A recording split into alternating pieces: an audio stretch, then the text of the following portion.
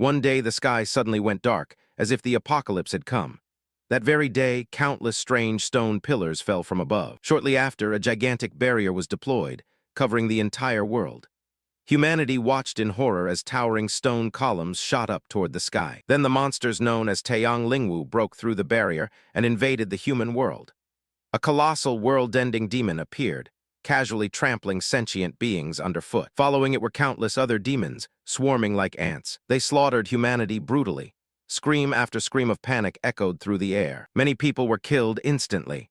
Some struggled desperately to flee from their claws. The once grand intersection was now unrecognizable, reduced to rubble, corpses strewn everywhere, fresh blood splattered amid the ferocious monsters. They seemed granted destructive power, sweeping across the land, each surge of energy directed at any survivors they spotted. A mother ran clutching her child. In the face of imminent danger, she shoved her child forward to protect them. Suddenly, a voice called out beside Itsuki, "Itsuki." Itsuki startled and turned to Seiya standing nearby.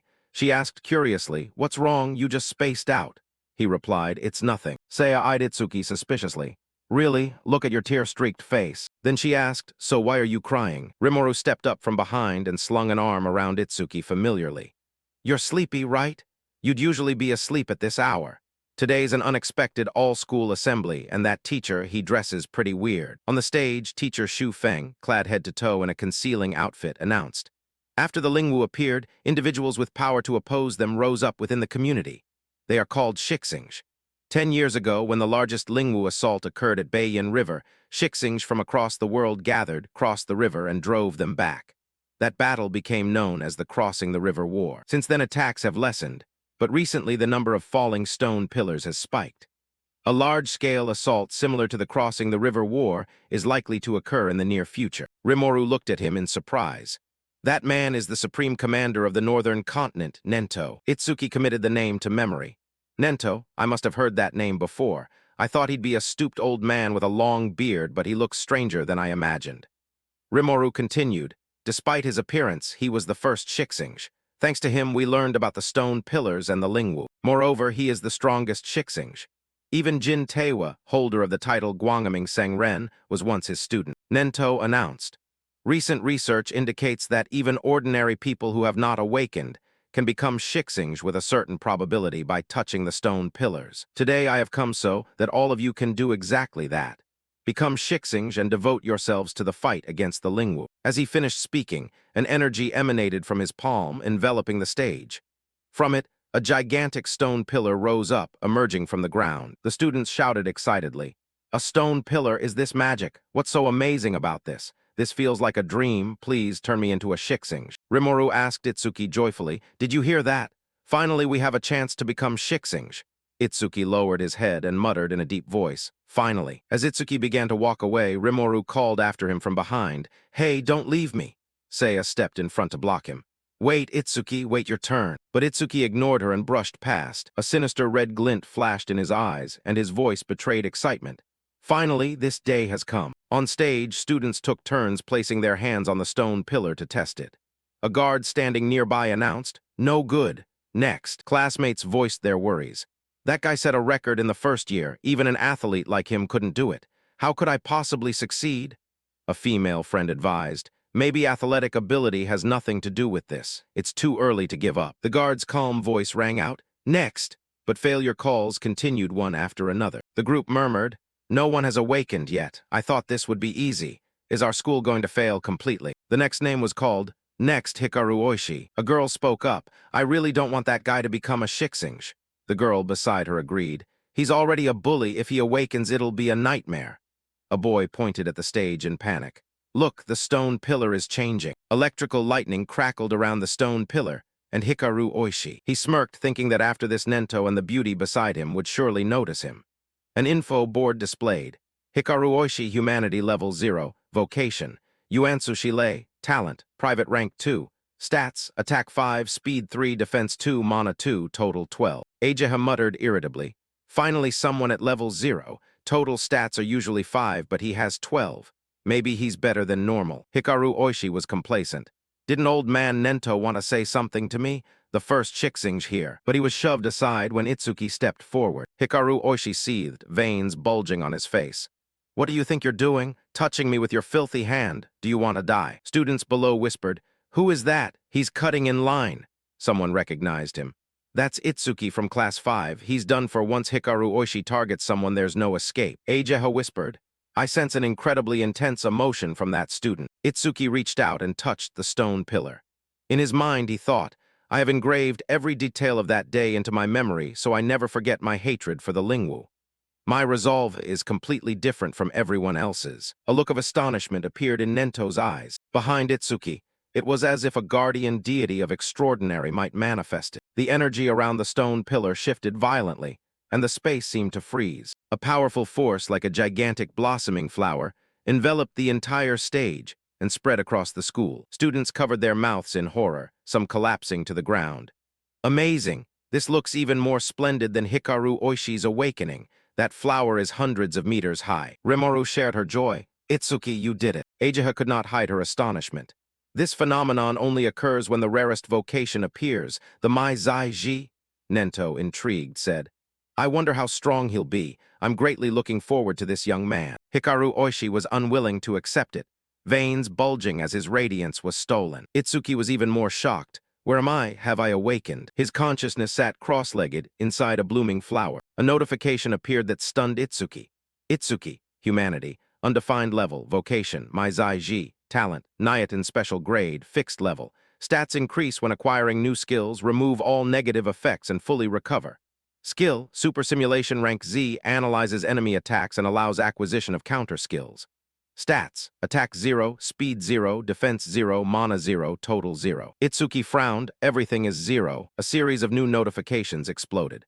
Learned Z-rank skill, super simulation, innate talent Nyatin special grade activated, all stats increased by 200. He rejoiced inwardly, I get it. If I learn skills through super simulation, I'll gain stats via Nyatin. Even if I can't level up, I can still grow stronger in my own way. This filled Itsuki with fierce confidence. I don't know what level this equates to, but I'm definitely a Shixing now. I will annihilate all the Taeyang Lingwu. Light from the blossom radiated in all directions, prompting gasps. So bright, my eyes. In that dazzling light, Itsuki's silhouette stood proudly. Hikaru Oishi couldn't accept it. He flew into a rage, eyes blazing red. This can't be. He unleashed a bolt of lightning through the students.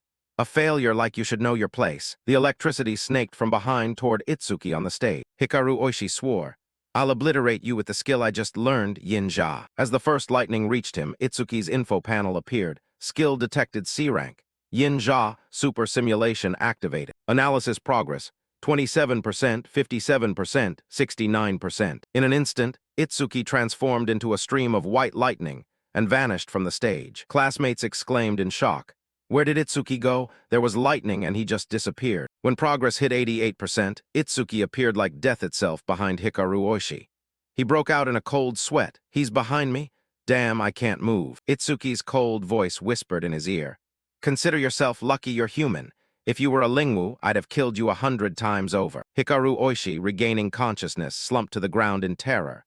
Murmurs rose. Since when was Itsuki there? Hikaru Oishi fainted from fear. When progress reached 100%, Itsuki thought to himself, it's only a C-rank skill, so the analysis speed is really fast. Yin-Ja analysis complete. Acquired C-rank skill, Lei Zhenba. Lei Zhenba level 1 activated. Can absorb lightning attacks of C-rank or lower, increasing speed by 50% when releasing absorbed energy. Uses, 0-3. Passive, plus 5% speed per absorbed C-rank lightning attack, currently 0%. Learned Lei Zhenba level 1. All stats plus 10. Removes all negative effects and fully restores health. Itsuki appeared before everyone, surrounded by lightning and blooming petals. Classmates marveled. Itsuki is covered in thunder now. His light is even brighter than Hikaru Oishi's. Hikaru Oishi panicked. How the hell did that guy learn such a skill? His stats increased again. Suddenly the sky grew dark and heavy rain began to fall. Classmates were surprised. It was just bright rain. Something's falling. Through the heavy rain, a gigantic stone pillar descended from above. Eijeha exclaimed, a stone pillar, why now of all times? Nento added. And right here the all-school assembly is suspended. Everyone evacuate the campus immediately according to the drill plan. He thought inwardly, no doubt about it, I'm their target. Eijeha advised, run, fighting isn't our specialty. Nento shook his head. If we flee too, it'll only panic everyone more. Look, that young man is braver than the rest of us. While classmates panicked and ran the other way, only Itsuki courageously moved forward toward where the stone pillar was crashing down onto the stage. Ajaha couldn't believe it. Why aren't you running? The stone pillar crashed down, creating a sizable shockwave. Dust rose in a thick cloud. Rimuru cried in fear, "Hey, a Lingwu is coming, get out of here." Itsuki replied in a calm voice, "I'll wipe them all out." Rimuru worried, "What are you saying? If you don't run, you'll die." Seiya agreed, "Rimoru's right, you just awakened, you can't fight it. Let the other Shiksings handle it." But Itsuki refused to listen. His voice reassured everyone, "Trust me." Seiya pulled Rimuru away, "Fine, if you die, don't blame me." Rimuru remained anxious. Is he really going to do it? That's a Lingwu, a mobile killing machine. No one knew that at this moment, Itsuki was ecstatic. He hadn't expected the first enemy after awakening to be the same kind of creature that had killed his parents. "I'm so damn lucky." The Lingwu info panel displayed. Gyuri Bing 10,369, level 8. Talent, rank 2, plus 100% defense. If an opponent's attack exceeds defense, the talent is nullified. Skill, Gyuhyuo rank B. Stats, attack 15, speed 10, defense 120 plus 120, mana 30, total 295. It stood towering before Itsuki, ready for the first battle. Itsuki hesitated. Should I try the skill I just learned? Lightning flared around him.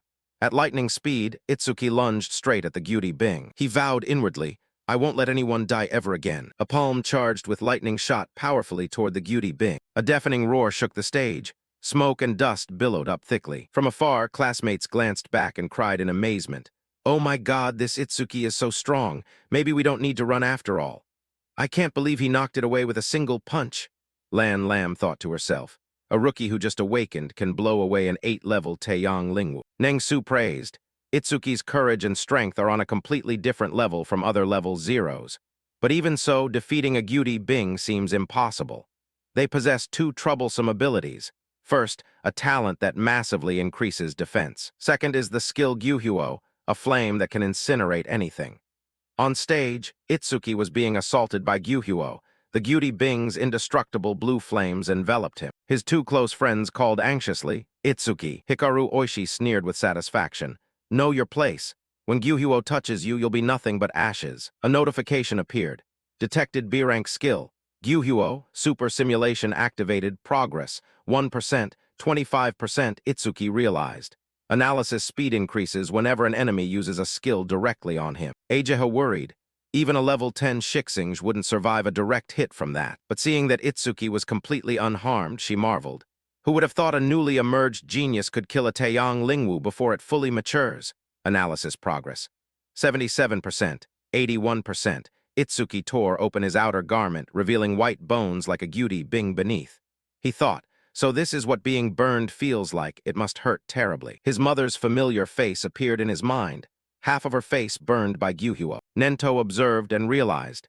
Itsuki still hasn't used his full strength. He declared coldly, "Right, once the analysis finishes, you will die." Notification updated. Analysis progress 100%. The group lost faith. Isn't that asking too much of someone who just awakened? I was foolish to put faith in that boy, but one classmate still held a sliver of hope. Look, that lotus blossom has appeared again. If it's Itsuki, he'll perform another miracle. Itsuki was eager, so what skill will I learn this time? System update, Gyuhyuo analysis complete. Received, Hibing Me level 2. Activated effect, consumes mana to continuously form ice over the body's surface. Can block fire-type skills of rank B and below. Passive effect, plus 10% defense when blocking fire-type skills rank B and below, currently 0%. Received, Hibing Me level 2. All stats plus 20%. Removes all negative effects and fully restores health. New stats. Attack 230 plus 21, speed 230 plus 21, defense 230 plus 210, mana 230 plus 210, total 920 plus 840. Itsuki was certain. Even when I used my full strength just now, I couldn't break its defenses.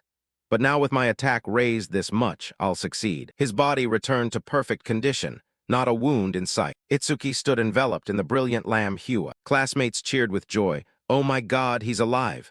Yes, I knew he could do it. That full recovery is like a miracle. Ajaha wondered, does he have a healing skill? But didn't he just use a lightning-type skill? Nento pondered. Word has it that Dieziji is the most mysterious profession, yet Itsuki is an exception. I didn't expect him to recover perfectly like that. Could he even recover if his vital organs were severed or his brain destroyed? I'm curious about the limits of this skill. The Gyuri Bing continued to launch Gyuhuo, intent on killing Itsuki. The blue flames surged forward. Lam Hua enveloped Itsuki's whole body, heat radiating fiercely. A layer of ice armor formed around him, revealing only eyes flashing a dangerous red. The moment Gyuhuo struck, Itsuki, as fast as lightning, shifted behind it. A gigantic arm towering and crackling with lightning was raised. He had transformed into a combat form, a larger body clad in complete armor. Itsuki launched a second attack, a heavenly thunderblade that slashed across the Gyuri Bing. Witnesses were stunned. He moved behind the Lingwu in the blink of an eye like teleportation. Only a Shixing can read his movements. Hikaru Oishi panicked. I didn't see anything, just like before, Aja had doubted. Is this guy really a rookie? Not only does he have sturdy armor protecting his body, he can also form weapons in any shape. That's a god-tier skill for both defense and offense. Suddenly a voice called out, making Itsuki pause. Rimuru rushed over and hugged him. Itsuki, I'm so glad you won. I was so worried, he asked with concern. Where's Seiya? Only then did Itsuki realize she wasn't beside him. Wait, she's not here. His face looked about to break into tears. Rimuru comforted him. She probably went to the memorial because she was afraid of falling behind. Itsuki thought to himself, is she mad at me? Ajaha marveled. I can't believe that boy defeated a Gyuri Bing that even a level 10 Shixing would struggle with. Nento reminded Ajaha, stay here to help clean up. By the way, tell the principal I'll take that boy with me. Rimuru patted Itsuki's shoulder. Seiya won't be mad that you won. Suddenly a voice from behind called, you must be Itsuki, right? He turned and saw Nento approaching. From afar, groups of students buzzed. Look, Nento is talking to him. Maybe he's going to take him as a disciple? No way. His only disciple is Kazunari Satsumi, the strongest in history. Rimuru made an excuse to leave. I'll go find Seiya then. With just the two of them left, Nento assessed. You're quite special. Itsuki was surprised to hear those two words. He continued, I sense your heart is shrouded in rage and hatred. That is what intrigues me. I want to know why. Itsuki lowered his head, voice distant. 10 years ago, my parents were killed by a Lingwu while trying to protect me. Back then I was just a boy, helplessly watching the horrific scene. He recounted, I was nearly killed too, but a Shixing saved me at the last moment. I watched my mother burn to death. Then she said, you must walk the rest of the way on your own. At that time I could only blankly cry out, Mother. I blamed myself. My father and mother died because of me. Nento retorted, you're wrong. The root cause of everything before you back then was that vicious Lingwu. Rage welled up. Itsuki snarled, I swore to wipe out all the Lingwu, leave not a single one alive. Nento asked curiously, you still shed tears even though your heart is swallowed by hatred. Itsuki covered his right eye with his hand. Since I obtained the Tuyen, my tears stopped. But now tears suddenly fall from my right eye. Because of that, I will never forget my hatred for the Taeyong Lingwu. Nento offered proactively, do you want to become my disciple? I'll bring you into the Lion Meng Jiashi and grant you overwhelming power to carry out your revenge. Itsuki was surprised. Lion Meng Jiashi. Nento explained, it is an organization established by the South Continent government, gathering powerful Shixing from around the world. Its purpose is to combat the Taeyong Lingwu more effectively and scientifically. You can think of it as a formal army. Members are called Jiashi, provided with private training grounds, extremely powerful weapons, and high pay. Even recruits in training receive 10,000 gold per month. Itsuki thought in astonishment. 10,000 gold. With that you could even buy a car. Nento reminded him, of course, generous compensation isn't free. Jiashi must always fight on the front lines and protect the people. Itsuki pondered, honestly, I don't care about high pay or resources.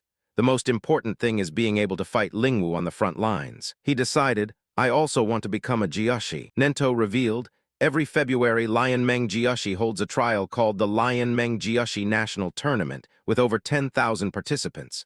Candidates are scored based on performance, and only the top 100 qualify. Itsuki asked immediately, what is the highest score on record? Nento hesitated. It isn't very useful as a reference, but the record is 15,000 points, set by Kazunari Satsumi 11 years ago. If you reach 30% of that number, you'll pass. At 50%, you could top the leaderboard. Itsuki was surprised. Kazunari Satsumi, is that the strongest Shixing, the one called Guangaming Sengren that Rimuru mentioned? Nento assessed, Kazunari Satsumi is very special. Comparing yourself to him will only make you despair. But be confident with your talent you can stand alongside him. Itsuki vowed, I will surpass Kazunari Satsumi. The confident promise shook Nento. He placed his faith.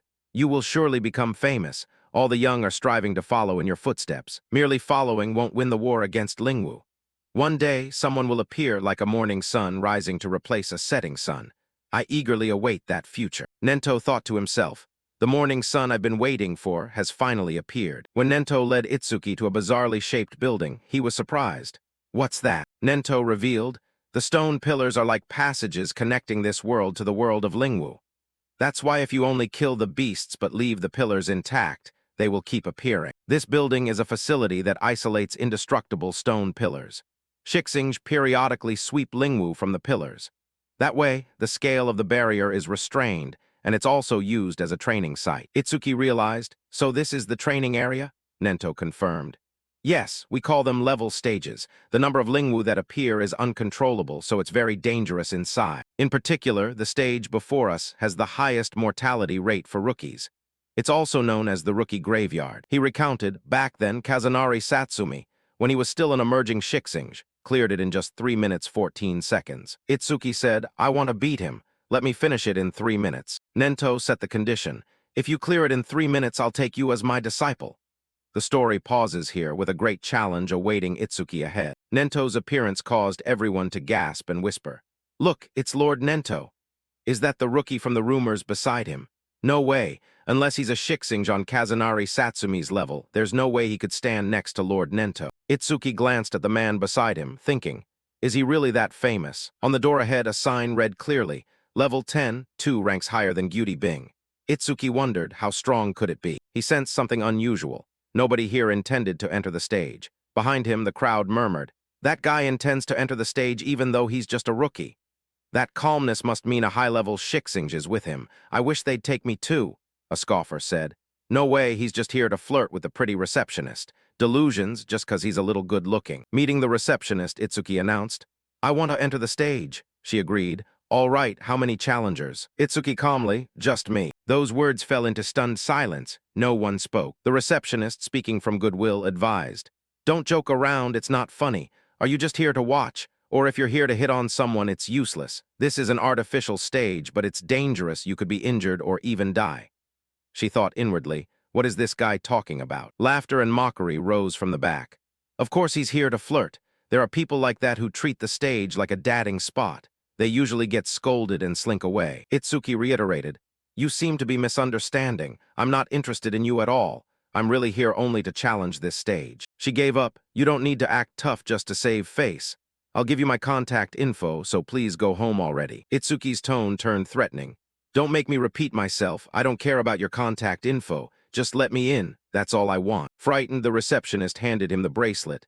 Fine, if you die, I'm not responsible. Itsuki thought irritably. They could have let me in from the start, making me repeat it was annoying. The onlookers looked down as he put on the bracelet. What an idiot. He tried to ask for her contact info. This is no time to act tough. A level 0 rookie challenging a level 10 stage is suicide. They began to bet. I bet he'll run away in less than a minute. But he's confident. He has a private special grade talent, so maybe he really. Someone read his information board. Itsuki, humanity level, unfixed, profession, Daizaiji, talent, private special grade, skills, private, stats, private.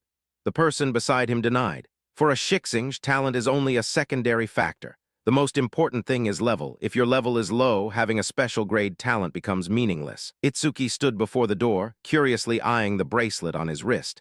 His personal information had already been registered on it. So can I enter by scanning the code? A notification appeared.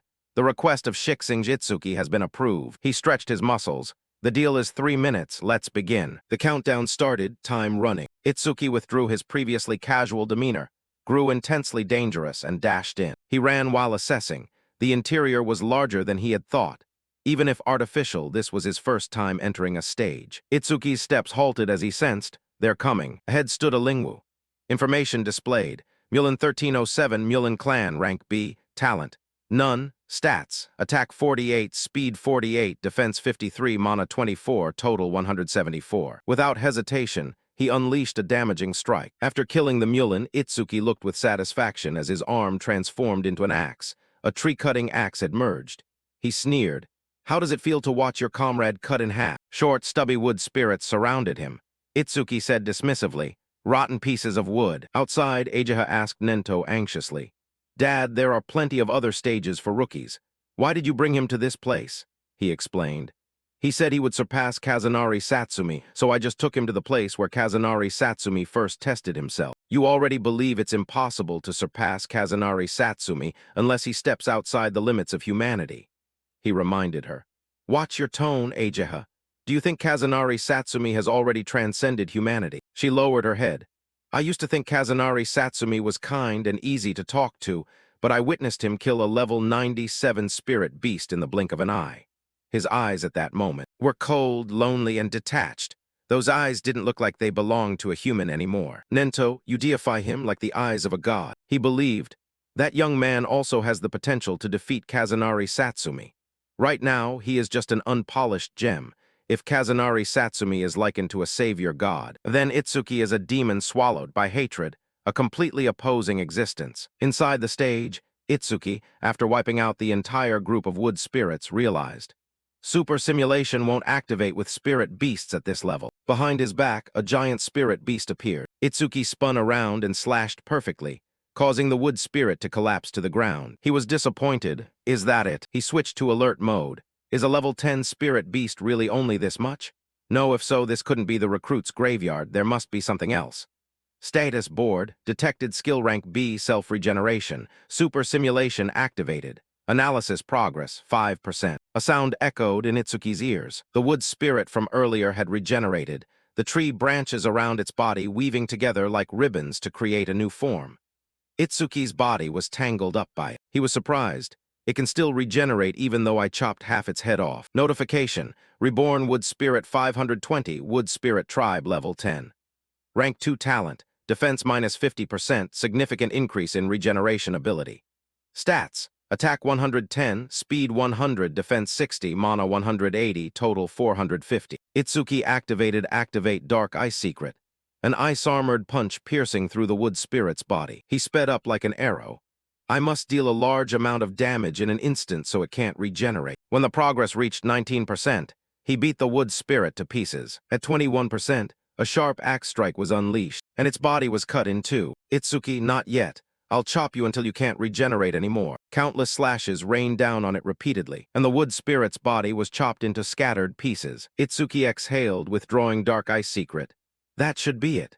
My mana is almost exhausted from using Dark Ice Secret for so long, but the pieces of the wood spirit's body reconnected, becoming whole again. When the progress reached 60%, Itsuki's whole body was tangled by tree branches. He dodged while thinking, still alive after those hits. How annoying.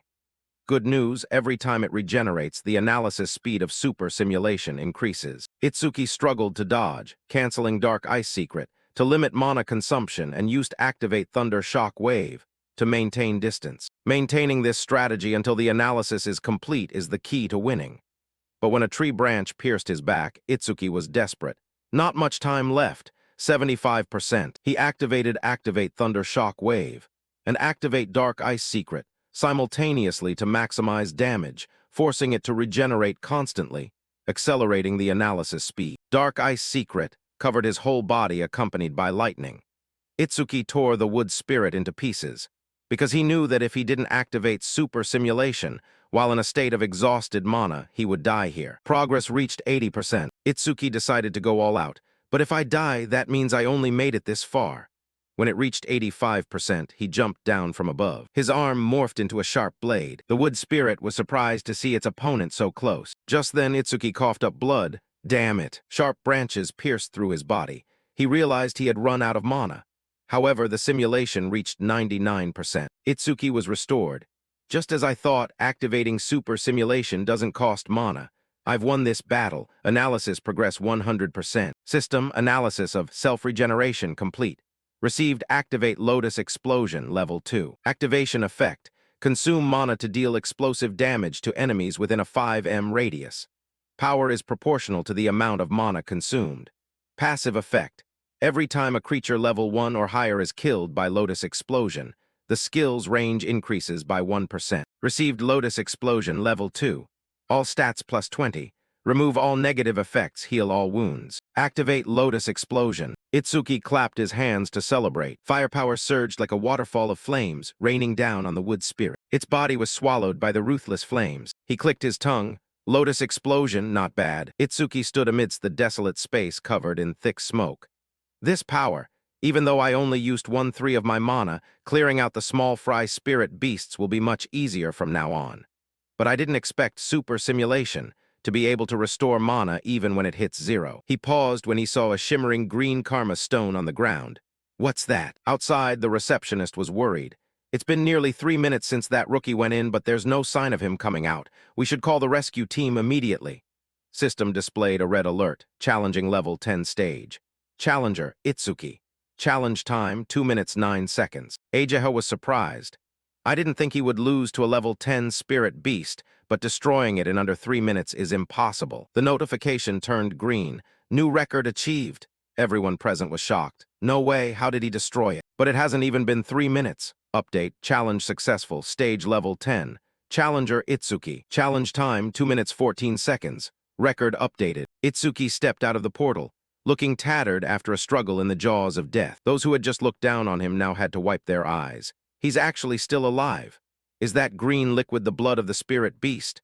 He was faster than Kazunari Satsumi by a minute. That was a level 10 spirit beast. How the hell? And that rookie is level 0, are you kidding me? Itsuki walked up to Nento.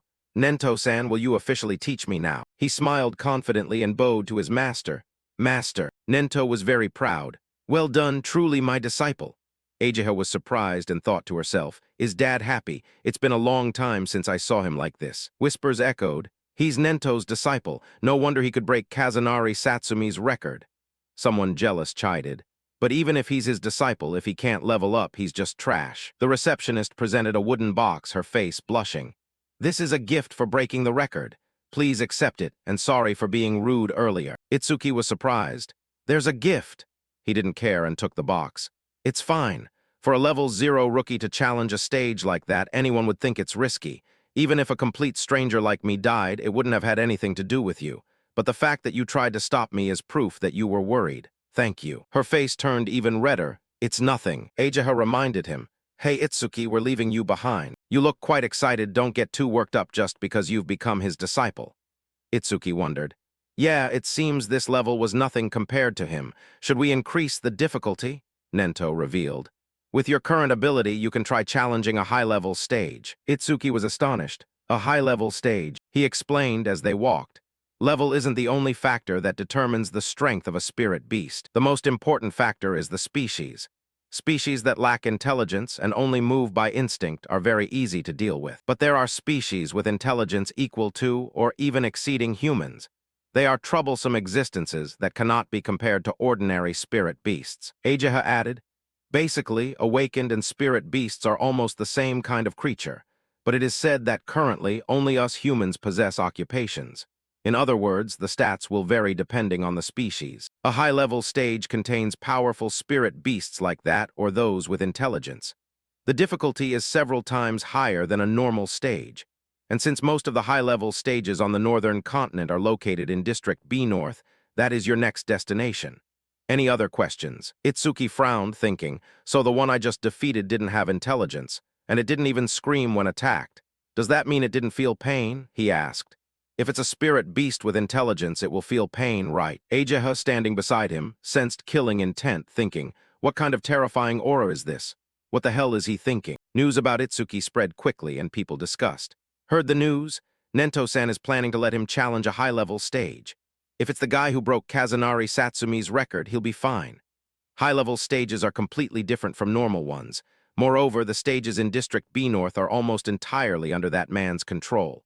Every awakened who enters a high-level stage there goes missing. Rumor has it they're killed by that man. Someone asked in surprise, you mean Kinoshita Ryuji? Another person was clueless. Who's that? Does Kinoshita Ryuji think he's a king or something? His friend beside him panicked and covered his mouth, signaling him to keep quiet. Quiet, if he hears you, you'll die too. Anyway, who is he? At this moment, in a luxurious room, the son of the leader of District B North, Kinoshita Ryuji, was sitting, while a servant meticulously polished the bodyguard's heels at his feet. Someone behind him asked, when will you depart? He replied with contempt. Every stage in District B North is under my control. I go whenever I feel like it. Kinoshita Ryuji smirked. Waiting in line is for commoners. Meanwhile, Itsuki had gone with Nento and his daughter to a stone bench under the cool shade of a tree to rest. He curiously held the karma stone and gave it to the old man, recounting. This is from back then. Nento asked, have you seen karma stones before? Itsuki didn't hide anything and admitted. Yes. After defeating a calamity spirit beast in the dungeon, this item dropped. It's exactly the same. He picked up the karma stone to examine it. Back then, it was blue. Ageha glanced at the stone in Itsuki's hand in surprise. An intermediate karma stone, something like that appearing in a novice dungeon. Itsuki, having heard the term, still felt confused. What exactly is a karma stone? Ageha suddenly remembered. Right, you're a newcomer, let me explain. She updated Itsuki on the knowledge. Another name for a karma stone is an experience stone. To put it briefly, after a calamity spirit beast or an awakened one falls in battle, an invisible substance called karma, or you could call it experience points, is released from the body. By absorbing it, you level up. Karma stones are simply stones that contain karma inside them. Using a karma stone to absorb karma is one of the ways to level up. Ageha was puzzled. But it's strange, karma stones don't drop that often. Why is one in this dungeon? Nento had the answer. It seems to be an effect of Itsuki's talent. The other two were surprised and spoke in unison. Talent, he explained. Normally, the karma of a defeated foe is absorbed by the victor. However, even after defeating 2 calamity spirit beasts, Itsuki didn't level up. In other words, he didn't absorb it. Yet once karma appears, it doesn't simply vanish without a reason. If I'm not mistaken, the karma from the monster that attacked the school was absorbed by the awakened ones present, which means it was absorbed by us. On the other hand, the dungeon is a sealed space. Itsuki couldn't absorb the karma that was generated, and there was no other vessel for it. That is why it solidified into a mass and became a karma stone. Ageha was curious. Can he really not level up? If he doesn't level up, then how on earth do his stats increase? Itsuki hesitated. That is. Nento's demeanor turned somber, warning. Ageha, an awakened one's talent is a secret. It must absolutely not be revealed to others. Have you forgotten? Ageha realized she had committed a taboo and quickly apologized. I'm sorry. Nento gave Itsuki full authority. I'll leave it to you whether to sell that karma stone or keep it. I have a meeting with the Supreme Command of the 5 continents, so I will be away for a while. In the meantime, Ageha will take care of you. But before I leave, there are a few things I want you to remember. Nento carefully instructed him. First, keep our relationship a secret. Second, don't tell anyone about your talent. Third, until I return, conquer at least 6 high-level dungeons. Fourth, if you think something is right, give it your all. No matter what happens, I will always be behind you, supporting you. Moved by his trust and support, Itsuki obediently replied, Yes, master. In District B of the North, a dispute was taking place. Both sides were arguing loudly. We were here first, why won't you let us in? This dungeon was reserved by the son of the Kinoshita family. Go home. The other side didn't care. So what? Just because he has a little money, he thinks he can do whatever he wants. That guy hasn't even arrived here yet. You could at least let us go first. The guy kept ranting, unaware of the impending danger. I don't know how rich that brat is, but if you don't let me in, I'll report you to the Awakened Association. No sooner had he finished speaking than he was punched and sent flying far away. The one who struck was a tall, muscular youth, Auga. His arms were bulging with toned muscles. A sharp vine darted forward. Auga leaned to the side and dodged it. The person who just attacked was stunned. No way! My B-rank skill, Earth Spikes, didn't have any effect. Auga gritted his teeth in contempt. That wasn't even enough to scratch an itch. He was terrified. Earth Spikes is a skill that can pierce anything. This guy must be a monster. Both his hands were tightly gripped by Auga. Auga used his strength to squeeze the opponent's wrists. His face took a punch from Auga, and blood spewed from his nose and mouth. This terrified the surrounding crowd. Those two are level 7 and level 8, and they were killed instantly without being able to do anything. That big guy is overpowered. Someone knew his background. That is one of the 4 pillars under Kinoshita Ryuji, a level 12 metal element elementalist. Auga declared, I won't forgive anyone who dares to enter the dungeon without Ryuji's permission. If you deliberately resist, I'll make sure you end up just like these two. His hand was still tightly squeezing his neck. These guys will rot right here. Don't even think about rescuing them. His accomplice reminded him. Auga, don't overdo it. There is trash watching us over there. If you beat up a weak student, I'll be reported to the teacher. Auga immediately let go, dropping the guy to the ground. He was just caught by Itsuki, covered in blood. Itsuki's presence made everyone curious. Who is that guy? Did he not hear that he shouldn't help them? A level 0 he's done for. A beautiful woman beside him felt. I've seen him somewhere before. Auga darkened his face. Hey newbie, I already said nobody enters here without Ryuji's permission. If you don't want to end up like those two, obediently go home. Itsuki blurted out, I understand, so I have to defeat you to enter the dungeon. Ageha connected the call. I will contact the administrator of North District. This kind of selfishness cannot be allowed. Itsuki refused. No need. My master told me if I think something is right, I have to give it my all. He handed the injured person to her to look after. Please take care of the others. The murderous intent radiating from Itsuki made someone cautious. This guy? Who the hell is he? His info was hidden. Itsuki, human level unfixed. Occupation, Calamity Slayer. Talent, special grade, skill, private, stats, private. Aoga was surprised. Although he's level 0, he doesn't tremble at all when facing me. Is it because of his rare occupation? He felt something was wrong. Wait, why am I feeling pressure? Even with a rare occupation, I'm still 12 levels above him. The difference in stats is impossible to bridge. Info about this guy displayed. Aoga, human level 12. Occupation, metal element elementalist. Grade 2 talent, effect after metallizing while stationary, defense plus 50%. Skill, metallization. Stats, attack 110, speed 100, defense 250, magic 145, total 605. Aoga was stunned to see his opponent's actions. A look of hard-to-hide astonishment appeared in his eyes. In his pupils, the image of Itsuki lunging forward was reflected. A punch struck him straight on, both powerful and precise. This scene terrified the witnesses. Too fast? Is he really level 0? Even at level 8, I'm not sure I could catch up. Itsuki's fist was smoking, because his face had turned into metal. He was surprised. He blocked it with metallization. Aoga's arms were covered in metal and tapped against each other. Fast indeed. But those two punches lacked power. Itsuki dodged backward. He realized, to successfully ambush an enemy over level 10, I probably really have to increase my speed with Thunderquake Wave.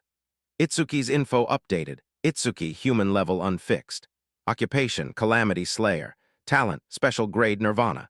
Skill, Z-Rank Super Simulation, Thunderquake Wave, Level 1, Grade 2 Dark Ice Secret, Grade 2 Lotus Explosion.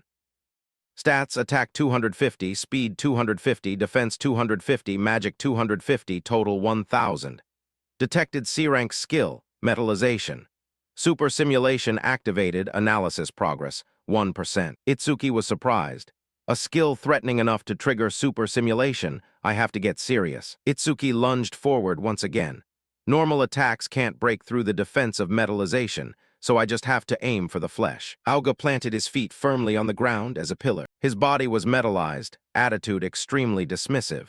A weakling with neither strength nor speed. Itsuki's plan was half successful. He thought, that was my fastest speed. Aoga is careless. Itsuki accelerated with Thunder Quake Wave, lightning coating his body. He raised his fist. Seen my new skill yet? Aoga was shocked. Lightning element, Itsuki swore. I won't give you a chance to metallize. Simulation increased to 59%. Itsuki unleashed a barrage of punches at him. The others were dumbfounded. That guy, how can he use a skill from another occupation? He's so fast my eyes can't keep up. Can that level 0 really defeat Aoga? Aoga was currently gritting his teeth, trying to suppress the pain. Bad, I don't have the chance to metallize. Even though he's level 0, why is he so fast? If this keeps up, I'm going to lose. Aoga needed help. Damn it, I can't even speak. You guys don't just stand there watching, save me. If it had come to this, he had no choice but to try that move. His entire body erupted with a massive surge of power. His body completely metallized. Itsuki was surprised. This guy, he metallized his whole body. Info updated, C-Rank Skill Analysis, Metallization, 88%. Aoga gritted his teeth. I'm very grateful. Before this, I had never succeeded in metallizing my whole body, but thanks to you pushing me, I've done it. He smiled, looking at his current result. 1 part metallized increases defense by 50%, and my talent helps increase defense by another 50% when stationary. In other words, my current defense has exceeded 500. I intended to slice you in two, but as a reward for helping me successfully execute the new skill, I'll let you die painlessly. The two onlookers whispered, Level 12 and defense over 500. Not a single person of the same level can break through his defense. He really is a monster. I thought the level 0 would win. Itsuki asked with a calm smile. If I'm not mistaken, metallizing the whole body will consume a huge amount of magic. If you put all your stat points into defense, you can't have that much magic. Progress reached 99%. Aoga was annoyed. What are you babbling about? He had to admit Itsuki's intuition was really sharp. The lotus had covered him. Itsuki reassured him. Don't worry, I won't use that boring tactic to drain your magic to 0. I'll end this right now. Notification updated. Analysis progress 100%. Ageha glanced at the flower. It's here. That green lotus. Itsuki is about to get stronger again. The people around saw the lotus flower closing like a bud and were surprised. A lotus flower? Is this a level 0 skill? It doesn't look like an attack skill, but how can he defeat Auga with something like that? Notification updated. Metallization analysis complete. Received skill, grade 1 true penetrating sphere.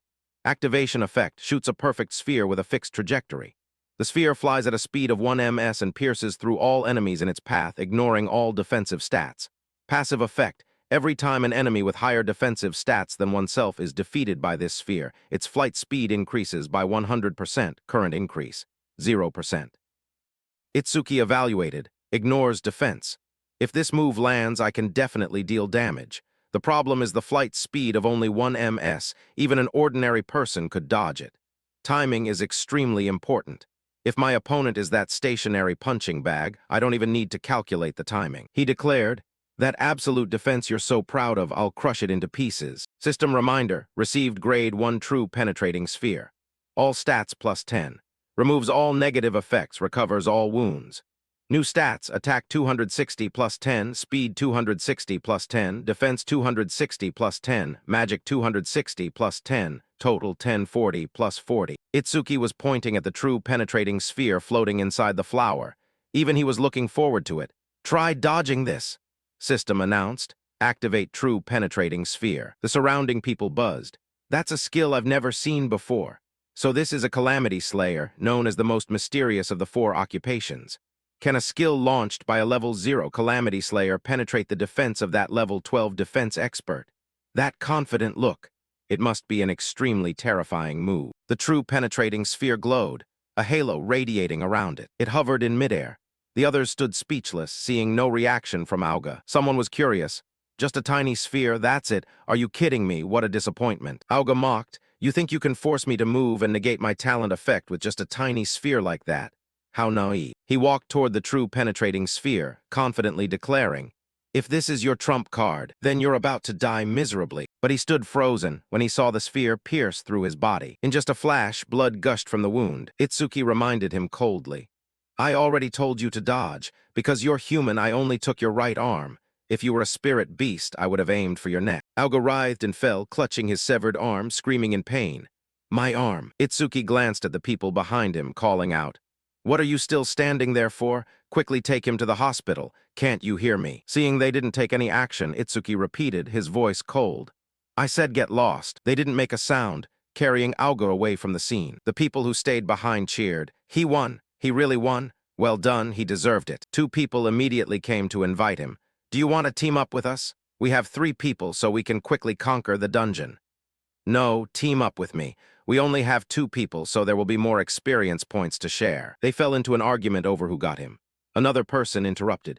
You 3 are all members of Auga's team. You actually intend to challenge yourselves at the Flame Rock Execution Ground. The spirit beasts there have defensive capabilities on par with that guy. The person next to him replied, we have a cleric's sister. We can recover magic for him and let him launch that sphere infinitely. Itsuki was surprised and thought to himself, their defense is on par with Auga? Even better. True penetrating sphere pierces the vacuum. Its flight speed increases every time it defeats an enemy with higher defense than myself. I can increase the sphere's speed in this dungeon. The 2 groups looked at Itsuki with anticipation. Hurry up and say it. Which side will you choose? He turned them both down, as he was used to acting alone. I'll go alone. A few people behind couldn't believe their ears. Attempting a high-level dungeon 15 alone. He's gotten arrogant after defeating Auga. The 2 who were rejected said disappointedly, I admit he's strong, but he's too conceited. Someone left. Seems like we don't meet his standards. We'll go find someone else. Choha kindly warned. All the spirit beasts here have defensive capabilities on par with Auga. We see you have the skills to defeat them, but can you maintain the magic consumption? Itsuki calmly reassured her. It's fine, don't worry. She blushed with embarrassment, stiffly scolding.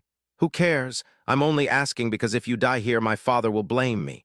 I'm going to go take care of the injured. Do whatever you want. Choha still didn't feel very reassured, adding, besides, the Stone Clan lacks intelligence, but they move in groups. So be careful about your magic consumption. Itsuki replied, all right. After that, he approached the dungeon gate. A notification from the touch screen appeared when he connected his bracelet to the scanner. Awakening Itsuki's request has been approved. Stepping into the dungeon, he had his answer.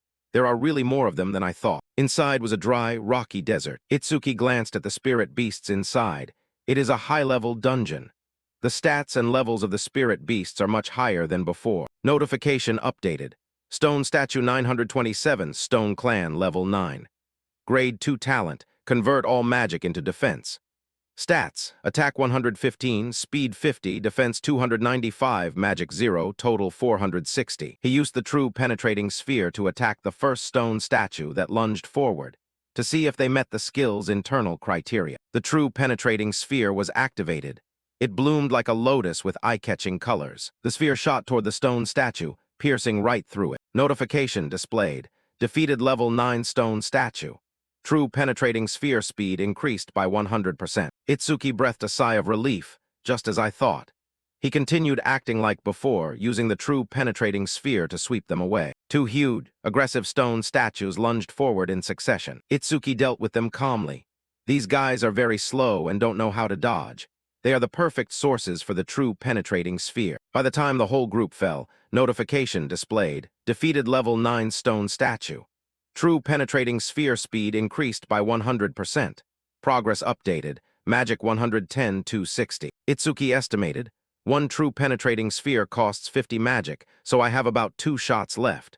Only 2 uses left and the boss hasn't even appeared yet. So there are 3 left. If that's the case, he decided, I have to take down 2 at the same time with only a single true penetrating sphere. Itsuki leaped high, aiming down at the stone statue below. He threw the sphere forward. His eyes flashed with dangerous red light. Receiving the lotus containing the true penetrating sphere, it bloomed, lightning erupted from it, carrying the true penetrating sphere as it grew larger and dove down. Before long, the remaining stone statue was destroyed. Notification displayed. Defeated level 9 stone statue. True penetrating sphere speed increased by 100%. Itsuki laid down tiredly, panting heavily, sweat pouring out like rain, feeling exhausted just before his magic ran out. So tired. Hope one day I can receive a healing skill. After resting enough, Itsuki sat up to check the system. It's at 5 ms now. It can catch up to those who are running. While he was distracted checking the info, a giant stone monster was ambushing from above his head. A strike from it smashed down, making the ground shake. It activated the B-rank skill, Giantization. Info about it displayed. Giant Stone Person 28, Stone Clan, Level 15. Grade 2 Talent, convert all magic into defense. Stats, Attack 239, Speed 60, Defense 478, Magic 0, Total 777. The giant's stature surprised Itsuki. It's so big. He immediately activated Thunderquake Wave, adding 50% speed. Fast as lightning, Itsuki climbed onto the giant stone. He felt a bit unsure. Can a single true penetrating sphere take down something like this? That was why he had to aim for its weak point. Perhaps if I aim for the head, taking advantage of the giant stone not paying attention. Itsuki threw the true penetrating sphere at its head where it was exposed. Seeing the giant stone turning toward him, he hurriedly backed away. Not good. The true penetrating sphere is too small. Even if it pierces, it won't deal much damage. Its fist was closing in on Itsuki. He was tense. Not good, I can't dodge in midair. To block this strike, Itsuki activated Dark Ice Wall. The collision caused a massive explosion there. He was blown into the cliff behind him, blood trickling from the corner of his mouth. He gritted his teeth and blurted out, "This stubborn giant is tougher than I thought." Notification just updated. Detected Giantization skill. Super Simulation activated, analysis progress, 1%. This made Itsuki happy, so it's this big thanks to a skill, then it's easier. On Ryoji's side, his bodyguard Tanki received a call. He was astonished. What did you say? Ryoji frowned, unhappily reminding him. I told you not to make noise in front of me. He bowed his head in apology. I apologize, this is a completely unexpected matter. Ryoji continued. What is it? Tanki reported. It seems someone has defeated Auga and forcibly entered the dungeon. The wine glass in Ryoji's hand was crushed, and his angry voice rang out. What did he do? He always boasted that no one under level 30 could break through his defense. Could it be that an awakened over level 30 had arrived? Tanki replied. The number of falling stone pillars has increased sharply recently, so all awakened over level 30 are busy dealing with them. They don't have time to come here. Besides, the main challengers at the Flaming Cliff execution grounds are all newbies around level 10. Ryoji retorted, it's impossible for a level 0 to defeat Auga. He pleaded, That's true. Of course, if you give me more time, I will investigate more thoroughly. Ryuji stood up and said calmly, "That's unnecessary. Even if the opponent is level 30, you're still here, right? The Flaming Cliff execution grounds are famous for their tenacious calamity spirit beasts, and conquering them is extremely time-consuming. Even if we set off now, we'll still be in time, right?" Tanky hesitated. "But since we don't know the opponent's identity, we should still proceed with caution." Ryuji, unhappy and annoyed, reminded him, "I said we are going now. Don't make me say it twice." That aura made him break out in a cold sweat, and he obeyed. "Yes," Ryuji, while changing clothes, bitterly declared, "I will make them regret ever going against the Kinoshita clan." Inside the dungeon, when progress reached 100%, Itsuki knew it was time for revenge. "Finally, I don't have to run around like a rat anymore." The lotus blossom enveloped his body into a tightly closed bud without a single gap. A notification appeared. Analysis of rank B skill, activate gigantification, complete. Itsuki was surprised. "I didn't receive a new skill. Did activate penetrating true sphere level up to 2? Let's see if it has any new effects." The system reminded him, activate penetrating true sphere level 2. Active effect, fire a perfect sphere along a fixed trajectory. The sphere flies at 5 ms, piercing all enemies in its path and ignoring their defense.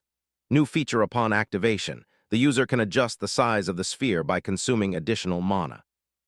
Passive effect, every time activate penetrating true sphere, kills an enemy with a defense stat higher than the user. Its flight speed increases by 200%. Maximum flight speed can increase up to 500%. He realized the passive effect had increased from 100% to 200%. Moreover, he could now adjust the size of activate penetrating true sphere with mana. Itsuki was eager. "Let's try it out right now." New info updated. Received activate penetrating true sphere level 2. All stats plus 20. Remove all negative effects and recover all wounds.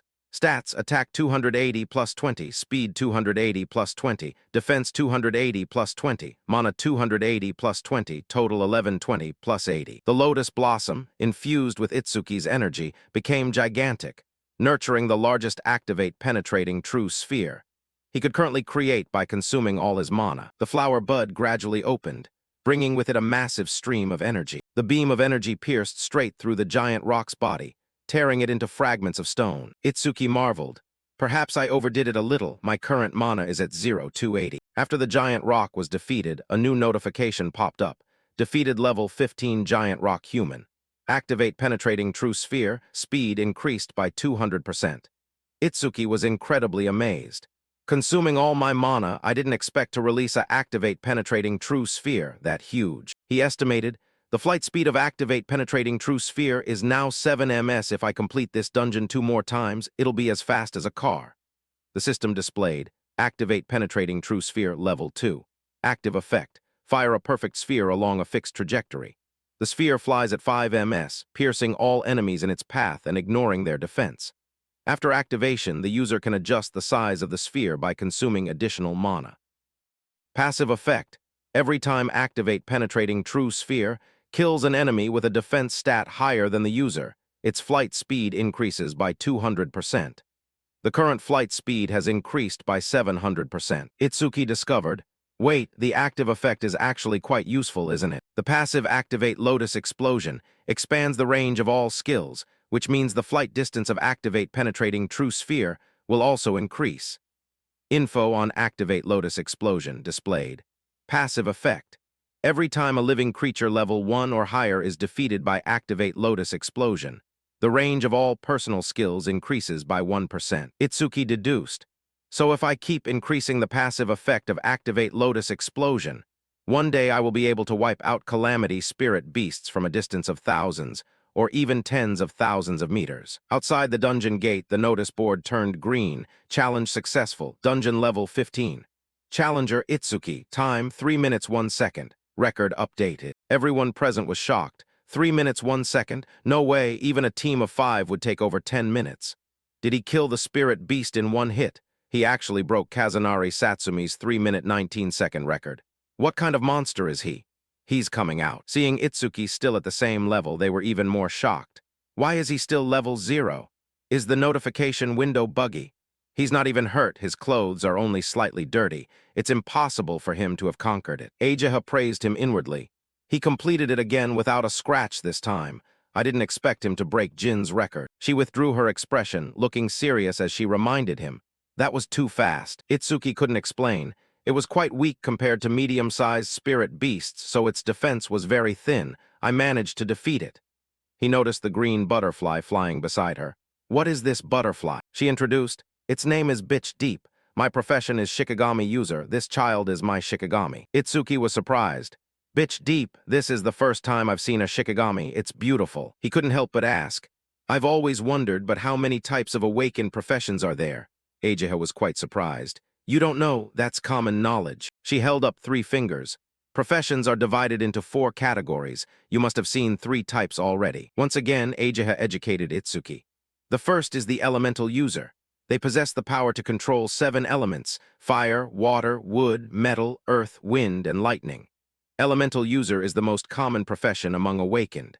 This is also the profession with the highest basic combat power. She mentioned Hikaru Oishi. The guy from before also belongs to that type. The second is the Shikigami user. They can summon Shikigami that obey them absolutely. Info about the butterfly displayed. Bitch Deep, rank B, level 15. Skill hidden, stats hidden. Next to it was info about her. Ageha, human level 6. Profession, Shikigami user. Second tier talent, hidden, Shikigami, hidden, stats, hidden. She revealed. A Shikigami will always be by its master's side. Shikigami user from the moment they are born. Finishing, Ageha asked, any other questions? Itsuki realized her level is lower than her Shikigami's. Is she really a veteran awakened? She sighed, this person really doesn't know what subtlety is. Ageha admitted, that's right. Shikigami absorb experience and level up, so they basically have a higher level than their master. Itsuki deduced, if that's the case, when fighting a Shikigami user, targeting their master is best. Ageha thought fearfully, that dark aura is spilling out again. What the hell is that? Itsuki needed more info. What about the other professions? You've only introduced 2. She replied, the third is a mysterious profession with very little information available at present. Ageha disclosed, your profession, Void Exterminator. She added, the reason it's mysterious is because every Void Exterminator has a different ability. But that blue lotus of yours. Others might control their body size at will or create infinite clones. There are also Void Exterminators who can stretch their bodies like rubber. Common profession skills are divided into 4 ranks from C to S, however. Void Exterminators only possess Z-rank skills, which lie outside that common classification system. The reason Void Exterminators are considered special is because they possess unique skills. If the enemy learns your skill, the Void Exterminator loses their greatest weapon. That is why Dad scolded me for asking about your skills. Even so, you are still an anomalous existence even among Void Exterminators. Based on what I've confirmed, you can use at least 3 skills, and 2 of them are things only elemental users can use. Itsuki thought to himself, my master isn't here. If she keeps talking about me like that, it's not good. He continued the topic. What about the last profession? I've never seen it. Ageha pondered. The last profession is, I'll let you know after you've seen it. That's a penalty for not telling me any information about yourself. Itsuki didn't make it difficult for her anymore. All right.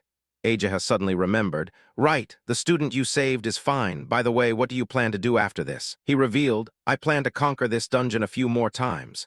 She reminded him. Do you really know nothing? Dungeons have cooldown times. This place takes a long time to reset, so you can enter again at the earliest in 2 days. Itsuki finally understood. There's a cooldown time? No wonder Kinoshita Ryuji monopolizes this dungeon. If I can't strengthen the passive of Activate Penetrating True Sphere, I'll upgrade Activate Lotus Explosion. He asked, are there any dungeons that contain a large number of spirit beasts? Ageha brought good news. A dungeon with many spirit beasts, there is one. The level of the spirit beasts in that dungeon isn't too high, but the quantity is very large. Even by the lowest estimate, there are up to 100 grasshopper-type spirit beasts. Many awakened have retreated when seeing that number. She asked curiously, without AoE skills, what do you plan to do? AoE is an area of effect attack. He replied, of course I'm going.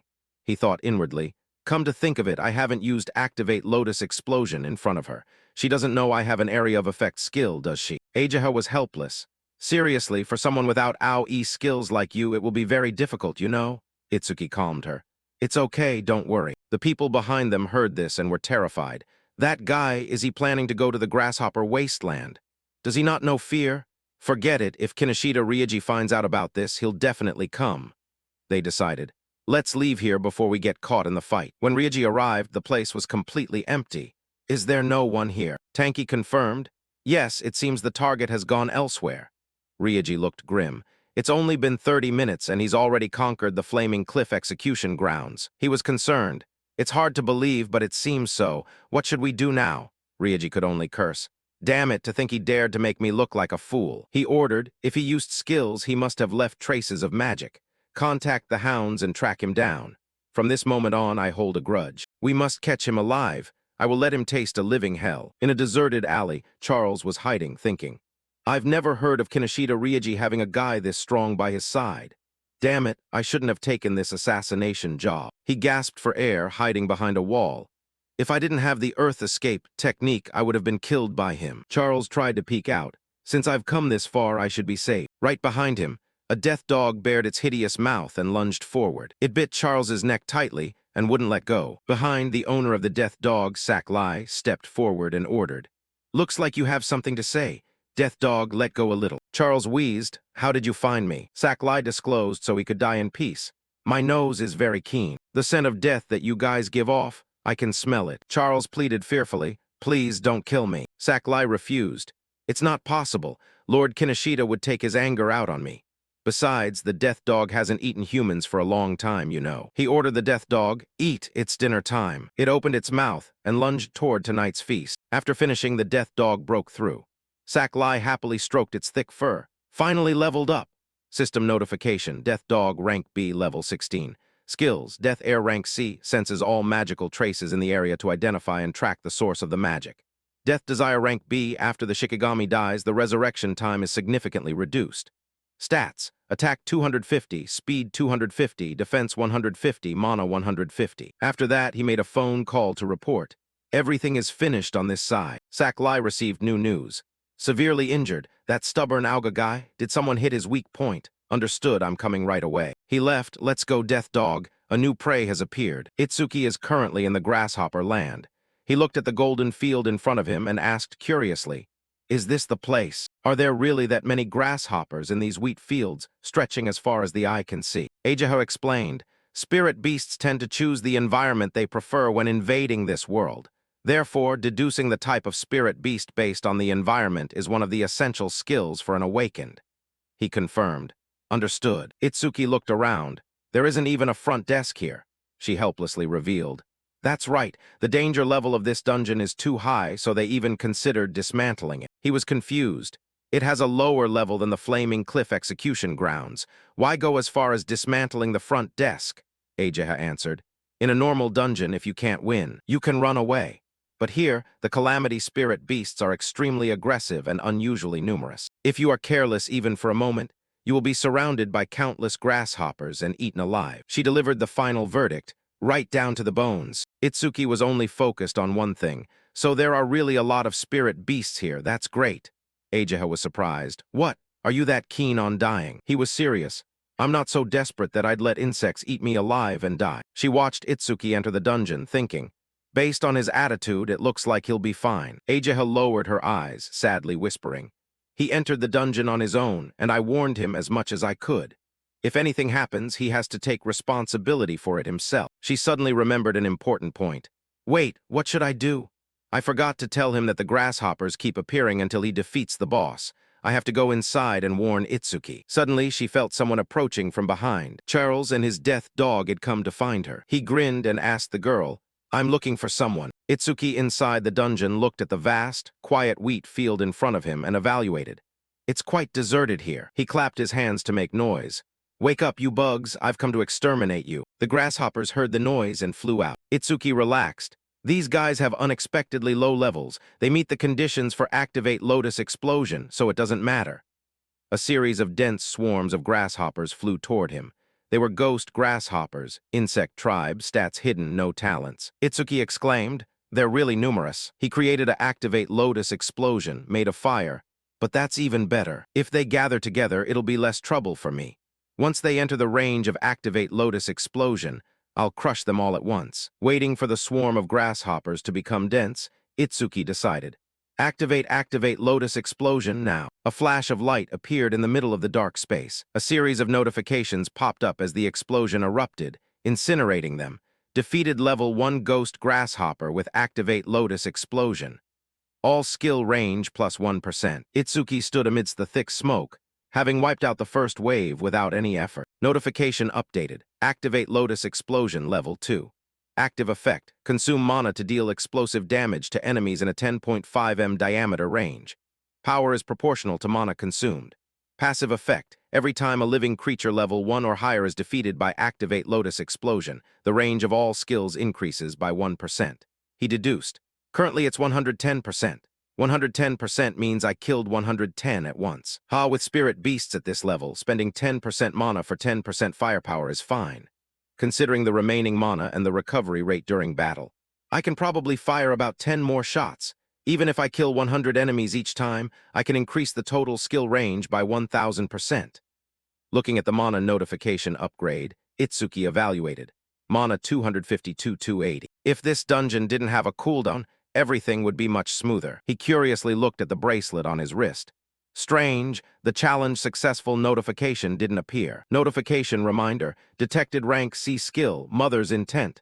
Super simulation activated, analysis progress 1%. Itsuki turned back cautiously. Are there still enemies? Larger grasshoppers arrived and surrounded him. Itsuki hurriedly activated his dark ice secret armor to protect himself, shocked inwardly. Mother's Intent is the boss's skill here. I was careless, thinking there wouldn't be a boss here. He was cautious. It's fortunate that I can increase the skill range with Activate Lotus Explosion again. But the problem is, I don't know where the boss is. Itsuki activated Activate Lotus Explosion. If that's the case, I'll just wipe out all the small fry until the boss shows its face. A second explosion erupted when the grasshoppers were hit. Notification updated. Defeated level 1 Ghost Grasshopper with Activate Lotus Explosion. All skill range plus 1%. Currently plus 220%. Itsuki inwardly rejoiced. The range of Activate Lotus Explosion is 16 m now. The effect is truly wonderful. He continued reading the notification. Activate Lotus Explosion level 2. Active effect. Consume mana to deal explosive damage to enemies within a 16 m diameter. Power is proportional to the amount of mana consumed. Itsuki impatiently looked at the sea of grasshoppers in front of him. I've killed 110 grunts, but the boss still hasn't appeared. Another dense swarm of grasshoppers arrived. Itsuki saw them flying up from a crack in the ground. They've appeared again. Notification updated. Analysis progressed 27%. He knew, I can only use Activate Lotus Explosion 9 more times. Seeing current mana at 232-280, Itsuki continued to use Activate Lotus Explosion. No matter how many times you appear, I will wipe you all out. Fire erupted violently, heat radiating around. After the third attack, he collected a series of accomplishments. Defeated level 1 Ghost Grasshopper with Activate Lotus Explosion. All skill range plus 1%. Itsuki added 7 times more Activate Lotus Explosion to attack. Firepower swept across an entire area. New info updated. Active effect. Consume mana to deal explosive damage to enemies in a 54.5 m diameter range. Power is proportional to the amount of mana consumed. Passive effect. Every time a living creature level 1 or higher is defeated by Activate Lotus Explosion, the range of all skills increases by 1%. Currently plus 990%. Itsuki was curious. I've defeated the swarm 9 times so far and increased the range of Activate Lotus Explosion by 990%. But I only have enough mana for one more Activate Lotus Explosion. But why is mana at 5280? Looking at the grasshoppers flying in like a storm, he was startled. Is there no end to them, and the number hasn't decreased one bit? The boss also shows no signs of appearing.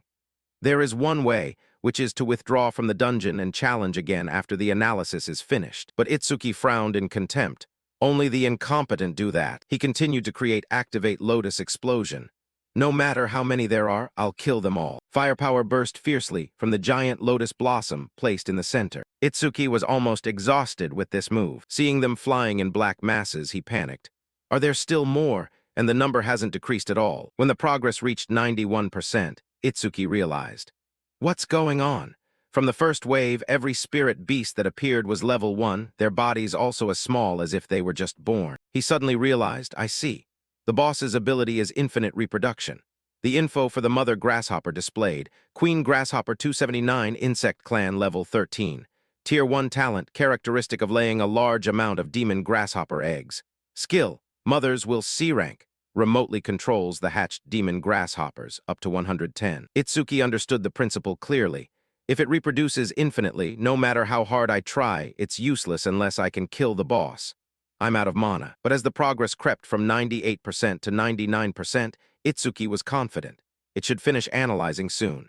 When the analysis reached 100%, the lotus created a sphere surrounding him. New info updated. Analyzed Mother's will. Received Mana Sensing Level 1. Mana Sensing Level 1 active effect.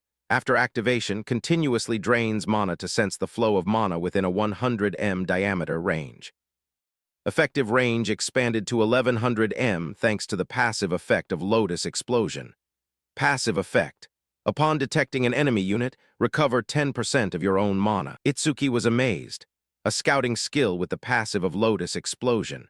The effective range is now over 1000 m. Furthermore, I can recover mana every time I sense an enemy. He couldn't hide the joy rising in his heart. This is the perfect passive for this dungeon. Ignoring the boss and just continuing to hunt the small fry isn't a bad idea either. But I've kept Ageha waiting, so it's time to finish this dungeon. System reminder, received Mana Sensing Level 1. All stats increased. Removed all negative effects and fully recovered all wounds. New stats, attack 290 plus 10, speed 290 plus 10, defense 290 plus 10, magic 290 plus 10, total 1160 plus 40. Itsuki placed his hand on his chest. The lotus turned red.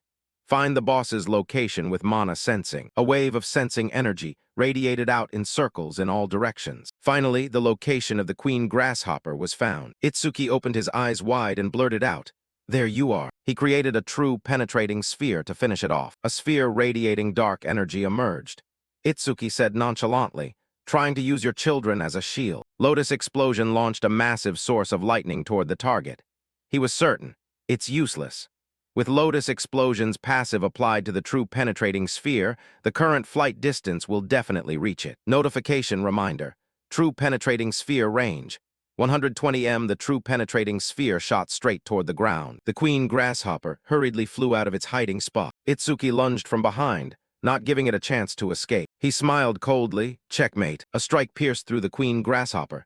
Green slime splattered everywhere. The baby grasshoppers flew around in chaos like headless chickens. Itsuki saw it. Losing their queen has sent them into a panic. He activated Dark Ice Secret, flames flaring up on his arms. "Don't worry, I'll send you to meet your mother soon." After a sweep, Itsuki estimated. With the skill range increased by 12-10%, the explosion range of Lotus Explosion is 65.5 m, and the flight distance of the true penetrating sphere has also increased. The current flight distance of the true penetrating sphere is 131 m. Reward update notification. Lotus Explosion Level 2. Active effect. Consume mana to deal explosive damage to enemies within a 65.5 m diameter range. Power is proportional to the amount of mana consumed. Passive effect. Every time a living creature level 1 or higher is defeated by the Lotus Explosion skill, the range of all skills increases by an additional 1%. Currently plus 1210%. True penetrating sphere flight distance, 131 m. Itsuki picked up a karma stone. This is truly a bumper harvest. Once the cooldown ends, I'll challenge this again, and this time I'll push the passive effect of Lotus Explosion into the 5-digit range. The notification outside the gate displayed. New record reached. Challenge time, 17 minutes 7 seconds. Itsuki was surprised. Took 17 minutes. Ageha must be very worried. Maybe she'll act cold when I return safely. But in reality, she's very kind and thoughtful. Her feigned indifference is also quite cute. He happily stepped out of the gate. "I'm back. Sorry for making you worry." Itsuki stopped dead, his eyes flashing with murderous intent as he looked at the scene before him. Ageha was being held by the throat and lifted up by Charles. The guy asked with interest. Itsuki entered alone and came out of this dungeon safely. "You're the one Kinoshita Ryoji is hunting, right?" He continued. "It's a good thing I was about to make her cough up info about you. But even in this situation, she wouldn't say anything. She's more stubborn than most men." Itsuki coldly demanded, "Take that filthy hand off her. If you do, I'll just beat you up and let you go." Charles scoffed. "Don't be conceited, you level 0 rookie." Itsuki used incredible speed, raising his fist and lunging straight at him. Charles ordered hurriedly, "Too fast, Death Hound, rush in, use your head to block his punch." System notification. Detected B-rank Shikigami, Death Hound. Activate super simulation, analysis progress, 1%. From that, Itsuki realized, This dog is a Shikigami, meaning the guy in the hat is a Shikigami user. Charles thought to himself, he has no wasted movements and his speed is terrifying. No wonder even Auga lost. He must not have even had time to metalize. He said nonchalantly, but I have the death hound and a hostage. Ajaha's throat was squeezed painfully by Charles, and she groaned softly. Itsuki worried for her safety and called out loudly, Ajaha! Analysis progress reached 34%. The death hound broke free from Itsuki's control and lunged aggressively. Charles thought confidently, the death hound's bite force can crush defense stats under 300.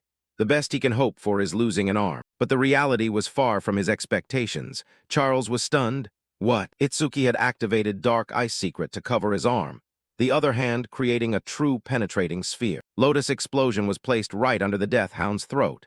The true penetrating sphere shot straight through its head. He recalled the saying, without a Shikigami user is fundamentally weak. Analysis progress reached 77%. Charles was curious. This guy is a rookie, so doesn't he know Shikigami can revive? The Death Hound possesses the B-rank skill, Death's Resurrection, which can shorten its revival time. Watching the Death Hound lunging again from behind, he gloated. Stay careless and become the Death Hound's meal. Itsuki activated Mana Sensing, a sensing wave spreading as the progress reached 89%. He figured, continually activating Mana Sensing since I got it seems like the right choice. Progress rising to 91%. Itsuki spun around, delivering a powerful kick to the Death Hound. He glanced at Charles behind, thinking, almost done analyzing. If the Green Lotus appears because of super simulation, he might get suspicious. His strength and speed are superior to the Death Hound, and he has a scouting skill. I couldn't even ambush him like this. The guy used Ajaha as a threat. Keep resisting and this woman is done for. Itsuki's plan was, I want to finish the analysis without letting the Green Lotus appear. Notification reminder. Analysis progress 100%. Analyzed Death Hound. Received Shikigami Devour Level 2. Shikigami Devour Level 2 active effect. By directly touching a Shikigami of rank H or below, you can make it your own. Passive effect. Number of usable Shikigami, 0-2. Itsuki was amazed, so I can steal Shikigami. I finished analyzing without the Green Lotus appearing. Notification reminder. Received Shikigami Devour Level 2. All stats plus 20. Since Super Simulation didn't fully activate, the removal of negative effects and wound recovery did not occur. New stats, attack 310 plus 20, speed 310 plus 20, defense 310 plus 20, magic 310 plus 20. He speculated, so there's a price for skipping the Green Lotus and losing the recovery effect. But since I recovered from the dungeon earlier, I can still fight at near full strength without recovery. This skill seems to allow me to steal other people's Shikigami. Watching the Death Hound open its mouth to lunge, Itsuki had a new plan. The lotus bloomed in his palm. If that's the case, Itsuki smashed the flower into the Death Hound's head. I'm taking your dog. The Death Hound was controlled by a powerful force. He leaned, lifting his leg to kick it hard. A kick sent the Death Hound crashing to the ground. Charles angrily cursed. Useless dog, what did I feed you all that experience for? He tightened his grip on Ajaha's neck. Hey, if you keep resisting, I'll slit this woman's throat. Ajaha didn't want to affect Itsuki and said softly, Don't worry about me. Itsuki raised both hands in surrender. Fine, don't touch her. Charles reminded him. If you had acted like this from the beginning, this woman wouldn't have had to suffer. Itsuki asked coldly, Why are you targeting me? I don't remember having any grudges against you. He replied, Still trying to fish for info? I guess I can tell you since you'll be meeting him anyway. Kinoshita Ryoji is extremely angry with you for entering the North District B area without permission. I am the Dogman Charles, and I am here to capture you by his order. Itsuki held a grudge. Kinoshita Ryoji again, I have to meet him personally and settle this. Charles warned, You'll meet him soon enough. Once your body is chewed up, the Death Hound is about to rip your legs off. If you value this woman's life, don't use that strange ice shield to protect yourself this time. He ordered, Death, bite his legs off for me. Itsuki gave an order. Death, prove you're worthy of being my Shikigami. The Death Hound immediately bit down on the arm gripping Ajaha's neck. Itsuki quickly lunged forward, catching the dying woman in his arms. Charles screamed in pain. Damn it, why are you attacking me, your master? A lotus flower-shaped mark appeared on the Death Hound's forehead. Itsuki gently stroked it. Good job, he officially declared. I will repay the pain Ajaha had to endure 100-fold. No, I will repay it 1,000 times over. Charles was terrified, stammering. Wait, let me explain. I was only following Ryoji's orders. I had no choice. That's right, let's team up. I'll lure Ryoji out for you. Itsuki replied, That's a good proposal. He was secretly glad to have bought some time. Tricked you. Charles fired a sharp point at his opponent. Die, you brat. Itsuki leaned and dodged. But I prefer to kill Kinoshita Ryoji myself. He ordered, death make him suffer Ajaha's pain. Charles cried tears of fear, begging. It was an accident, I'm sorry, give me another chance. The death hound bared its fangs and slowly approached the guy. Charles tried to wake it up. Death, have you forgotten? I'm your master, I fed you so much. The death hound opened its massive mouth toward him. When it finished with Charles, Itsuki asked darkly, You've been tracking me since I left the dungeon, right? Itsuki looked back behind. How long do you intend to hide? Why don't you show yourself? Over there, someone was hiding very carefully. Iberia stepped out shyly, asking, You found me. Itsuki's voice remained as cold as ever. Are you an accomplice of that guy from earlier? He was startled by the misunderstanding. No, I'm not an enemy. Let me explain. Itsuki didn't care anymore. Fine, I don't have time to talk to you. Death, follow me when you're done eating. Seeing the death hound listen to Itsuki like that, Iberia held onto a glimmer of hope. He even makes a mad dog like that obey. This person might be able to save me. He followed outside, walking next to Itsuki, and introduced himself. My name is Iberia, and you? That fight just now was great, although there were a few close calls. Itsuki didn't answer. Iberia continued. You're the mysterious guy who took down Auga, right? He pleaded, Can you help me with something? I'll pay you if you want. I can pay in mana stones, or how about weapons? But Itsuki ignored him and kept walking straight, surprising Iberia. What the hell? Doesn't everyone get happy when I pay them fully? Did the old man lie to me? Back then his father said, Just like in the middle of a desert, a simple cup of water is worth more than treasure. Rewards must be given with finesse. Give a sword to someone thirsting for revenge. Give medicine to the wounded. To them, that is a worthy reward. This logic made Iberia realize, I understand now. He followed behind, calling out, You walked here, right? You can't move fast while carrying a wounded person, and the nearest hospital is tens of kilometers away. If you keep going at this pace, that woman will die. Iberia took out a healing bandage. I also have a recovery scroll. Seeing Itsuki stop, he was half successful, adding, I can save her. Itsuki looked back, anxiously asking, Really? He replied, I can't fully heal her, but I can save her life. Itsuki set Ajaha down on the ground for Iberia to bandage. He worried. Is it okay to use it over the clothes? He explained. This isn't an ordinary bandage. This is a rare artifact made from the bandages of the Shadow Clan and the skin of the Kodama tribe. Itsuki didn't understand. What is an artifact? Iberia realized he used a difficult term. At your level, you must have just awakened, so it's understandable you don't know. He introduced, Modern weapons have no effect on spirit beasts, which is why you can't use firepower against them. But master crafters can create special artifacts to counter spirit beasts using parts of spirit beasts. Artifacts are divided into 4 grades depending on the skill of the crafter and the materials, including common, rare, epic, unique. Common artifacts, not much different from regular weapons, other than being able to cause damage to spirit beasts and awakened ones. Rare artifacts enhance a few stats for the owner. For example, rare sea sword increases mana speed. Epic artifacts not only enhance stats but also have special abilities. For example, epic blood sword increases attack power special effect. Blood absorption increases the blade's temperature and reduces the enemy's self-healing ability by 50%. Unique artifacts, the ultimate goal that every crafter longs for, significantly boosts stats and powerful effects. Currently, there are only 102 unique artifacts. For example, Unique Holy Sword increases attack power, speed. Unique Effect increases the infinite amount of mana contained within the Holy Sword, allowing unlimited use of skills. Crafters themselves don't have much combat power, and there aren't many of them. But because they can forge artifacts, they are respected by all awakened ones. Itsuki was curious. So your father is a crafter? He replied proudly. Not an ordinary crafter. There are many crafters who won't make a single unique artifact in their whole lives. Currently, there are only 10 such items across the 5 continents, and 3 of them were made by my old man. That's why everyone calls him the crafting king of the northern continent. Seeing Itsuki turn his back, Iberia questioned, Are you listening? Hey, I put my heart and soul into explaining this. Don't ignore me. Itsuki was taking out an item. This is the crossbow that guy named Charles used earlier. He stepped closer to observe. Is he not surprised at all when hearing his father's name? Any other awakened one would have latched onto me already. Thanks to this, I can reduce the frequency of using the true penetrating sphere and lower the risk of exposing my hand. Iberia evaluated the item in Itsuki's hand. It's a rare artifact, he said irritably. Too bad it doesn't have any arrows. He revealed, but this type of long-range weapon can assimilate standard ammunition into the artifact's ammo, so you don't need to worry about arrows. Info about the item displayed. Hunter's crossbow, rare, speed +50. Seeing it vanish from his hand, Itsuki was surprised. It disappeared. Iberia looked at that skeptical face and explained. That's another function of an artifact. Once it binds with the owner, it will be stowed away, and you can summon it back whenever you need to use it. Itsuki politely said, "That's quite convenient. Thank you for healing her. If you need anything, just let me know. Once I'm done here, I have to go find Kinoshita." Iberia chatted.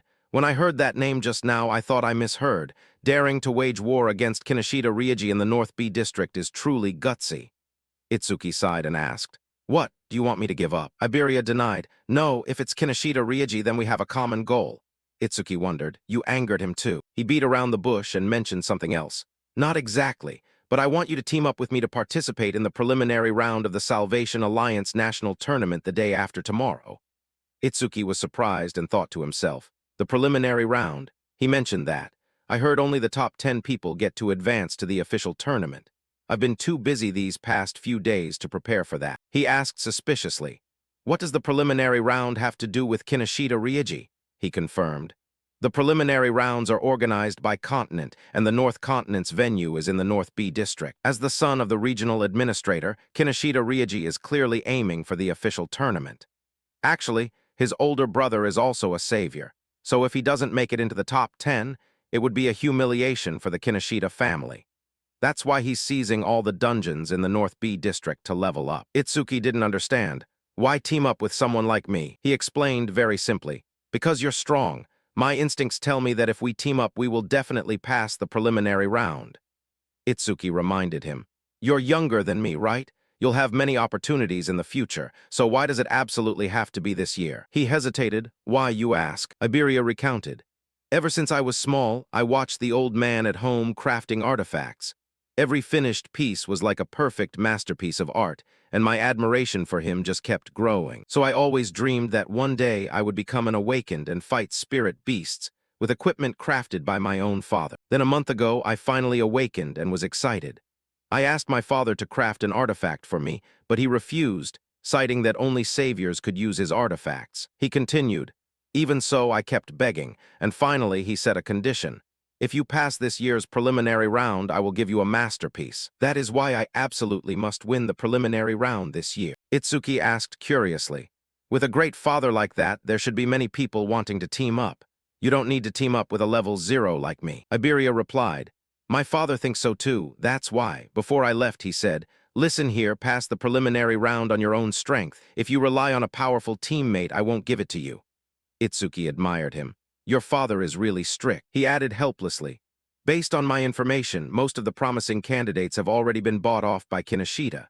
The others are loners who don't like teaming up, or they already have teams, so there's no one left to ask. But 2 days ago, I heard about someone who defeated one of the 4 pillars and even broke a record.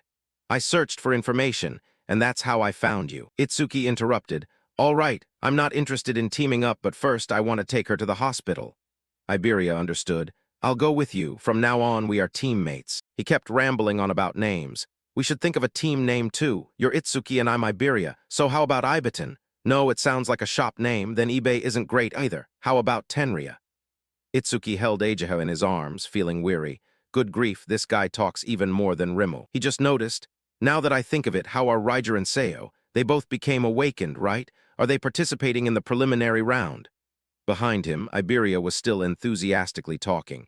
"Since both our names start with I, how about Double I?" The person he was thinking of was currently training. Seo on the opposite side frowned and asked, "Are you sick?" Rimu denied. "No, maybe someone is talking about me, probably Itsuki." Seo worried. "Itsuki, how long has it been since that attack? I didn't think we would be separated for this long. I wonder if he's doing okay." Rimu teased her, making her face turn red. "You really are a strange one.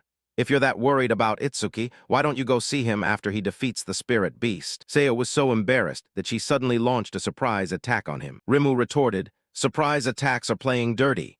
Seo didn't care if it was dirty or not. "We're practicing combat, right? It's your fault for being careless, isn't it?" Someone walked up. They greeted him joyfully. "Master," he strictly reminded them. "The preliminary round of the national tournament starts the day after tomorrow. There's no time to be fooling around. Seo was overjoyed. Finally, there's another awakened to spar with. I'm tired of fighting Rimu. Info about her displayed. Seo Hisaragi, human level 11, occupation, water elementalist, first-tier talent, hidden stats, attack 110, speed 160, defense 125, mana 160, total 555. Rimu replied, I've never been to the North B district. I heard it's a bustling city.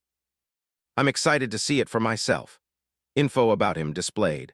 Horino Rimu, human level 10, occupation, elementalist, second-tier talent, hidden stats, attack 100, speed 100, defense 100, mana 183, total 483. On Ryoji's side, he was checking the suitcase full of karma stones in front of him, then asked casually, Where's that hound? Being this late doesn't sound like him. Tanky worried, could something have happened? Ryoji was furious when he heard this. Again, those useless subordinates. He crushed a karma stone in his hand, gaining experience. He waited for instructions. Should we send subordinates to look for him? He replied. Forget him. The preliminary round is the top priority. If I lose, the old man will lock me in the isolation room. By the way, how is the matter I requested going? Tanky reported. Out of 113 candidates on the North Continent, we have persuaded 887. As requested, all of them are level 5 or higher. He praised, very good. You truly are a reliable subordinate. Tanky watched Ryoji absorbing the power of the karma stone and said, This is the last magic stone. He was in the process of leveling up, lightning crackling around his body. Ryoji said confidently, To crush the commoners, this is more than enough. Info about him displayed.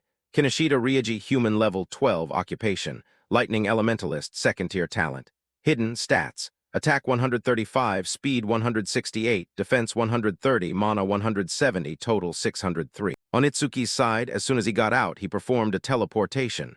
When he met Nento, Itsuki apologized. I'm sorry, master, for putting Eijiho in such danger. He replied, What can we do? I can eliminate him if you want. He refused the offer. No, leave it to me. Nento was satisfied with Itsuki's independence. Very good. Tell me the whole story later. Iberia, standing beside them, thought happily. It turns out the commander-in-chief of the North Continent is his master. No wonder he wasn't surprised when I mentioned my father. Nento is a mysterious person. I should ask for his autograph later. They were currently in the hospital room. Eijiho was being treated and resting in bed. Itsuki announced, and that is why I decided to participate in the Salvation Alliance National Tournament preliminary round with Iberia, so I didn't stop it. He checked on her health. I understand. How are you feeling, Eijiho? She glanced at the butterfly perched on her finger. Bitch Deep healed me, so I've recovered. This is thanks to Iberia healing me with a rare artifact. Nento turned to ask in surprise.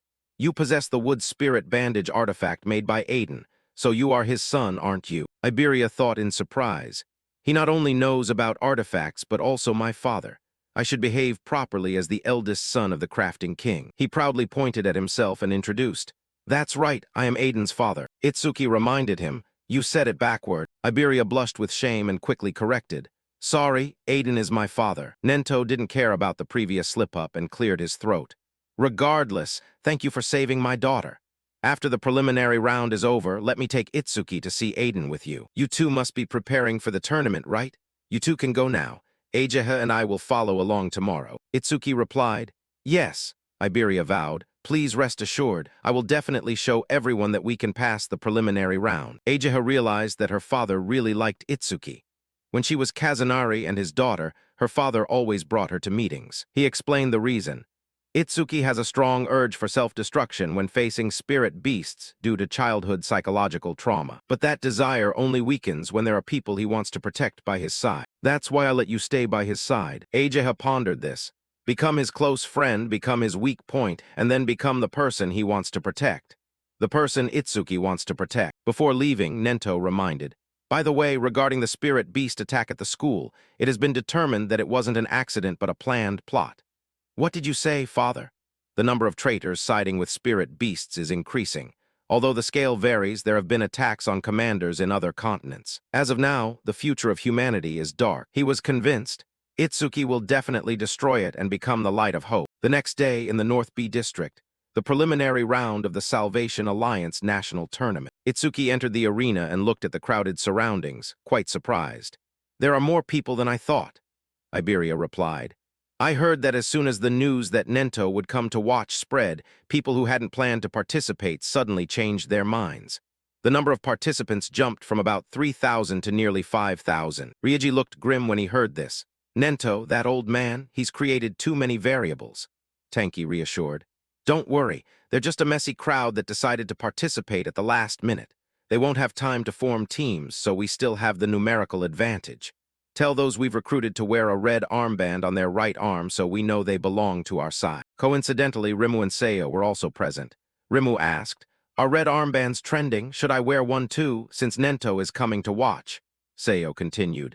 Maybe Itsuki is doing the same. Saoryu Fujiwara, the host of the national tournament preliminary round, announced. Everyone, I will explain the rules before starting the preliminary round. He introduced the competition rules. The preliminary round competition venue is divided into two areas, the inner and outer areas. In the first stage of the preliminary round, you will start from the four main directions of the outer area. First, you will compete based on the amount of time it takes to enter the inner area. The moment you enter the inner area, your ranking will be recorded on your bracelet, and only the top 300 will advance to the second round. Rimu looked at the thing on his wrist in surprise. The bracelet has that function, Seiya thought anxiously. Having thousands of people eliminated in the first round is really brutal. Saoryu Fujiwara announced. You are allowed to bring 2 artifacts, team up with anyone, use whatever you like. The result is what matters. After the first round ends, the rankings will be announced, and the rules for the second round will also be announced. Iberia suddenly shouted, Itsuki, look there. He and his accomplices drew everyone's attention. It was Kinoshita Ryuji. He ordered, Understood, kill anyone who runs in front of me or blocks my way. Iberia whispered, The people beside him must be the candidates he bought off. For now, let's just enter the inner area as fast as possible. Once Kinoshita enters the inner area and lets his guard down, we'll ambush him. He was startled and stared in surprise when he saw Itsuki's next action. He walked over to them and reminded them, I heard everything. 2 people in the team spoke up. Who are you? Be careful, this guy isn't wearing a red armband. Saoryu Fujiwara announced. So the first round begins. The number of young people wanting to join the Salvation Alliance is increasing, which is gratifying. But quantity is meaningless without quality. Heitan Akira added, In our time there were quite a few candidates over level 15. He continued, Quite a few. Info about him displayed, Heitan Akira, red heavenly star stone, other info hidden. Saoryu Fujiwara recalled, The year you participated, there were only 2 people, right? He replied, That's why I said it would be very boring without rookies like Kazunari Satsumi. Hopefully there are some. He said nonchalantly, Don't be ridiculous. A once-in-a-century genius like that doesn't just appear naturally. Heitan Akira turned to ask Nento. I heard that in the North Continent, a student defeated a level 8 bone soldier right after awakening and became your disciple. Is that true? Saoryu Fujiwara was startled. Defeated a level 8 right after awakening?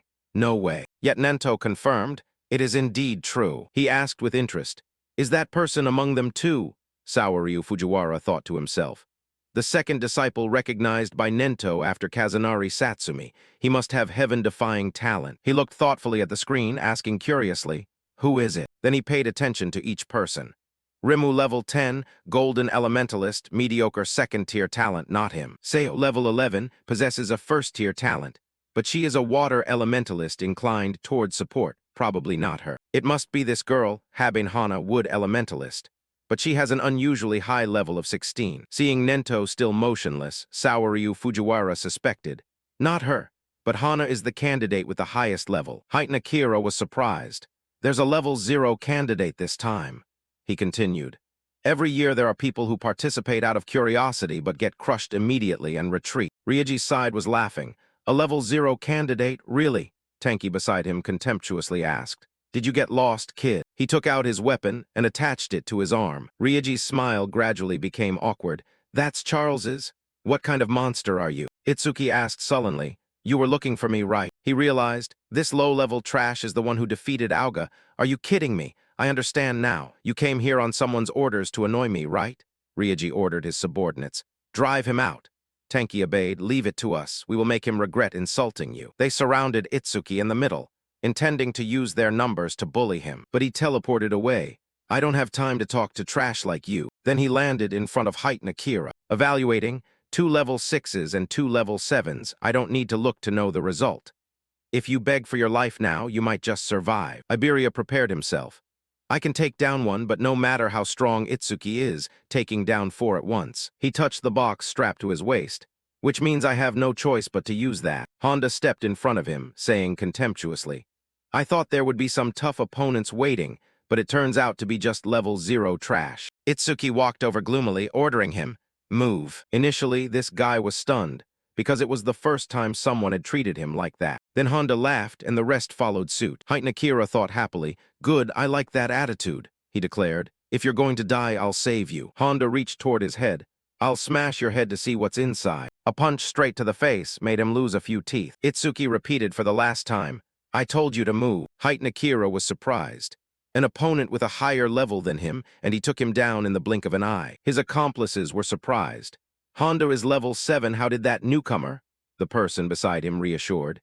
He condensed a fireball in his hand. Don't panic, it's just because he was careless. He activated rank B skill, full power fire emission, declaring, I will burn you to ashes. Seeing the firepower rushing toward him, Iberia was terrified. Too fast, I don't even have time to use my artifact. Their side had someone worried. Isn't this a bit too much for a level 0? Tamu wasn't afraid.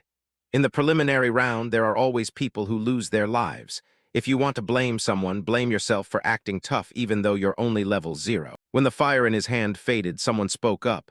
Hey, isn't something wrong? The others were surprised. Within the brilliant flames, his dark ice secret had shattered the fire into fragments. They were shocked. What is that? Iberia was surprised and joyful. No way he blocked that area of effect fire skill. That's awesome. Itsuki reminded them in a cold voice. Stay away from me. System notification. Dark ice secret. Successfully defended against a rank B fire skill. Defense increased by 10%. Attack 310, speed 310, defense 341, mana 310, total 1240 plus 31. He thought to himself, defense increased by 33. I need to confirm if the passive effect of Dark Ice Secret still triggers when defending against the same skill from the same target more than once. Tamu was horrified to see Itsuki still safe and sound. Is that his Ice Element skill? Since when was there a water elementalist here? How is he able to use Ice Element skills? He challenged his opponent. Try using that move again, I won't block it this time. He continued to create fireballs. Are you insulting me? A man never goes back on his word. Itsuki replied nonchalantly. Yeah, I promise. He unleashed an even more powerful move. B-rank skill, superheated fire cannon. This time I'll definitely finish you off with my strongest move. A surging torrent of firepower rained down on where he was standing, the intense heat spreading, making Itsuki realize its firepower was stronger than before but still just a fire element skill. In the midst of those raging flames, his silhouette vanished. An accomplice warned, "You've gone overboard." Tamu was confident in this firepower. It can even take down a level 8. He thought regretfully, used up all my mana. This is the finishing move, a bit of a waste on a level 0 opponent, but this play is over. No sooner had he been smug than Tamu panicked and retreated. What the? He appeared before him. So, if it's a skill from the same person, the passive effect of Dark Ice Wall doesn't activate again? Got it. Itsuki said leisurely. Confirmed, time to end this. Tamu fell to the ground in fear. He blocked my ultimate skill that easily? No way. Sama behind him was generating firepower to resist. Yeah, that ice skill is strong, but I've found its weakness. He poured his strength into generating more firepower to hold Itsuki back. This guy's B-rank skill is linked fire. When attacked by fireballs, Itsuki realized, trying to overwhelm me with numbers, activate Dark Ice Wall. Where he was standing, the firepower erupted violently into an explosion. Sama believed, even if he has a powerful skill, a level 0's mana has a limit. If we can drain his mana until he can't create that ice screen anymore, we'll win. However, Itsuki's hand gripped the guy's hand, causing the flames to die out. Sama broke into a cold sweat, unable to believe it. What? He closed the distance in a flash. He wrapped his body in Dark Ice Wall, reminding him, even after blocking so many fireballs, the passive effect only activated once. Every muscle on his body tensed up. If your advantage is speed, ours is strength. Itsuki asked dismissively, are you even trying? First, he gifted Sama an uppercut straight to the throat. You look so miserable, so I'll make it easier for you. As he collapsed, Itsuki calculated. It increased by 33 defense points, not 234. So is it calculated based on the defense value before enhancement? System update. Dark Ice Wall blocked a B-rank fire element skill, increasing defense by 10%. Defense 310 plus 62 from Dark Ice Wall. Itsuki glanced at the other two. Two elementalists left. Come at me, I'll use you guys to boost the passive effect of Thunder Quake Wave. They assumed their two friends were done for without a doubt. This guy is cheating his stats. Let's get out of here. He mocked, you think I'll let you go. Both of them charged forward at the same time. Damn it, then I'll take you down. This isn't fire attribute, don't think that trick will work. They used C-rank skill, Silver Serpent, Roaring Lightning surging out. System update. Absorbed C-rank lightning element skill with Thunder Quake Wave, speed increased by 5%. Attack 310, speed 341, defense 372, magic 310, total 1333. Height Akira was amazed. He's taking down awakened ones of higher levels like it's a joke. He mused, who is this guy? Itsuki thought to himself. So the passive of Thunder Quake Wave is the same as Dark Ice Wall. It doesn't increase further for skills from the same target. Iberia looked at the people collapsed on the ground, dumbfounded. They're all down. He admired, I thought this would be a tough battle, didn't expect Itsuki to be this strong. What ability are you using? Tamu behind him suspected. Who the hell are you? You can't be level 0. Iberia laughed coldly. You're asking who are we? Itsuki was surprised. We. He introduced formally. We are Team E, remember that name, because one day we will be the strongest duo on the northern continent. He dragged Iberia away. Forget that, let's chase after Kinoshita. He shouted back. We were just getting into the groove. Tamu was speechless at this name. Team E, that's lame. Ryoji's side thought. Pretty noisy. That level 0 guy must have been beaten by now. But that crossbow is definitely Charles. I'll have to investigate it later. No one on this northern continent can catch Charles except the savior. He was lost in thought, furious enough for veins to pop on his face when he saw someone glide past. Kan had just passed by. Ryoji smugly thought past another one. Unlike those muscle-headed idiots, I've switched to speed. Just as he was gloating, his whole body was struck by lightning. Kan fell to the ground, trying to look up. Attacking us at maximum speed, what kind of monster is this? Ryoji landed on his head just in time. He announced arrogantly, that's the consequence of running ahead of me. Ryoji turned to remind the people behind. You guys, wake up. I need to conserve my stamina for round 2. Don't waste my time with trash like this. Nento observed the situation and asked, is that the son of North District B's administrator, Kinoshita Ryoji? Saoryu Fujiwara judged. Truly arrogant, I don't know how he was raised. He was helpless, but he isn't breaking any laws, so we can't do anything. Ryoji's side was recovering strength. Thanks to them clearing all the nuisances, my stamina is almost back. No one in the crowd behind dared to step forward. Ryoji looked at the building in front, thinking confidently. With this, I can easily pass the second round. So the inner sector is ahead. This is too easy. Behind his back, lightning rumbled and struck down. Someone called out, Kinoshita. He started, glancing behind, not expecting a variable in such a critical moment. Ryoji turned to look at the crowd behind and asked, who dares call my name like that? They were terrified. Not me, don't look at me like that, I didn't do anything. In the back, someone recognized him. It's him, the level 0 newbie. They formed 2 rows to make way for him to walk through. Ryoji had a bad feeling. Level 0. Don't tell me it's. Seeing him approach, he had his answer. It really is him. Ryoji was annoyed at his subordinate's competence. Seriously, he took them all down? No way a level 6 and a level 7 couldn't handle it. He assumed, got it, he must have bribed them. Ryoji spoke up. How long have you been following me, you level 0 trash? Itsuki got straight to the point. You're staying right here until we're done. Iberia felt lucky. Basically, I was brought here by Itsuki. Every opponent we faced was defeated instantly. If it weren't for Itsuki, I would have been eliminated halfway through. He turned away, not sparing him a glance.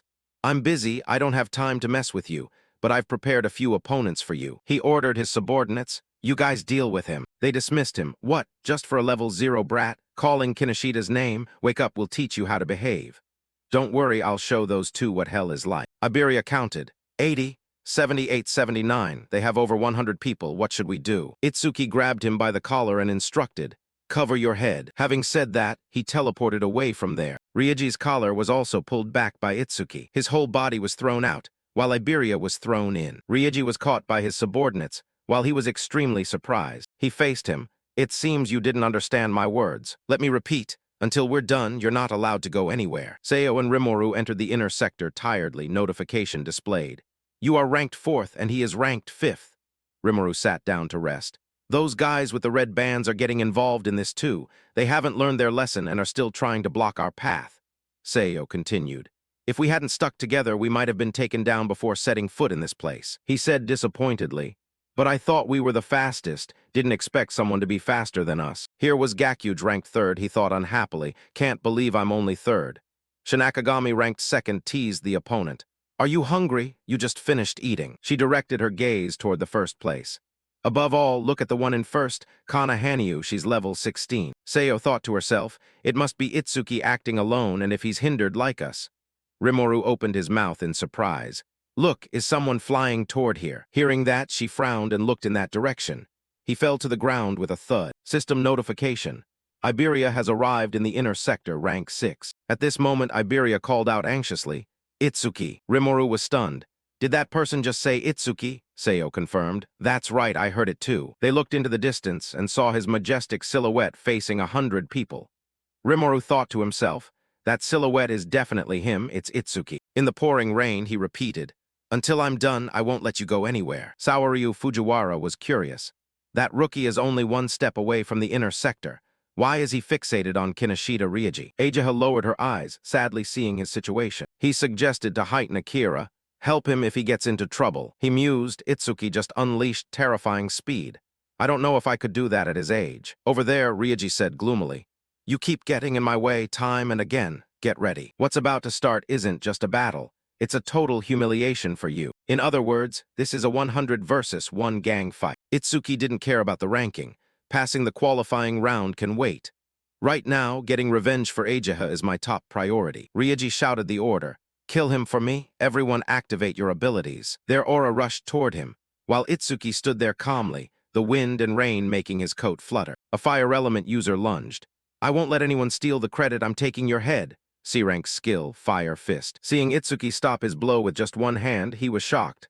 What? He counterattacked, delivering a punch straight to his opponent's face. This fire element guy fell to the ground, teeth and lips mashed together. The group charging forward stopped. He took him down with one punch, someone reassured. Don't panic, we outnumber him. We can't lose to a mediocre level 0. They regained their momentum. That's right, everyone, let's charge. Itsuki said nonchalantly. Good. Dark Ice Wall blocked the B-rank fire element skill, increasing defense by 10%. He created area damage with Lotus Explosion Fire. Let's end this play quickly. Activate Lotus Explosion. Streams of fire radiated intense heat, wrapping around Itsuki's arm. A surge blasted toward the group, sending them flying backward. Rimuru, who hadn't seen him in a long time, was surprised. That's Itsuki's skill? Seo and Iberia were speechless. Gakyuj noticed the movement over there. What the hell was that explosion? Shin, stroking the cat in her palm, didn't care. An explosion of that scale is just a mosquito bite to me. Kana hugged her sword in a corner, seemingly deep in thought. Saoryu Fujiwara looked at the tremor there and was horrified. Was that explosion unleashed by a level 0 boy? The firepower is one thing, but how could he use a skill that doesn't belong to his occupation? Heighten Akira stood speechless at the shocking scene. Ageha thought to herself, I didn't expect Itsuki to possess an area of effect skill. That's why he was so confident in the grasshopper land. How many trump cards is he hiding? Itsuki calculated, 30% firepower should be enough. My opponent is human, so I have to hold back so they don't die. Ryuji looked at the ruins before him in disbelief. My side is dead, the enemy is fine. He coldly settled the score with him. Your turn is next. Ryuji stumbled. We have over 100 people and you took them all down in an instant. What are you? Why are you so obsessed with me? Itsuki found it ridiculous. Obsessed? You're the one who targeted me first and seriously injured my friend. Today I will repay you for the pain she had to endure. He unleashed his power. I am the son of the prestigious Kinoshita family from North District. Be all the dungeons around here are mine. I don't need to struggle against calamity spirit beasts. By using karma stones provided by my family, I can easily reach levels that commoners never dare to dream of. Our foundations are different. I will kill you, I will definitely win. Purple Lightning Cannon B-rank skill was activated. System notification. Detected B-rank skill Purple Lightning Cannon. Activate Super Simulation Analysis Progress, 1%. He lunged straight at Ryuji, tackling him. Ryuji clutched his stomach, trembling. He dodged it, this speed. Is he really level 0? This match is impossible to win. He needed help. What are you doing? Come and help me. Tanky understood. It's against the rules, but I don't need to care about saving face anymore. He was confident. Tanky is a level 35 Awakened 1. Prepare to go to hell. Nento's side was prepared. Heighten Akira excitedly cracked his knuckles to warm up. Got it. He sensed someone approaching from behind. Magic resistance my mana sensing is reacting. Someone is approaching at high speed. System notification, analysis progress, 19%. Naturally, Itsuki saw it, and it wasn't just one person. Significant tremors were transmitted from in front of him. Itsuki calmly glanced at the situation there. He crushed Tanki under his body in an instant. Reminder, continue. Itsuki continued what he was doing earlier, murderous aura enveloping him. He glanced at Ryuji under his feet. It seems your subordinates couldn't make it, he said fearfully, revealing his background. Wait, my dad is the administrator of North District B, and he's a member of the Salvation Alliance.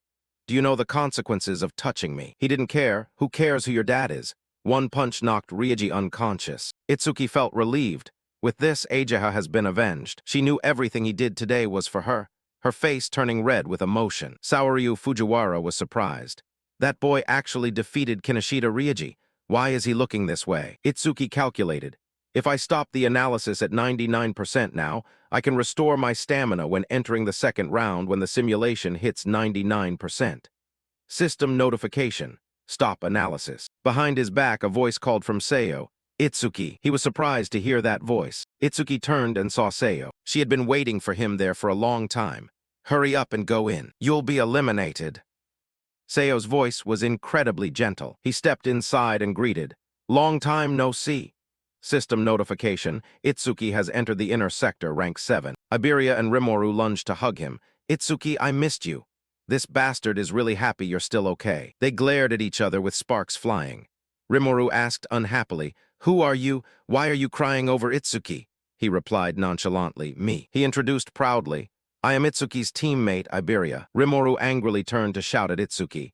I've never heard you'd team up with anyone else. You traitor. Seo was surprised. It's rare for Itsuki to make friends. Iberia countered. Itsuki is a traitor. Are you two a couple or something? What's your team name? He replied. Team name? Who cares about that? We're not kids. Do you have one? Iberia said smugly. Of course, he enticed. Tell me. Itsuki had to stop them. Stop before things get any worse.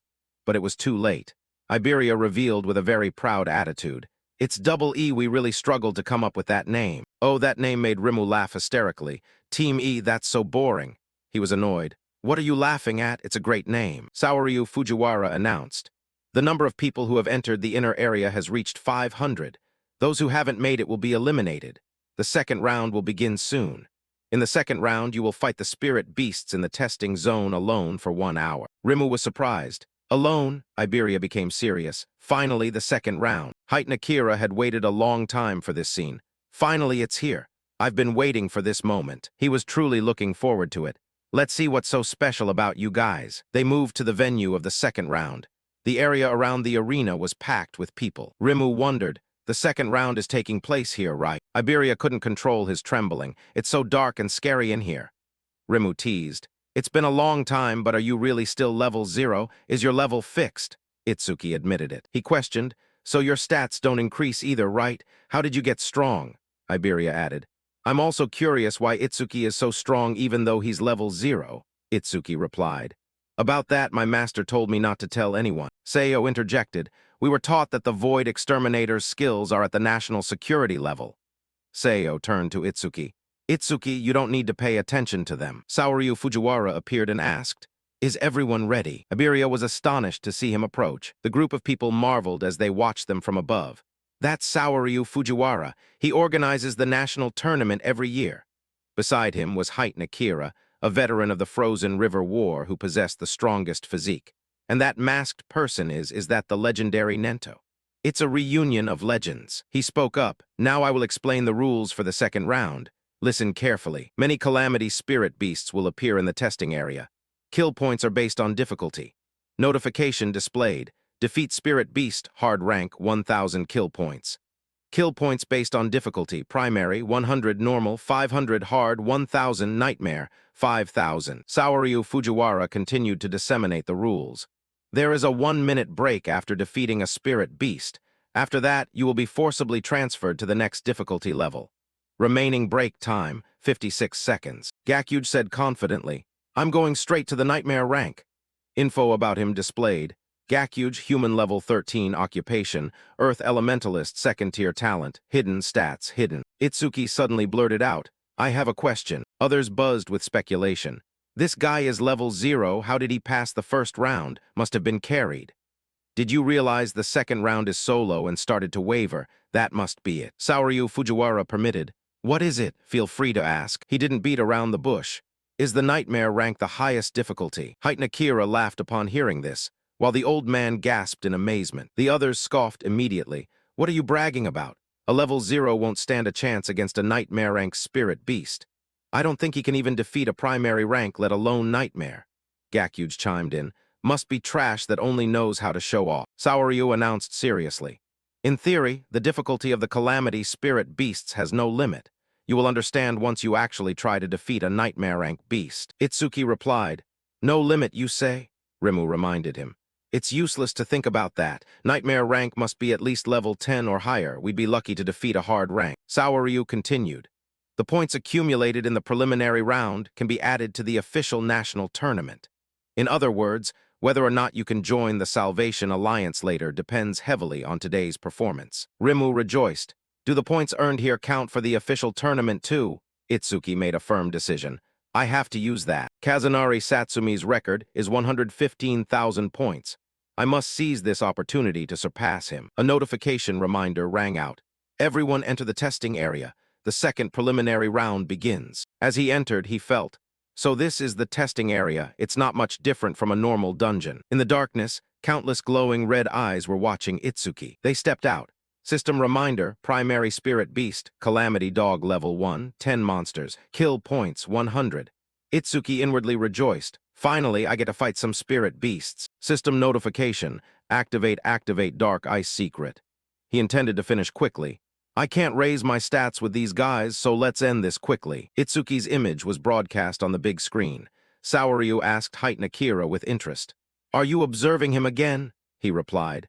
I also want to see that girl Kana Hanyu fight. Height Akira, this young man is more interesting. His eyes didn't leave the screen. It's coming. He wondered curiously, is there really something surprising? Inside, Itsuki wiped out the entire pack of calamity dogs in one go. System displayed, time taken 1 second. Earned 100 points. Saoryu was shocked. 1 second, it usually takes several minutes, he said happily. I told you, didn't I? Height Akira, this young man is more interesting. I don't think a level 8 fire dragon is a threat. Nento stepped forward to ask how the other candidates were doing. He said apologetically, sorry, we were too focused. I will switch to multi-screen mode. This way, we can simultaneously observe the top 10 candidates. Ageha realized Nento's intention. Father, he's trying to divert attention from Itsuki, isn't he? Saoryu observed briefly. It seems most of the other candidates are still fighting primary rank monsters. Seiyo used a water element ability to attack a spirit beast. Gakyuj fought in melee, swinging his mace to smash them one by one. Kana used a wood element ability to strangle the spirit beasts. Saoryu compared. Kana Hanyu is the only one keeping up with Itsuki. Ageha exclaimed anxiously. This is bad. Itsuki is about to. He's being incinerated by the fire dragon's flames. Saoryu prepared to step forward. He exhausted his stamina fighting the calamity dogs and no longer has the strength to dodge. He will be severely injured if he takes those flames head-on. Call the medical team, quick. Height Akira stopped him. Wait, let's observe a little longer. He was convinced. With that speed earlier, dodging an attack like this should be a piece of cake. System notification. Activate dark ice secret. His whole body was enveloped in dark ice secret, without a single injury. A single slash cut the fire dragon's body in half. As it fell, the system updated. Time taken 5 seconds. Earned 500 points. Saoryu was shocked. Not a scratch. That ice armor covered his entire body. He could have killed it instantly. But why did he go through the trouble of taking the hit? System reminder. Activate dark ice secret. Defended against a rank C fire skill using activate dark ice secret. Defense increased by 10%. Attack 310, speed 310, defense 341, mana 310, total 1240, plus 31. Itsuki calculated. I must make the most of every opportunity to increase my stats. He looked at his stats. My defense is 434 now. Info about him updated. Itsuki, human, no fixed level profession. Void Exterminator talent, special grade Nirvana skills, super simulation rank Z, activate Thunder Shock Wave, level 1, activate Dark Ice Secret, level 2, activate Lotus Explosion, level 2, activate Penetrating True Sphere, level 2, Mana Sense, level 1, Shikigami Devour, level 1. Stats: attack 310, speed 341, increased by activate thunder shock wave 30%. Defense 434, increased by activate dark ice secret 40%. Mana 310, total 1395. Notification displayed. Break time remaining 58 seconds, skip rest. He pressed yes, inwardly expecting.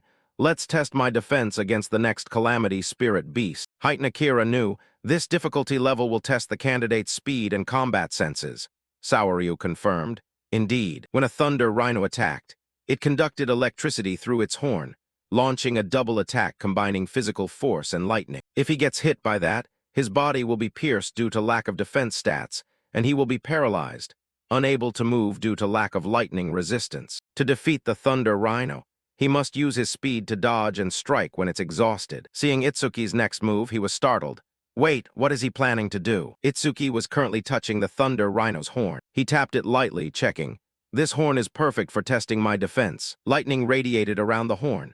Veins appeared on the Thunder Rhino's face, and smoke puffed from its mouth. It used its horn to fling Itsuki backward. His whole body tossed into midair. Ajaha called out his name anxiously. Itsuki. Heighten Akira couldn't guess his next move.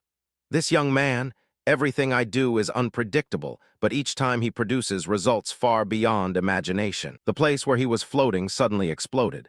System notification. Defended against a rank C lightning skill using Activate Thunder Shock Wave. Speed increased by 5%. He realized, test complete. It seems attacks from spirit beasts level 10 or lower cannot hurt me. Itsuki was no longer interested in playing with it. It's time to end this. He activated Activate Thunder Shock Wave.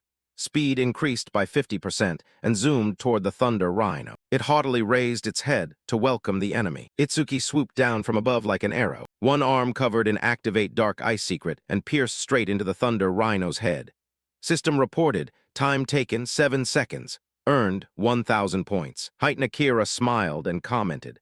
So far, his total time is under 15 seconds. He's not only faster than I was in my youth, but it feels like he hasn't even used his full strength yet. Saoryu was worried, but next is swift hand movements and sharp claws that tear enemies apart in an instant. A giant mouth spraying out iron chains to devour everything, and a massive body covered in armor as hard as a shell. It possesses all those features. The strongest and most ferocious Calamity Beast in the preliminary round. The ultimate target for all candidates. Itsuki activated Activate Penetrating True Sphere. The sphere piercing through its head. Itsuki activated the leg-piercing orb. The sphere passed through its head. System update. Defeated Hellgiant, Infernal Giant, level 15. Leg-piercing orb flight speed increased by 200%. Those watching the scene were stunned. You read the info. Leg-piercing orb flight speed. 9 ms total increase, 900%. Itsuki intrigued. Next one. Saoryu had to change his view of the boy. Even a Nightmare Hellgiant, he killed it in seconds. System display. Duration, 3 seconds reward, 5,000 points. Cut to Seo's position. The spirit beast opened its mouth and unleashed a blast of supernatural energy. Seo activated a C-rank skill Water Bullet. She thought to herself, if I defeat the other two, I can reach the normal rank. System update. Primary Tier 1, completion progress, 80%. Gakyuj confidently believed, I skipped break time. I'll be the first to reach normal rank for sure. On the notification, normal rank completion progress, 0%. She calculated, I'll recover the consumed mana before moving on. Until normal rank completion reaches 100%. An announcement rang out, Nightmare rank conquered. Duration 21 seconds, rank 1. Seo cheered, that must be Itsuki. Gakyuj astonished. Someone beat me, Kana. The mentioned Kana fell silent upon hearing the result. Itsuki had finished with that spirit beast. Shall we move to the next floor? Saoryu Fujiwara still couldn't believe it. He killed a Hellgiant in the blink of an eye, pierced its armor. What is that dark sphere? Heighten Akira ordered, increase the difficulty. Let's see how far that brat can go. Reminder notice, Nightmare Stage 2, Hellgiant level 15, 2 units. Elimination points, 10,000. He looked at the surrounding spirit beasts in disappointment. I expected something else, but they just increased the numbers. The feral spirit beasts roared, each sound wave reverberating. Itsuki calculated, while it's roaring, I'll take one out first. System reminder, activate leg-piercing orb. The sphere pierced one head, accompanied by the announcement, defeated Hellgiant level 15. Leg-piercing orb flight speed increased by 200%. Leg-piercing orb flight speed. 11 ms flight speed bonus value, 1100%. Saoryu Fujiwara puzzled.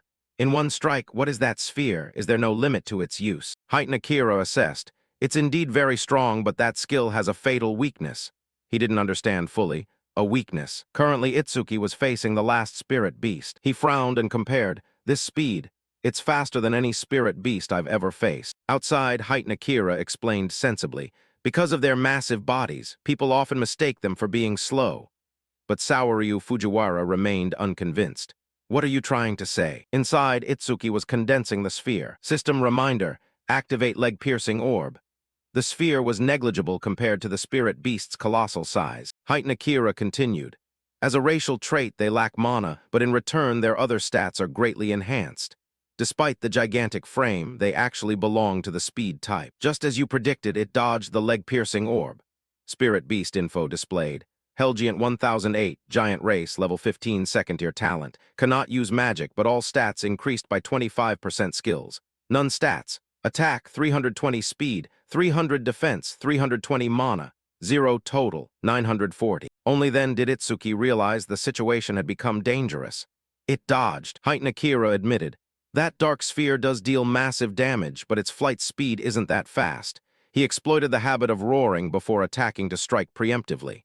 That brat, his combat intuition is really good. But if he can't increase the flight speed of that black sphere, he probably won't be able to get past this stage. A punch from the spirit beast sent Itsuki flying far away. He was slammed into the rocky cliff behind him, causing a shockwave. Dust billowed thickly and the cliff face caved in. Itsuki struggled to drag his aching body. It can dodge at mid-range. Saoryu outside speculated. He knew it wouldn't hit, yet still used it, meaning he's hiding another ace up his sleeve. He thought to himself, could that really be true? They noticed an odd expression on Itsuki's face. So why is he smiling? Because he now has a solution. Quick, if that's the case, I'll close the distance. Immediately, Itsuki activated Thunder Subjugation 3. He was no longer where he had been, but was streaking toward the spirit beast. It aggressively raised its massive fist, preparing to smash down. One blow sent shockwaves across the area, cracking the ground for dozens of meters. Ageha covered her mouth in horror. She was genuinely worried for him. Saoryu hurriedly grabbed his phone. This attack is nothing like thunder paralysis. If it lands directly, even he won't come out unscathed. Call the med team now. This time Nento stopped him. Wait, Height Akira had also noticed. True, the power of that punch is terrifying, but it's meaningless if it doesn't connect. As the spirit beast's fist rose, the dense smoke prevented them from seeing clearly. Finally, when the smoke cleared, it panicked and peered into the deep hole in the ground but saw no one. Itsuki's voice rang from behind. Over here. It hastily turned around on instinct. A leg-piercing orb had shot straight through the spirit beast's head. It was Itsuki who had ambushed from behind to deliver the strike. Its colossal body crashed heavily to the ground. System announcement. Defeated Helgiant level 15. Leg-piercing orb flight speed increased by 200%. Leg-piercing orb flight speed. 13 ms flight speed bonus value, 1300%. Duration 12 seconds received, 10,000 points. Saoryu teased Ageha. Rare to see Ageha get so worked up. She bashfully looked away. I'm just praying for everyone's safety. Listen, if a young person bearing humanity's future were to die, it would be a huge loss for us. His family would be devastated. I only want everyone to be safe, that's all. I absolutely don't mean that Itsuki looks cool defeating the Helgiants or anything. Because Itsuki would react the same way, don't misunderstand. It's not like that. Saoryu reminded, Ageha, you're more articulate than the last time we met. Nento was left speechless hearing him comment on his daughter. Saoryu turned to ask Height Akira, by the way, how did you know Itsuki could dodge that attack? Height Akira answered, that brat, his speed isn't that different from a Helgiant, but when electricity ran through his body, his speed increased significantly. When that happened, the Helgiant couldn't land a hit on him. He wondered aloud. He succeeded in defeating two, but there were some pretty dangerous moments. With his current points, he's guaranteed first place. If it were me, I'd stop here. But Itsuki set a goal. If I want to surpass Kazunari Satsumi, the strongest of humanity, I have to keep attacking. I can't rest for even a second. System update on the spirit beasts attacking Itsuki. Nightmare Stage 3, Helgiant level 15, 3 units. Elimination points, 15,000. As before, he activated the leg-piercing orb. One was decapitated. Itsuki counted quietly, one down. Height Akira praised. He chose to continue again, truly the one I bet on. Saoryu Fujiwara suddenly remembered. Come to think of it, he went straight to stage 3. He added, so did you. He compared, even for you, the one with the strongest physique, stage 3 was the limit. I wonder how Itsuki will handle it. Inside, Itsuki was facing off against a fierce spirit beast. Its fist reached out to grab him, but Itsuki darted away. He was now teleporting onto the top of its head. I'll increase my speed with Thunder Quake Wave and close the distance as I jump behind it. As the true penetrating sphere shot down, Itsuki counted. That's the second one. System updated. Defeated level 15 Purgatory Giant. True penetrating sphere flight speed increased by 200%. True penetrating sphere flight speed. 17 ms flight speed increase value, 1700%. Itsuki considered dealing with the next spirit beast. The third one is, he was currently inside its mouth. The sharp teeth were ready to snap shut. The spirit beast's mouth clamped down without a gap, but its head vanished in an instant. Itsuki from inside calculated, let's see you try to hold me while I gut you. Activate full power Lotus explosion. The spirit beast's mouth was emitting flames. Firepower erupted from within, and its body exploded into fragments. System notification. Defeated level 15 Purgatory Giant with Lotus explosion. Total skill range plus 1%, currently plus 1101%. Time taken 13 seconds. Received 15,000 points. Saoryu Fujiwara couldn't believe his eyes. That is the skill that blew away many candidates in the first stage. It's the skill that blew away many candidates in the first stage. Itsuki thought to himself when he saw the notification board. Mana level above 310. My mana has completely bottomed out. But as long as calamity spirit beasts keep appearing, the passive effect of mana sensing will replenish my mana. System displayed. Mana sensing level 1 passive effect. When detecting an enemy unit, recover 10% mana. Facing Itsuki were high-level spirit beasts. Stage 4 Nightmare rank, level 15 Purgatory Giant, 4 of them. Kill points, 20,000. Current mana, 124,310. Detected 4 enemy units, recover 40% mana. Saoryu Fujiwara discussed. Stage 4 has begun. If he clears this stage, he will surpass the you of the past. Kira admitted. That's right. Only Kazunari has surpassed Stage 4. No one else has made it past. I'm curious to see how far this kid can go. Inside the qualifier, he was tumbling to dodge the spirit beast's attack. Every time the true penetrating sphere's flight speed increased, Itsuki noticed a pattern. The accuracy rate also increases.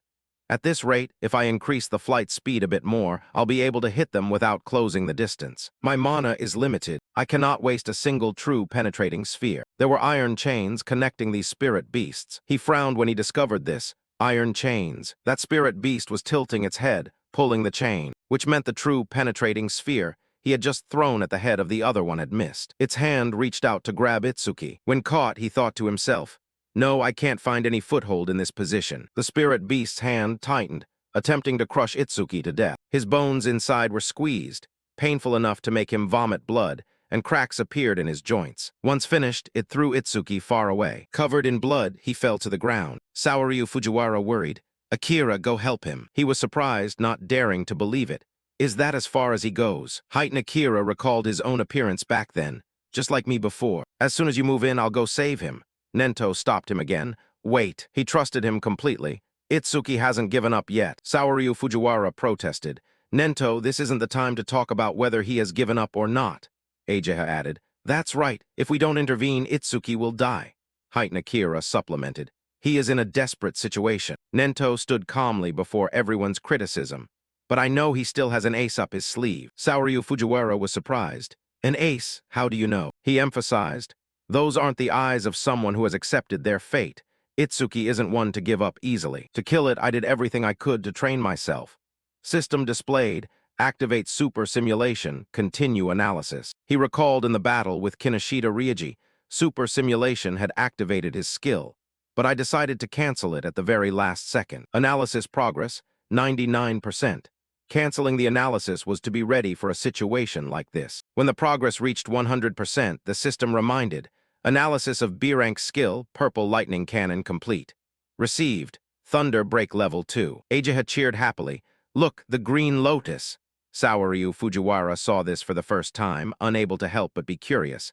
That is also one of his skills, but what does that green lotus do in this situation? Akira suspiciously glanced at her expression. Ageha is very happy. Does the kid know something? Info about Itsuki updated.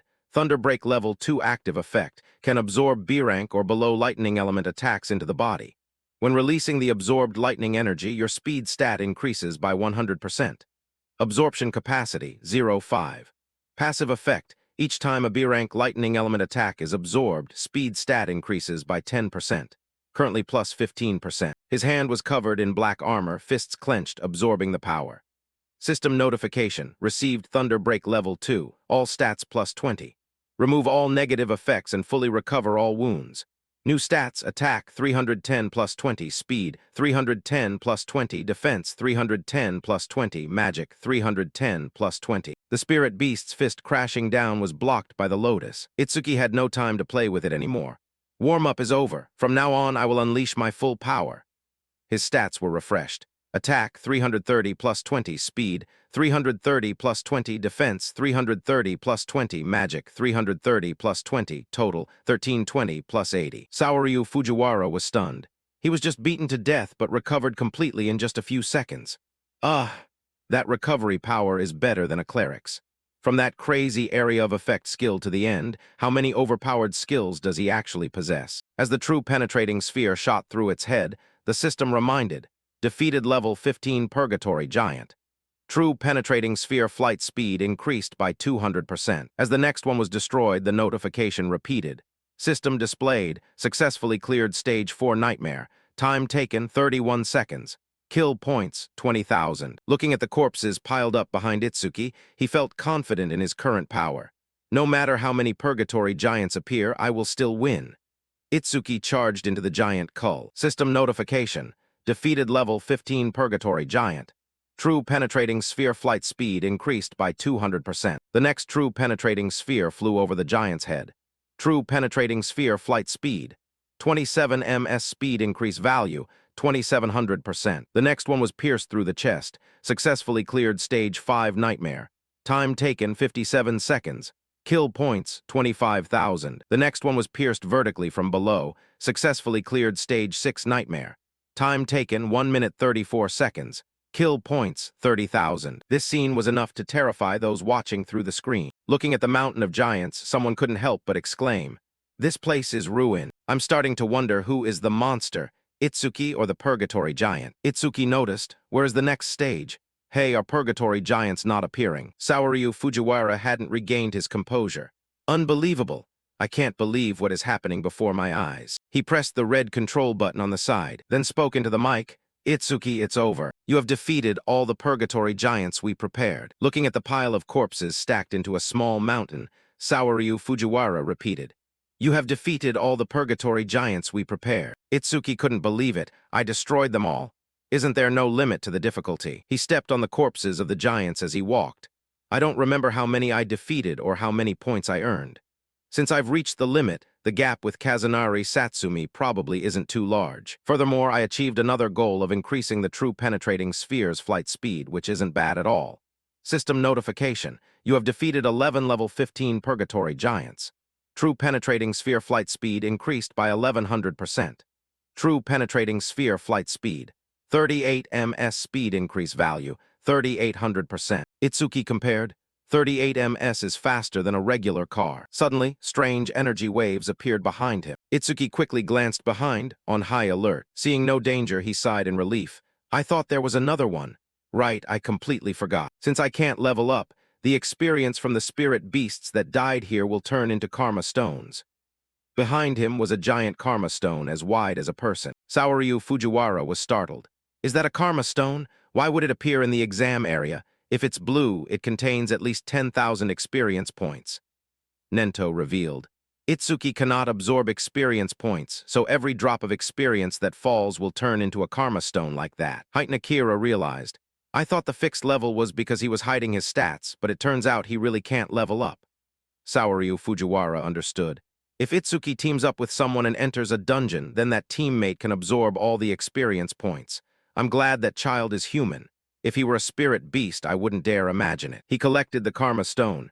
It took the shape of a small stone the size of his hand. Itsuki walked toward the gate. I've done what I needed to do. Let's get out of here. The heavy gate slowly opened. Saoryu Fujiwara cheered. He's out. As Itsuki stepped out, the system displayed. Itsuki has completed the second qualifier. Points earned, 106,600. Time taken, 3 minutes 55 seconds. Rank 1. He walked toward him, suggesting, Itsuki, I observed your performance. You truly have potential. Want to come with me? I guarantee I'll recommend a mentor worthy of you. Itsuki refused without hesitation. I appreciate the offer, but I already have a master, so I don't need it. Saoryu Fujiwara suspiciously asked. Don't you understand? So what if you have a master? No ordinary person can guide a young talent like you. It'll be much better following me. I have both connections and resources. Akira reminded him. He already said he doesn't need it. Keep pushing like that and you'll be hated. He was stubborn. You think I'll give up so easily? You intend to let Itsuki's talent be ruined by someone else. Itsuki had an impression of him. You dealt with Kinishida's subordinates back then. Akira said comfortably. Don't worry about that. I only dealt with those breaking the rules. Besides, he is Nento's student. There's no reason to persuade him anymore. Right, Saoryu Fujiwara was surprised. What did you say? Whose student? Itsuki politely said to him. Thanks for that moment. He still couldn't believe his ears. Itsuki is Nento's student. Nento confirmed from behind. Yes, that's right. He froze, so the monster that suddenly appeared is Nento's student. Itsuki finally had time to greet Nento. Master. He was very satisfied with today's performance. Well done. I observed your performance very clearly. Any injuries? If so, I'll tell Ageha to heal you. Ageha added irritably. He even intended to challenge the 7th stage. Better not bring any injuries back here. Itsuki explained. No injuries, but I'm running out of stamina. Resting a bit will be fine. Saoryu Fujiwara's psychological state balanced out. If he's Nento's student, it makes sense. Another one of his students also wiped out all the calamity spirit beasts we prepared. Do you know who that person is? Kazunari Satsumi also reached stage 6. Saoryu Fujiwara denied. No. At that time, stage 4 was the highest, so we increased it to stage 6 afterward. But if it's still not enough, we'll probably have to increase it to stage 8. He calmly requested, just sit down and observe with the other candidates. Now the second round is just beginning. Inside the qualifier, Rimourou's mana progress reached 100%. He was tired until his hands shook while fighting Thunder Sedge. I can't lift my hands anymore. Nightmare rank seems a bit far-fetched. System notification. Horino Rimuru finished the second stage challenge. Time taken, 17 minutes 17 seconds. Points earned, 1,600. On Seo's side, she was also exhausted. Mana progress reached 100%. She tiredly lifted the Thunder Sedge wrapped in water high. I don't have high damage skills, so I'm trying to suffocate it by trapping it in a water sphere without holes. But this takes too long and my mana is running out. The next difficulty is impossible. When energy ran out, system notification. Seo finished the second stage challenge. Time taken, 19 minutes 1 second. Points earned, 1,600. Itsuki was surprised. Rimuru and Seo are giving up at the mana level. I thought they could continue. Saoryu reminded, don't think everyone is as strong as you. Most candidates couldn't even pass the normal level. Those two took down the Thunder Sedge so quickly, they'll definitely be in the top 10. He wondered, they should have failed, but why haven't they gone out yet? He answered, unless they are seriously injured or have special circumstances, you cannot leave the exam area. However, you are an exception. Akira looked at the screen with interest. Seems like there's another candidate climbing to the nightmare level. He predicted, with his rare artifact ceremony, Gakuge might take down at least one purgatory giant. Shikigami user Shinakagami has also made it this far. The prowess is impressive. When the giant on Shin's side was preparing to attack her, it suddenly froze. In an instant, Shin's cat pulled the other giant over, redirecting it toward the one attacking her. They slaughtered each other. Itsuki suspiciously asked, Shikigami can change shape. Can Ageha's green leaf do that? Ageha denied. No, this is the first time I've seen one with shape-shifting abilities. Shikigami have many types. Their abilities are indeed full of mysteries. Be especially careful if you encounter any Shikigami user from now on. He thought of the Death Hound. Looking closely, Shikigami seemed pretty strong. I've been ignoring the Death Hound I stole from Charles for a long time. But from now on, I will pour all the experience points that drop into it. He thought to himself, Seo and Rimuru have given up. No need to stay here anymore, let's go. But Itsuki had to change his mind when he saw. It was Iberia's battle that hadn't ended. Seeing his mysterious armor, Itsuki was surprised. Iberia, what is that armor? From your dad. He thought to himself, this is the strongest epic artifact the old man made for me. System displayed info, Dragon Armor, Epic Rank, Attack, Speed plus 100. Epic Effect, after 1 minute of equipping, Attack and Speed plus 20. Maximum stack limit 15 minutes. Iberia understood clearly. This artifact has consciousness and chooses its own master. I had to get into a lot of trouble to get it. Increases 20 attack and speed after each minute equipped. but equipping it for more than 15 minutes brings insane penalties. Must resolve this within 15 minutes. System displayed. Stats increased, current. Attack plus 120, speed plus 120. He speculated. The nightmare stage clear notification earlier must have meant Itsuki-san had to exert more effort to not drag him down. His victory boosted Iberia's strength. He lunged toward the giant. Iberia stomped his foot on its face. He decided not to let Itsuki lose face. We are Team E after all. He saw it from the outside and smiled. He's going all out, huh? The mechanical notification sounded. Stage 2 ends, Saoryu Fujiwara declared. Only the top 10 highest scorers will proceed to the finals of the national tournament. Additionally, the top 2 will receive special rewards at the finals. Gakuge lay flat on the ground to rest. He was very confident. Except for Kana, no one has more points than me. That special reward is definitely mine, Saoryu Fujiwara reminded. Now announcing the top 10. Information board displayed. Rank 1, Itsuki with 3 minutes 55 seconds, total points over 100,000. Rank 2, Kana with 23 minutes 43 seconds, nearly 17,000 points. Rank 3, Gakuge with 24 minutes 15 seconds, total nearly 7,000 points. Rank 4, Iberia with 27 minutes 59 seconds, total points equal to Gakuge. Followed by Shinakagami, Rimuru, and Seiya. Others were surprised. Over 100,000 points? Even the guy with the lantern only has about 60,000. With that score, he'll easily reach the national top rank, right? Each purgatory giant must be 5,000 points. How many did he kill to get 100,000 points? Gakuge was shocked reading the leaderboard. What? I'm third. Who is this Itsuki guy? Never heard of him before. Connor exclaimed. Itsuki, really want to duel you. Seiya said sadly. The gap with Itsuki is so big, I guess I'm not suited for melee occupation. Saoryu Fujiwara cheered loudly. The regional qualifier has ended. The national leaderboard is out. Itsuki is leading in first place, far ahead of second place by 65,000 points. Ageha glanced at the masked Nento, feeling regretful. Can't see his expression, but I can feel father must be very happy. The new sun of humanity is shining brighter and brighter. Iberia was very happy to hear this news. Over 100,000 points, knew Itsuki would be first, but I put on a performance worthy of Team E. Beside him was the corpse of a giant. Itsuki approached to praise him. Yeah, you did great, surprised me. Iberia's eyes started to blur but still smiled. Right. At the arena, Saoryu Fujiwara officially declared.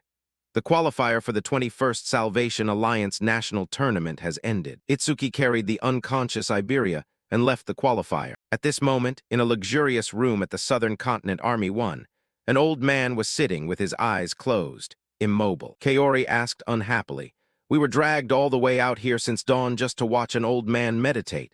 The person beside reminded him to watch his tongue. That is the Supreme Commander of the Southern Continent. He has the ability to predict the future. He is a prophet. The person they were waiting for was the Supreme Commander of the Southern Continent, Balger. Kaori had a question. Then why is the barrier always erected before the announcement? If he could really predict the future, tell us where the points will fall before it happens. He explained. It is true that Elder Balger can only predict a small part of the future, but he is still a major figure of humanity, the only one who can stand on equal footing with the Northern Continent's Supreme Commander, Nento. Suddenly Balger opened his eyes wide, sweat pouring like rain on his aged face. He shouted, It's him, because his prophecy is 100% accurate. Balger fell to his knees, muttering, The Northern Continent. 2 disciples stepped in to support him. Elder Balger, are you okay? Balger whispered. The Northern Continent is in danger. He whispered in terror. A massive attack of spirit beasts is about to land on the Northern Continent, including several over level 100. Night fell outside was a peaceful scene. You checked the stats. Finally, my total has surpassed 1,500. Your information has been updated. Itsuki, human rank, unfixed class, Annihilator innate talent, Nirvana special grade skills. Ultra Simulation rank Z. Thunder Break, Thunder Seal rank 2. Black Ice Barrier rank 2. Lotus Fury rank 2. Piercing Spear Orb rank 2. Mana Sensation rank 1. Awakening God Devour rank 1 stats. Attack 330. Speed 380. Increased 35% thanks to Thunder Seal. Defense 462. Increased 40% thanks to Black Ice Barrier. Mana 330. Total 1502. Itsuki remembered, I heard that every time you level up you get 50 stat points.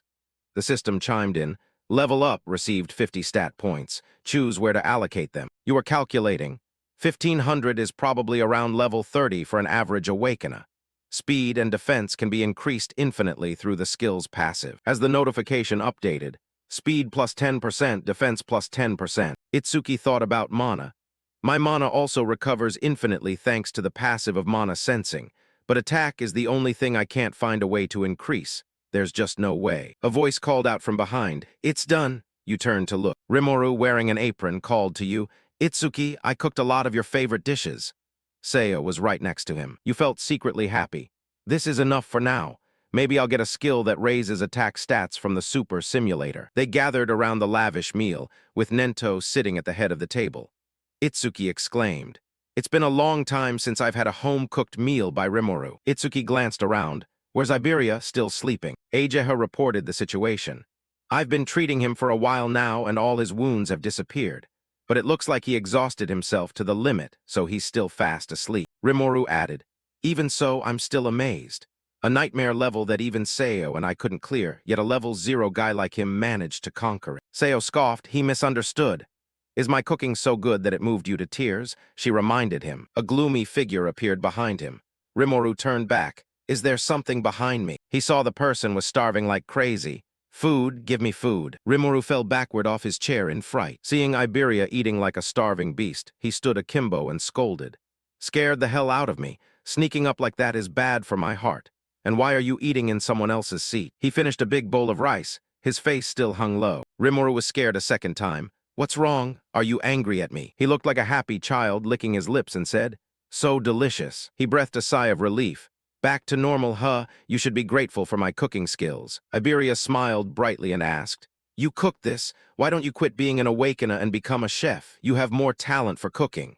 Hearing this, Rimuru got annoyed again. Was that a compliment? Nento suddenly spoke up. You two also want to become saviors, right? Then I want to ask one thing. He posed a question to the two of them. What is the most terrifying thing? Rimuru rubbed his chin in thought. The most terrifying thing is probably the opposite of what I'm expecting. My dream is to become a savior, save lots of money, travel the world while I'm young, and enjoy delicious food. The opposite would surely be aging. Once you get old, you'll no longer have the strength to travel, and your taste buds might even get so bad that you can't distinguish different flavors anymore. He shook his head vigorously, grimacing. Just thinking about it gives me the creeps. Nento turned his attention to Seo. How about you? She recounted. Me, I was born into a doctor's family and grew up in a hospital. In my memory, ever since I was small, I've seen so many people suffering from all sorts of illnesses, big and small. There were patients who died right in front of the little girl. She continued. It became a trauma for me, so even a cold or a fever makes me feel incredibly scared. Itsuki realized the reason. So that was why you ran away the other day. Just because I sneezed a little. You recalled the action that day and her look of terror. Nento spoke up. Awakeners have a lifespan about twice as long as normal people and almost never get sick. You can say goodbye to the things you fear. Iberia saw him glance at him and panicked. Me next. He hesitated. The thing I used to fear the most was not being able to pass the preliminaries. Currently, I'm afraid of not being able to stand by Itsuki's side anymore. Iberia asked curiously, Itsuki, what is the thing you fear most? Itsuki replied, why are you suddenly asking me? Seo looked at you and thought, I wonder if there's anything he's afraid of. On his side, he was urging, say it. It's not like you aren't afraid of anything, right? Rimuru was curious. Can't imagine what Itsuki could possibly be afraid of. Itsuki opened up. After my parents passed away, I was really worried about how I would continue living. Helpless, angry, sad, starving. My body was possessed by those negative emotions until Seo and Rimuru appeared in front of me. Back then, they came to check on this little boy Itsuki. Why are you sitting here crying alone? The sky is so beautiful, it's a waste to keep looking down. Seo sat down and asked, do you have a cold? Should we go to the hospital? And Rimuru held a lunch box in his hand. Eat something and all your worries will melt away, Itsuki said with emotion. The warmth I received from those two pulled me out of that negative world. After that, I met Master, Ageha, and Iberia as well. Like gaining more teammates, everyone present looked at Itsuki gently. You compared, or like my family back in the day. This feeling of peace is something I haven't felt for a long time. Sometimes I think I wish this moment could last forever more than anything. I've always been afraid of having to live alone. Ageha blushed and thought to herself. The current atmosphere around Itsuki, it's very calm and peaceful. It's completely different from the hair-raising feeling from before. Iberia was moved and hugged you. Itsuki, I will definitely not leave you. Itsuki denied. No, that's not what I meant. Nento explained. The reason I asked is to confirm whether, when you two become saviors and have to face real danger, you will regret choosing this path. For a savior, regret is the one thing you two must never, ever allow to happen. Remember this well, a death without regrets is the goal of every savior. They agreed unanimously. Yes, I will engrave that in my heart. He stood up, left a sentence, and walked away. Then hurry up and finish your meal and go get some rest. Seo and Rimuru have to head back to the North B sector tomorrow. The next morning, they saw their two friends off. Iberia waved goodbye. Next time, treat me to your home-cooked meal again. Rimuru agreed immediately. Sure, leave it to me, as long as you don't cause trouble for Itsuki. Seo waved goodbye. Then I'll see you at the national tournament. Looking at him sobbing on the side, Itsuki was curious. Since when did you and Rimuru get so close? Nento turned back to urge. Let's head back too. You suddenly thought, now that I remember, there's something I want to ask Seo. Maybe I can ask while the national tournament is going on. Seeing someone running from afar, Itsuki was surprised. Ageha, why does she look so rushed? Nento asked. What's the matter? She panted heavily and rushed to report. There is a top-secret report from the southern continent. He had a bad premonition. What report is it? Ageha couldn't talk here. This top-secret information has a very high security level. It can only be revealed to saviors above level 50 and continental commanders. Nento allowed it. It's okay, just go ahead. It's fine to tell these two. Go on. Ageha got straight to the point. A new prophecy was just made by the southern continent commander, Elder Balger. It seems like a large-scale attack by the disaster spirit beasts will take place in the northern continent within the next 3 days. Itsuki was shocked. Elder Balger, is that prophecy reliable? According to what Iberia knows. Elder Balger is the most illustrious prophet in all 5 continents. His prophecies are almost certainly future events that will happen. Ageha suggested. So, Father, you should hurry and leave the northern continent. He speculated. There must be some reason for the disaster spirit beasts to launch such a large-scale attack. It's very likely their target this time is me, the commander-in-chief of the northern continent. Therefore, if I stay here, I will surely be a great lure. Ageha disagreed. You were never a combat expert from the start. If you already know you are the target, there is no need to stay and risk it like that. For now, just evacuate to the central continent. Itsuki agreed. I agree with Ageha. If you are short of people, I will stay and fight. He refused to listen to advice. I've already decided, no need to say anything else. Itsuki, I need you to do something else. You asked about a different issue. What about protecting Master? Nothing is more important than that. Nento mentioned Iberia's father. Aiden is the most excellent artisan in all 5 continents. It would be terrible if anything were to happen to him. I want you and Iberia to be responsible for protecting Aiden. I will also send awakeners from here to support you. Iberia was surprised. Dispatching special combat forces just for my old man? And you were similar. Master is trying to get me out of the battlefield. Looking at his children being unhappy, Nento reminded Ageha. I also have 3 requests for you. He gave a series of orders. First, inform the residents of the northern continent about this upcoming attack and ask awakeners under level 50 to evacuate civilians to a safe place. Next, notify all awakeners in the northern continent above level 50 and ask them to be ready to deal with the disaster spirit beasts at any time. Finally, have Height Nakira come here. In this sparsely populated North 1 area, we won't have to worry about civilian casualties during the battle. Here, we will face them head-on. The next day, Ageha came to report the progress. Father, I have arranged everything as you instructed. Height Nakira should be here soon. Nento felt sorry. I'm sorry for this trouble. Ageha was sad and didn't want to talk. He sensed her mood. Are you worried? Even though Aiden already has experienced bodyguards by his side. In that case, I will just eliminate the small fry and lure the boss to show itself. Ageha admitted, as expected of you, Father, you have seen through everything. He revealed, there is a prophecy that a level 100 or higher disaster beast will appear this time. Having to reveal all our trump cards is unavoidable. The reason I specifically sent Itsuki there is that with Itsuki's ability if he participates in the battle against such a disaster spirit beast. She understood the implication, fighting in his own style. His ability will be exposed to them and they will act to eliminate Itsuki at all costs. Ageha, I understand. So to prevent that from happening, Nento added more? Correct, but there is another reason. Looking at his battles so far, it seems Itsuki is lacking in attack power. There is a rumor that Aiden possesses an artifact that helps increase attack power. If he can absorb that artifact, from attack and defense to mana, Nento predicted, a perfect awakener who possesses everything will be born. The first day of the prophecy, 8:00 p.m. In each district of the northern continent, the curtain rose for the attack with stone pillars falling like rain. North B sector, Itsuki accelerated, asking Iberia, who was following closely behind. It's 8:00 p.m. already. How much further until we get to your house? He estimated. Probably about 100 km more. You urged it wouldn't be strange if a spirit beast attacked suddenly. We must rush to Iberia's father's place. He panicked, pointing in one direction. Itsuki, look. Your footsteps stopped. It was a dark cloud covering the sky, and a barrage of firepower slammed down from it. Iberia shouted, stone pillars! The attack has begun, and the stone pillars are falling right into the urban area. They could only watch helplessly as the stone pillars slammed into the high-rise buildings. Itsuki thought tensely. The information was just released, so the citizens must still be in the process of evacuating. If the spirit beasts arrive at a time like this, everyone in the city will be in a panic, and heavy casualties are inevitable. A spirit beast was approaching. Everyone run! Stone pillars, just as Elder Balger predicted. Damn it, it came too soon. Iberia was impatient. The barrier has started to form. If we ignore the citizens here, there will be many casualties, but if we go to help, it will hinder our mission. You calculated? Iberia is exhausted after the long trip, but he didn't ask for a break even once.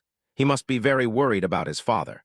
If I suggest saving the citizens, he will definitely refuse. Yet Iberia asked, Itsuki, go and support them.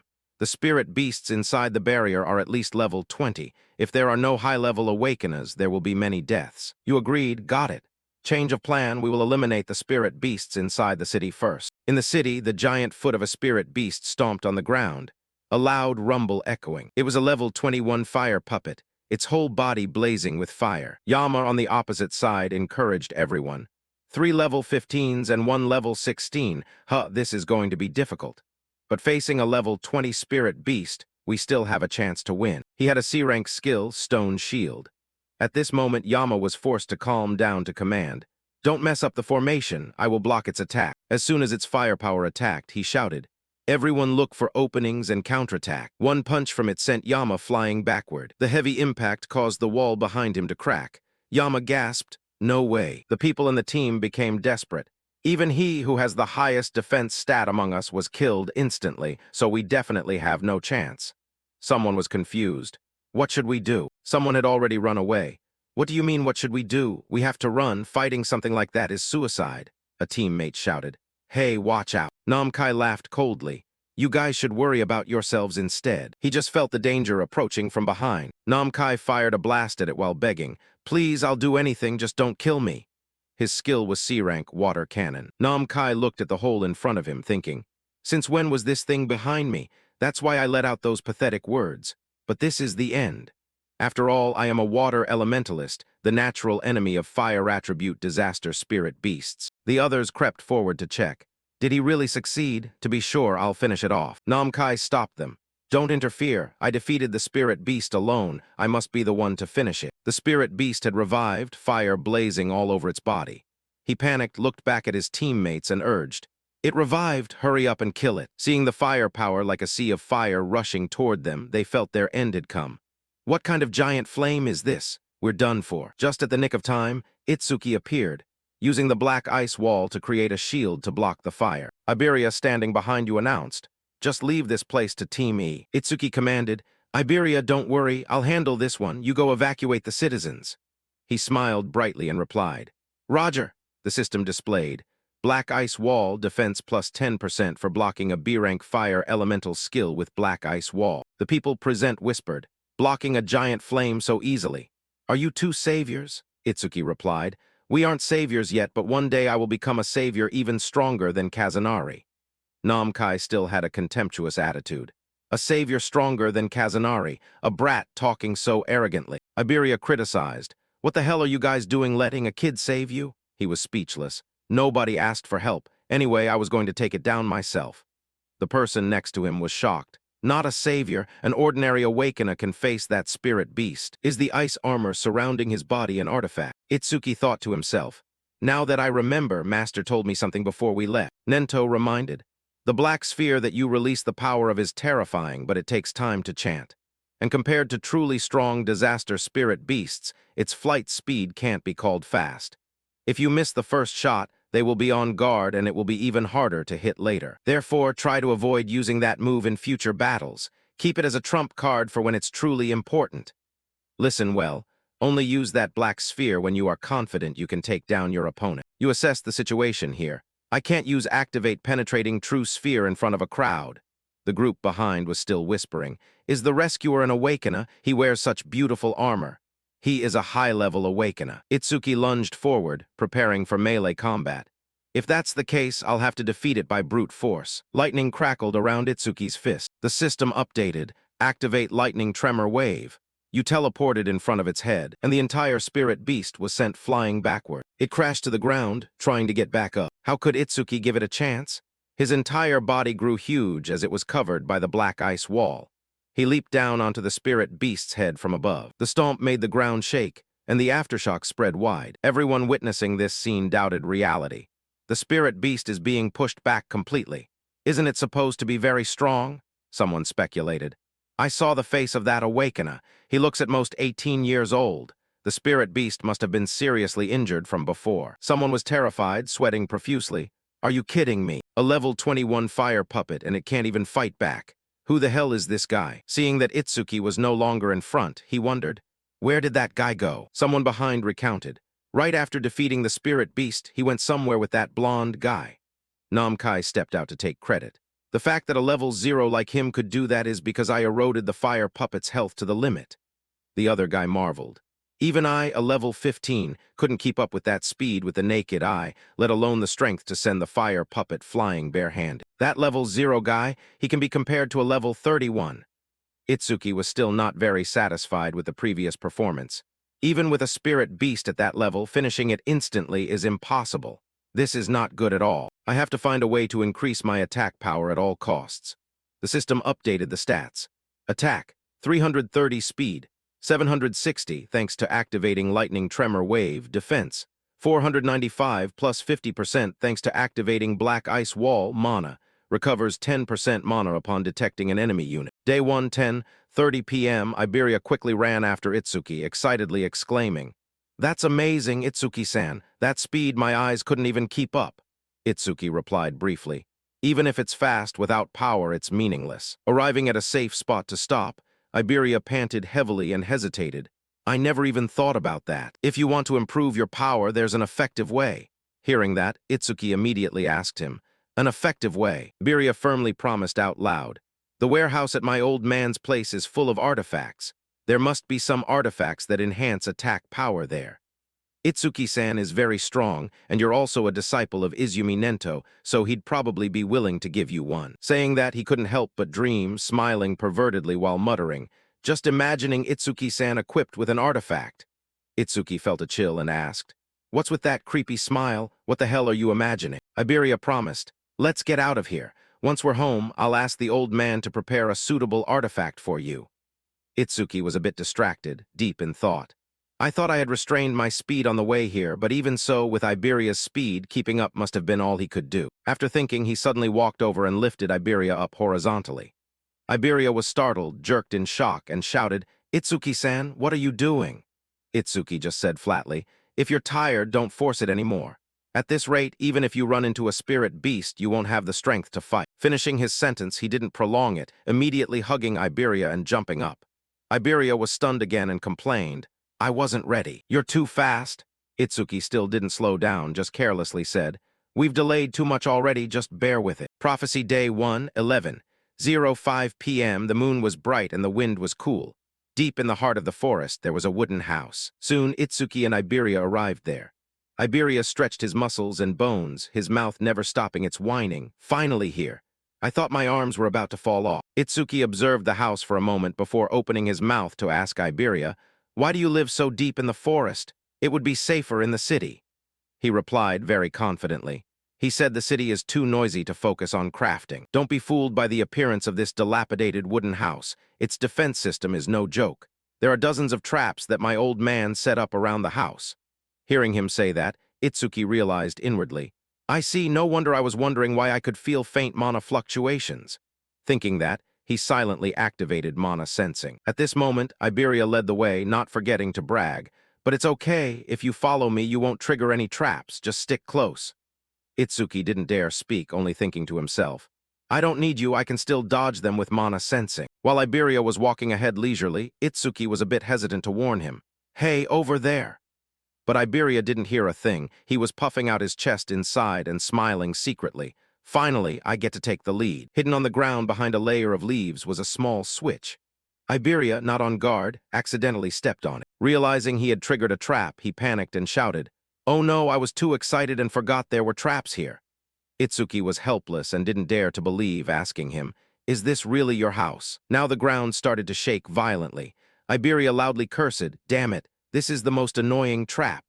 Right at this moment, Itsuki also realized, "Now that I remember, the mana fluctuations are getting stronger." Emerging from the ground was an anthropomorphic artifact, an epic iron golem. Attack 500, speed 300, defense 500, mana 200. Seeing it, Itsuki was endlessly surprised and subconsciously shouted, "He even has anthropomorphic artifacts." At this moment, the iron golem threw a powerful punch toward Iberia. While Iberia hadn't yet composed himself to counterattack, Itsuki quickly stepped in to push him away, directly facing the iron golem. He powerfully threw a punch to block its fist, but it couldn't hold out for long. He was knocked far away by it. Itsuki had to friction against the ground to stabilize himself, but in his heart, he had to secretly exclaim, "Even an artifact has higher attack power than me. Since it's an artifact used to protect Iberia's father, I can't destroy it with activate penetrating true sphere. This is really troublesome." Itsuki was tense and immediately turned to ask Iberia, "Iberia, is there any way to stop it?"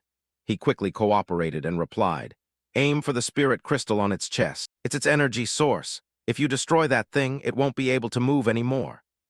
Hearing Iberia say that, Itsuki immediately set his eyes on the iron golem and also immediately discovered the spirit crystal he mentioned. Without further hesitation, Itsuki immediately activated Lightning Tremor Wave. His whole body was instantly covered by flickers of electricity. He confidently and loudly said, "If you know the weak point, then this is easy. Even if I lose in terms of raw power, I am faster." Finishing his sentence, he suddenly struck the iron golem with a powerful stream of electricity. As it continuously brought its iron hands down to attack him, he also easily dodged them neatly, taking advantage of the iron golem, being intently focused on attacking without any defense. Itsuki nimbly ran behind its back, disrupting its reflexes. Then, seizing the opportunity, he took the spirit crystal on its chest. The iron golem lost its energy source, and just as predicted, became motionless. When Itsuki was relieved and held the spirit crystal up to ask Iberia, "I guess this is it, right?" Then at that very moment, a black shadow appeared behind him, eyes burning red, staring at him as he prepared to slash down with a sword. Iberia immediately shouted loudly to stop him. "Stop, Yusuke-san." Noticing something unusual, Itsuki immediately turned his head to look, which was also when that sword was slashing down. The man heard Iberia's voice and also quickly stopped his hand before it was too late. Itsuki looked at the sword about to touch his face, secretly confused and wondering, "When has he been here?" Bokudo Yusuke now spoke properly to explain. "Iberia, I thought it was some gang of robbers sneaking in." Itsuki still stared at him, thinking endlessly in his heart. "What's this? While I was being targeted, I didn't feel any mana fluctuations at all." Bokudo also looked back at him and opened his mouth to ask, "Who is this?" Seeing his action of sheathing the sword in the blink of an eye, Itsuki was surprised again and thought to himself. The sword vanished. Iberia finally walked up to stand in front of Itsuki, smiling as he introduced him to Bokudo. "This is my friend, Tenma Itsuki. He's level 0 but very strong. We are a team called..." Before Iberia could finish, Itsuki gently placed his hand on his shoulder and asked the main point. "More importantly, where is your father?" Hearing that, Iberia immediately asked Bokudo, "That's right, where is my old man?"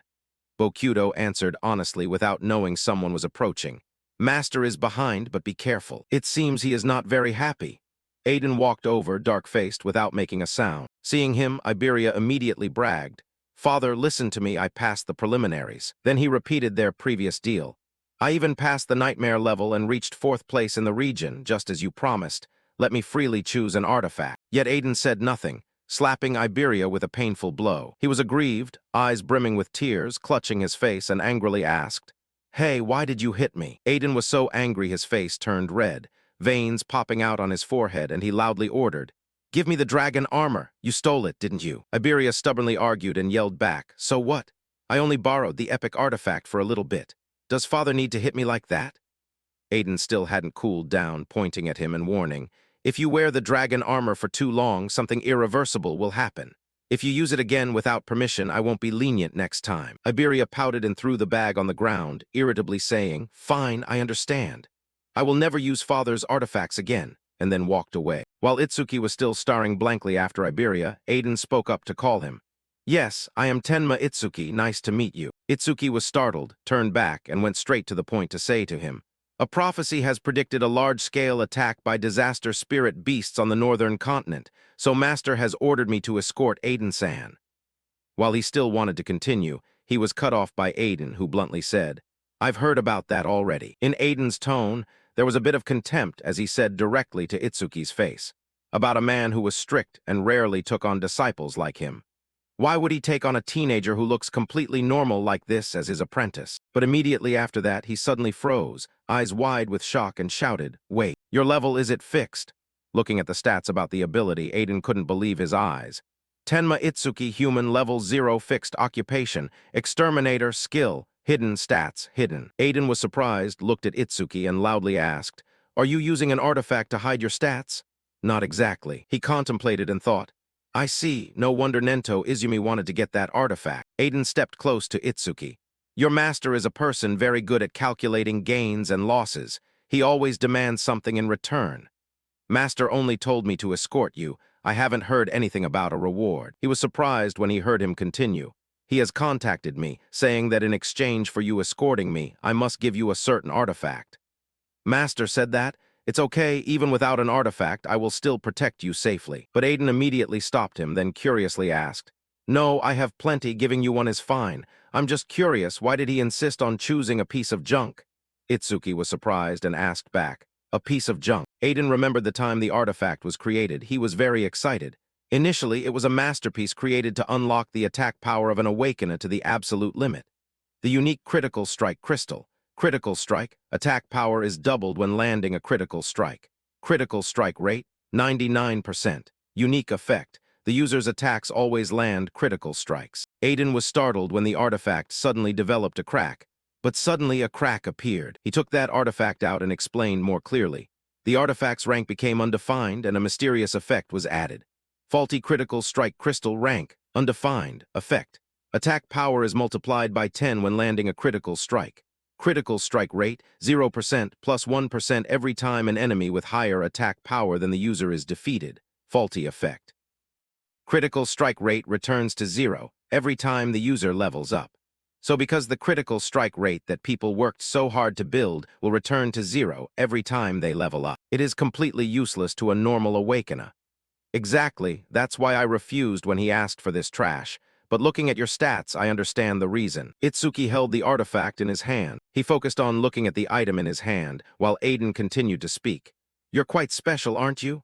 I don't know how you got strong, but since you don't level up, this artifact suits you very well." The power in the artifact erupted around Itsuki, but the power emitted was too great, causing him to be unable to bear it and scream, blood vessels running across his face. "Because you keep defeating spirit beasts, your critical strike rate will gradually reach 100%, but in the future, with the attack being multiplied by 10 times. Exterminating World Iron Fist, equipped, critical strike crystal, critical strike rate, 0%. When the power subsided, Itsuki gradually returned to normal, then pondered the strategy. "The critical strike rate only increases when I defeat an opponent with higher attack power. That's a bit difficult. I will come up with a counter strategy after we get through this sweep." Faulty critical strike crystal, rank, undefined, effect. Attack power multiplied by 10x upon landing a critical strike rate. 0% plus 1% every time an enemy with higher attack power than the user is defeated. Faulty effect. Critical strike rate returns to 0 every time the user levels up. Aiden looked at him seriously. "It seems it has been equipped correctly. It really is very compatible with you." "Actually, I have encountered quite a lot of difficulties because my attack power is low. This thing helps a lot. Thanks, Aiden." Saying that, he turned his back and walked away, waving his hand. "I create the artifacts and you all use them to fight the disaster spirit beasts. Both of us are doing this for the survival of humanity, no need to thank me. Unless someone already knew my location, no way the spirit beasts would attack such a remote place like this. For now, you should rest. But before he had taken a few steps, behind Aiden's back, a violent sound erupted, causing him to jump in fright. A giant meteorite crashed straight down into the forest where they were hiding, and it created a terrifying pressure, forcing everyone to cover their faces and step back. Iberia immediately ran out, panicked, and shouted, "What is that? What's going on?" He turned pale, not believing his eyes. A barrier. In front of them appeared a layer of barrier. Why is there a barrier here? Aiden pondered. Only the commanders-in-chief of the 5 continents know my location. Is the fact that a stone pillar fell here a coincidence, or? Bokuto immediately went on high alert, spreading his arms to shield everyone. Back away. The spirit beasts are coming here, they are heading this way. Itsuki stared at the barrier, eyes cold. I can feel it. Something is approaching at an incredible speed. From afar, the sound of hurried footsteps of spirit beasts echoed. 6 of them. They are rushing at a terrifying speed. No, 8. And right when they arrived, the spirit beasts immediately lunged to attack. One-horned demon, 3088, speed demon, level 14. They're here. But in the blink of an eye, he blocked the beast's attack with cold eyes, and Itsuki immediately plunged his blade through the spirit beast, blood splattering. Activate Black Ice Wall. The spirit beast was immediately taken down, but the other spirit beasts continuously lunged to attack. He nimbly dodged the attacks of the spirit beasts. Against enemies of this level, no matter how many there are, I can wipe them all out instantly with Lotus Explosion. On the other side, Bokuto was still concentrating on fighting endlessly with the herd of spirit beasts. Yusuke can withstand the shockwave from Lotus Explosion, but Itsuki glanced at the wooden house behind, unable to help feeling worried. Aiden and Iberia are hiding in the house right behind. If I use Lotus Explosion carelessly, those two could be affected by the explosion. After that, he accelerated like lightning, lunging straight through the herd of spirit beasts in front. In just a moment, they were all taken down. I guess I'm just really suited for solo play. Suddenly, Itsuki looked toward the forest, immediately becoming alert. Mana fluctuations again, and these are stronger than the previous ones. Higher-level spirit beasts were gradually approaching. Two-horned guard beast, 815, speed demon, level 24. The hellish scene opened up. Lava surged and monsters twisted among the fiery abyss. The demon king sat up high, the darkness and his aura covering the entire space. We have teleported the first vanguard wave, including low-level slaves, to the human world. Who among the 8 demon kings should we entrust to lead the main force? A cold voice echoed throughout the space. Thanks to the eye I left behind when I went to the human world last time, I have sensed the existence of someone important. Capture him. Another demon king with a deformed face and 9 eyes. This guy has 9 eyes, very scary. One of the 8 great demon kings, Enma Rakuyama. Should we entrust that to one of the 8 demon kings? The demon king sat up high and coldly ordered, so Enma Raku immediately knelt down to receive the order. A level of a demon king might destroy the very eye I left behind. I will entrust this to a demon general. Command accepted. Then he continued, his terrifying gaze sweeping everywhere. And I will entrust all command of the main force to Ensho Kuma, the Beast Eater. A giant Beast Eater appeared, and they usually eat stone. It had been a long time since he had eaten living human flesh. I'm sure he's about to starve to death. A scream echoed, making Itsuki startle. That's Iberia's voice. Did the spirit beasts infiltrate the house? A monster lunged straight toward him. Itsuki quickly put his 2 hands in front of his face. The system appeared. Two-horned guard beast, 815, speed demon, level 24. He clenched his teeth and whispered to himself, if it's come to this, I'm forced to use that move. The demon swung its hand to attack Itsuki. He quickly lowered his body to dodge, lifting his hand and creating an energy sphere while thinking. Its attack power is probably higher than mine, so if I can defeat it, I can increase the critical strike rate. The system appeared again. Faulty critical strike crystal, rank, undefined, effect. Attack power multiplied by 10x upon landing a critical strike rate. 0% plus 1% every time an enemy with higher attack power than the user is defeated, faulty effect. Critical strike rate returns to 0 every time the user levels up. A black-purple beam of light shot straight into the sky. Activate Celestial Orb, activate Penetrating True Sphere. The system notified, critical strike rate plus 1%. Itsuki clenched his fist in thought. It really did increase just as I thought. A monster slowly appeared behind his back. A notification board appeared. Faulty critical strike crystal, critical strike rate, 1%. Itsuki yelled, Yusuke, I will eliminate the spirit beast that infiltrated the house, leave the rest to you. He slashed powerfully toward the monster and replied, leave it to me. Itsuki ran straight toward the wooden house. He pushed the door hard to open it. Inside, Iberia, his whole body covered in wounds, was leaning against the wall, panting. It's useless. Without the dragon armor, I can't win. A claw struck straight toward him. Iberia muttered, if it's come to this. The monster plunged its claw straight toward him. Iberia cried out loudly, Itsuki, save me. However, the person who appeared was Aiden. He used his hammer to strike straight at the monster's head. Iberia stared blankly at him and thought, the old man is a non-combat occupation, but he isn't afraid of spirit beasts. Aiden shouldered his hammer and looked at the monster, saying, you're really tough. The monster angrily turned back to look at Aiden. He stood still, calmly waiting for the monster's attack. I will leave the rest to you. He called out, Tenma. At this moment, Itsuki quickly appeared before the monster's attack could touch Aiden. Itsuki reached out and grabbed the monster's wrist tightly. Activate Black Ice Blade. A long blade appeared on Itsuki's arm. He quickly used it to pierce through the monster. Itsuki stood up and said to Aiden, sorry I'm late, it took a bit of time to deal with the ones outside. He calmly asked, how is the situation outside? Itsuki raised his head to feel. I can't feel any mana fluctuations outside anymore. After that, he answered, I think Yusuke has wiped out the spirit beasts. Aiden and Iberia stepped outside. He looked at the monsters lying scattered on the ground and was amazed, shouting loudly, did Yusuke do all this by himself? Yusuke observed and warned everyone. Don't be complacent right now.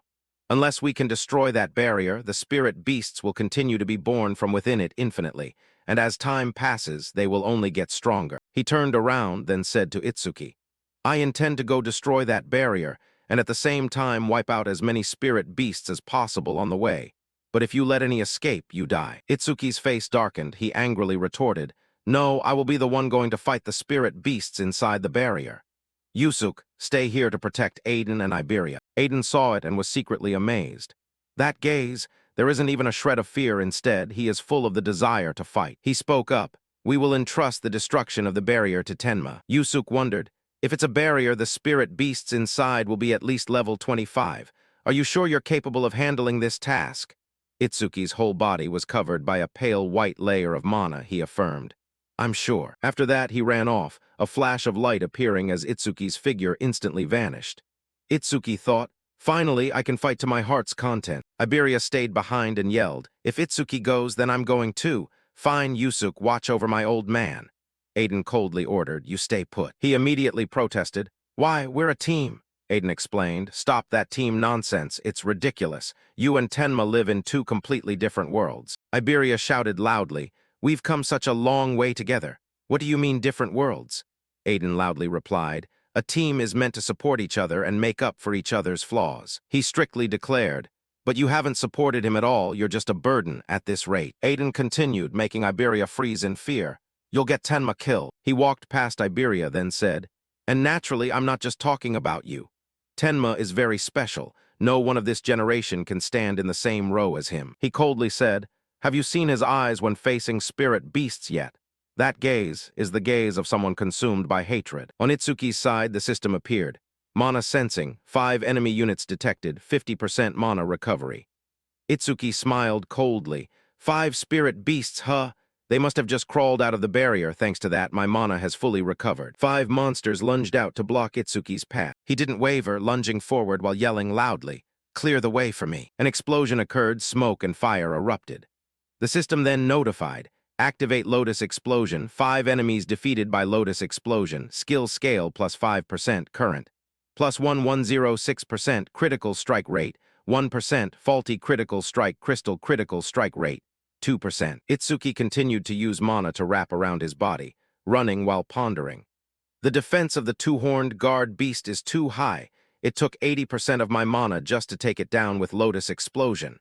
But I won't let any of them touch Iberia and the others. Iberia saw the explosion from afar. Yusuke quickly stood in front of him, blocking the shockwave while being amazed and shouting loudly, where did that explosion come from?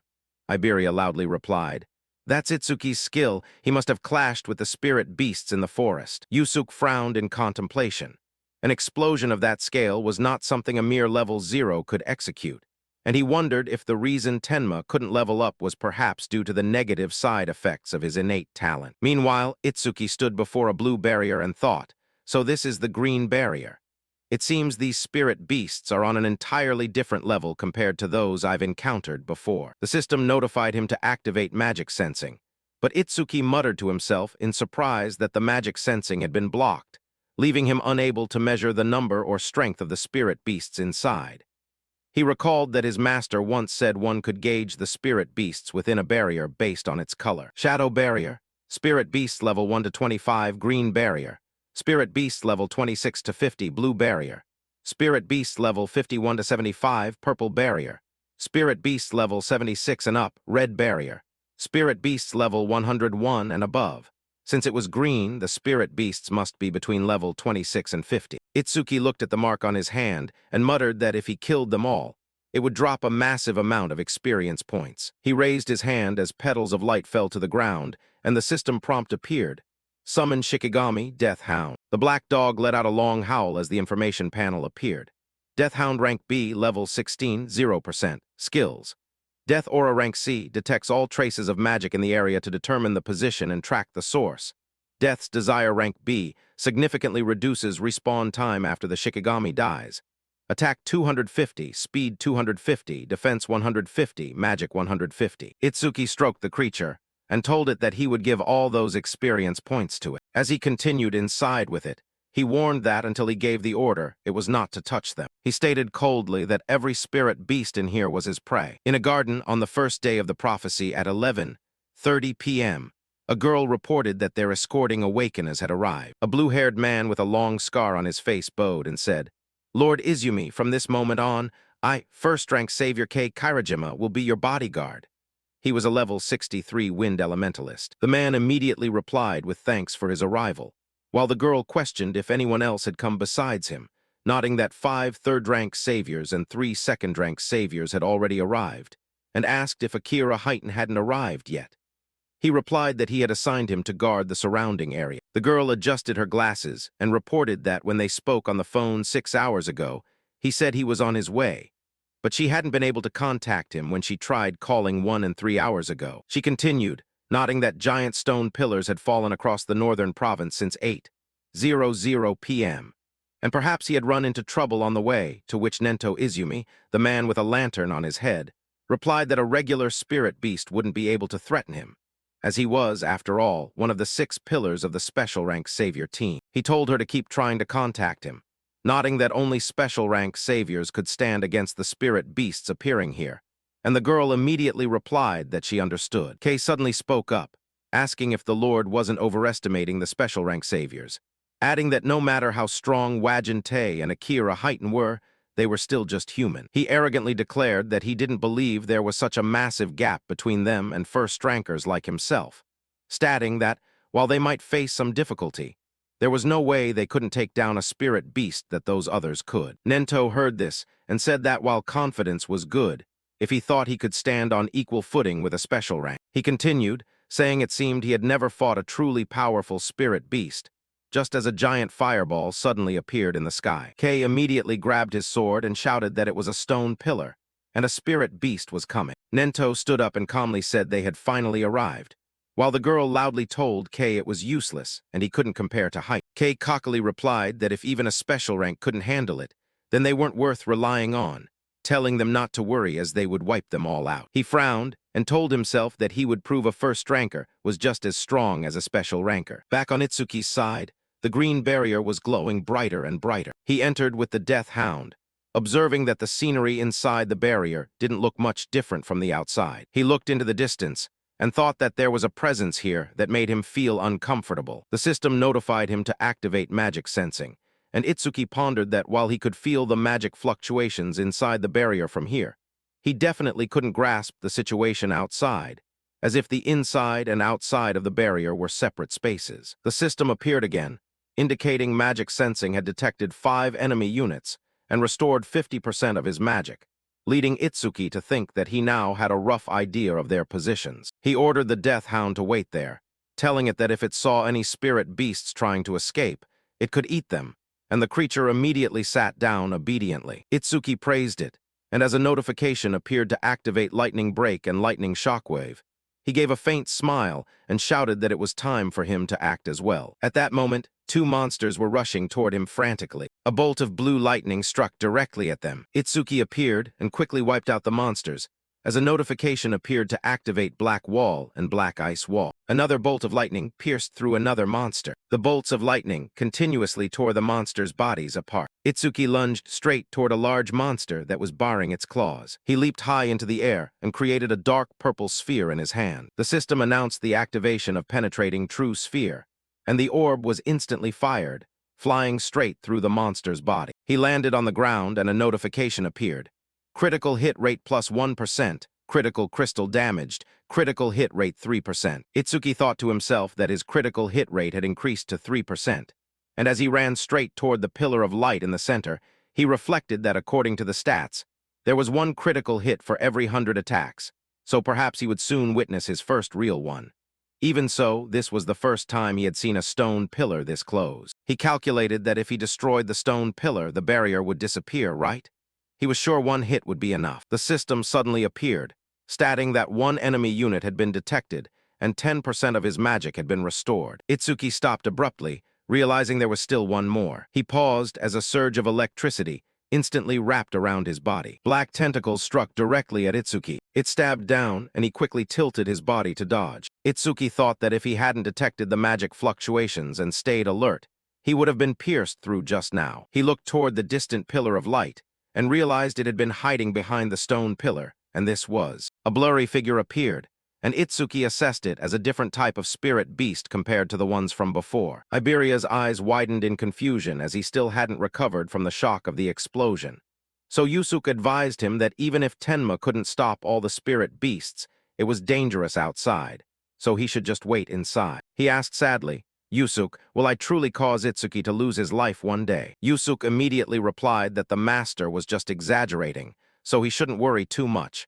But Iberia hesitated, feeling that he seemed to be nothing but a burden. The man looked at the barrier and asked if he was confident in defeating a level 26 spirit beast, to which Iberia hung his head sadly and replied that he wasn't sure. Yusuke patted his shoulder and said not to be too sad, as he didn't mean he was weak.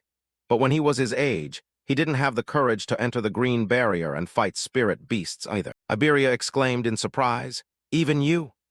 And Yusuke explained that the difference between the spirit beasts in the shadow barrier and the green barrier wasn't just their level. Iberia asked what else there was, and Yusuke said the spirit beasts inside the shadow barrier had no intelligence. They were merely creatures trapped in an endless cycle of slaughter and destruction. He recalled a giant tiger and said they were strong, but by making a plan, one had many ways to kill them. However, inside the green barrier, like us humans, there could be spirit beasts that possessed intelligence. Inside the barrier, a monster slowly walked toward Itsuki and coldly said, "I missed. It seems he has an induction-type skill." The system displayed, 4-Direction General, level 34. On this side, Yusuke said that among the young people in Tenma's generation, only a few could resist spirit beasts at that level, while Itsuki darkened and muttered that, as he thought, the spirit beasts in this barrier were different from the ones he had faced before. Yusuke explained that, therefore, the reason he was a burden to Tenma wasn't because he hadn't matured, but simply because the other guy was too strong. Itsuki spoke coldly, nodding that it saw through his skills in seconds, and furthermore it could speak human language. He had finally met the intelligent spirit beast he had heard about. The monster gave a faint smile and asked what he was mumbling about, asking if he was begging for his life. It looked at Itsuki and commented that it thought he would be strong, but he turned out to be just a level 0, a coward who only knew how to tremble when seeing it. He smiled and questioned it, saying he was just excited and had wanted to ask their race one thing for a long time. Since it could talk, why didn't it give him an answer? It stepped forward and replied that fine. If that was his final wish, it would grant it to him. A flame flared up from Itsuki's body as his eyes flashed a bright red, and he asked loudly, "Do you know how to feel pain?" Hearing the declaration of war, the 4-Direction General sneered. "A mere human wants to make me feel pain? Don't be arrogant." He forcefully declared that causing pain was their sole privilege. Next, the 4-Direction General launched tentacles as sharp as knives, sweeping through everything they touched. Meanwhile, Itsuki was looking for a way to get close to him. Quick as lightning, he launched a surprise attack that pushed the 4-Direction General back a distance. Itsuki asked himself if he had fallen yet, only to realize his magic was flaring up even more. He keenly noticed that his tentacles were becoming faster, too. However, Itsuki believed that when it came to speed, he still had the advantage. While he was distracted, the monster quietly brought a tentacle behind Itsuki to ambush him. Luckily, he dodged in time, cursing under his breath that his strength was too weak. He couldn't even chop off its head, and his attacks caused almost no damage. The four-direction general was quite surprised, nodding that at this level, he shouldn't be that fast, and asked what his real level was. Even so, he still scoffed that it didn't matter. No matter how fast he was still just an insect to him. As he attacked, the four-direction general continuously provoked him, saying that even if he hit him 100 times with that strength, it wouldn't be enough to scratch an itch. But if he took one hit from him, he would die. Contrary to the monster's leisure, Itsuki was having to dodge attack after attack. Tentacles were attacking from multiple directions, including from behind. He blocked one only to be struck from the side. Finally, he couldn't withstand it and was knocked down painfully. Itsuki was pressed hard against the base of a tree by a tentacle. Even so, he escaped and challenged it. If you can do it, then try. The four-direction general immediately realized that the state he was in was just a speed-boosting skill, and wondered how long it would be before he ran out of magic. After observing, Itsuki estimated that those tentacles weren't a skill but a part of its body, which was why super simulation hadn't been triggered. He sighed in his heart, wondering how many hits that was. The 18th one, or maybe the 19th. The monster mocked him, as Itsuki's magic was now down to 97 out of 330. Itsuki was in a precarious situation, having used skills continuously until his magic was almost depleted and his stamina worn thin. If he continued like this, his speed would drop, so he would pour everything into his attacks. Therefore, he calculated that by increasing his attack frequency, he would win if he could land even one critical hit. Right after that, Itsuki used the buggy critical crystal rank, undetermined effect. Attack power is multiplied by 10x when a critical hit lands, critical rate 0%, plus 1% added when an enemy with higher attack power than the user is defeated, bug effect. Critical rate resets to 0 every time the user levels up. He told himself that he had to keep attacking to land a critical hit. He just needed to keep swinging his fist. Next, Itsuki tried to take advantage of an opening to strike directly at the four-direction general. It immediately retaliated by stabbing a tentacle into his stomach. Beside that, the four-direction general mocked him, saying that repeatedly lunging at him like that was truly stupid. He teased him, asking what was wrong, and if he didn't intend to make him feel pain. Seeing Itsuki still moving, the four-direction general praised him for still being alive, nodding that his defense stat seemed quite high. It seemed to be a trap Itsuki had set when he spoke up. "You've finally arrived." At that moment, the system appeared with a notification from the buggy critical crystal that his next attack would be a critical hit. Sure enough, the destructive power of Itsuki's punch was completely different. A horrific scream was uttered from its mouth. A single punch sent the four-direction general flying far away. It couldn't believe it, asking what had just happened and why he had suddenly punched so hard. He was just as surprised, nodding that it was stronger than he had imagined. Not only that, but after the critical hit, all kinds of emotions were surging from deep within his chest. Satisfaction, focus, and contentment. He had never felt like this before. Furthermore, even though blood was flowing from his stomach, he didn't feel any pain at all. Beyond that, Itsuki felt truly comfortable. Only then did he ask the four-direction general if it felt pain after that blow. It couldn't accept it, wondering what was wrong with this guy, as humans were supposed to be low-level, fragile creatures. He was clearly over level 40, and showing fake stats was just cheating. It asked what he was doing. This time it was Itsuki's turn to mock, saying that until now, spirit beasts had no intelligence, so even when they died, they rarely screamed. He wore a grotesque smile, saying that hearing a scream from a spirit beast that could feel pain was surely pleasing to the ear. The four-direction general screamed in fear that it was impossible and asked if he was going to crush its head, declaring he wasn't human. As soon as he finished it off, his critical hit rate was immediately increased by 1%. Itsuki sighed in relief that it was finally over. The buggy critical crystal's critical hit rate had risen to 4%. Suddenly, he felt strange. As the danger passed, that special feeling was fading, and the pain from his wounds was overwhelming him. Simultaneously, the barrier became transparent, which meant no spirit beasts were left inside. Itsuki thought to himself that if he smashed this thing, only the stone pillar would remain. Right after that, he decisively threw a punch, thinking it was softer than he had imagined. A moment later, Itsuki grew tired and sat down, telling himself that before returning he needed to check one thing. Next, Itsuki muttered, calling out death. Immediately, a monster beast appeared as soon as he finished his sentence. "Come out." Itsuki gaped in amazement, asking if it had grown larger than before. He was even more surprised as he looked. Itsuki's inner thoughts were shaken as he saw it had leveled up 3 times and gained 150 points. The specific info was, Death Hound Rank B, Level 19, 14.8%, Skills. Death Aura Rank C, detects all magic traces in the area, identifies locations, and tracks sources. Death's Desire Rank B significantly shortens respawn time after the Shikigami falls in battle. Attack 250, Speed 250, Defense 150, Magic 150, Points 150, unallocated. His mood brightened visibly, realizing that when it leveled up, its body grew bigger. He wasn't imagining things, which meant. Itsuki speculated that if it leveled up dozens more times, how big would it grow? He was truly looking forward to it. Cut to the Izumi mansion. First prophetic day, 11:35 p.m. Night shrouded the forest, the air thick with dark chi. Iberia pointed at the sky in amazement and told Yasuke, "The barrier, it's gone." Itsuki really did it. Yasuke watched the changing atmosphere in silence. He had destroyed that silver barrier in about 10 minutes. Maybe there were no monsters inside clever enough, but even so that speed was unbelievable. At least now Itsuki was far stronger than he had been before. Back to Itsuki. He slumped against the cliff, his breath fatting. After a long journey and successive battles, his body was nearly drained of energy. He had lost too much blood and truly reached his limit. Despite his severe wounds, Itsuki tried to cling to his familiar's shoulder. "Familiar, can you track traces of mana?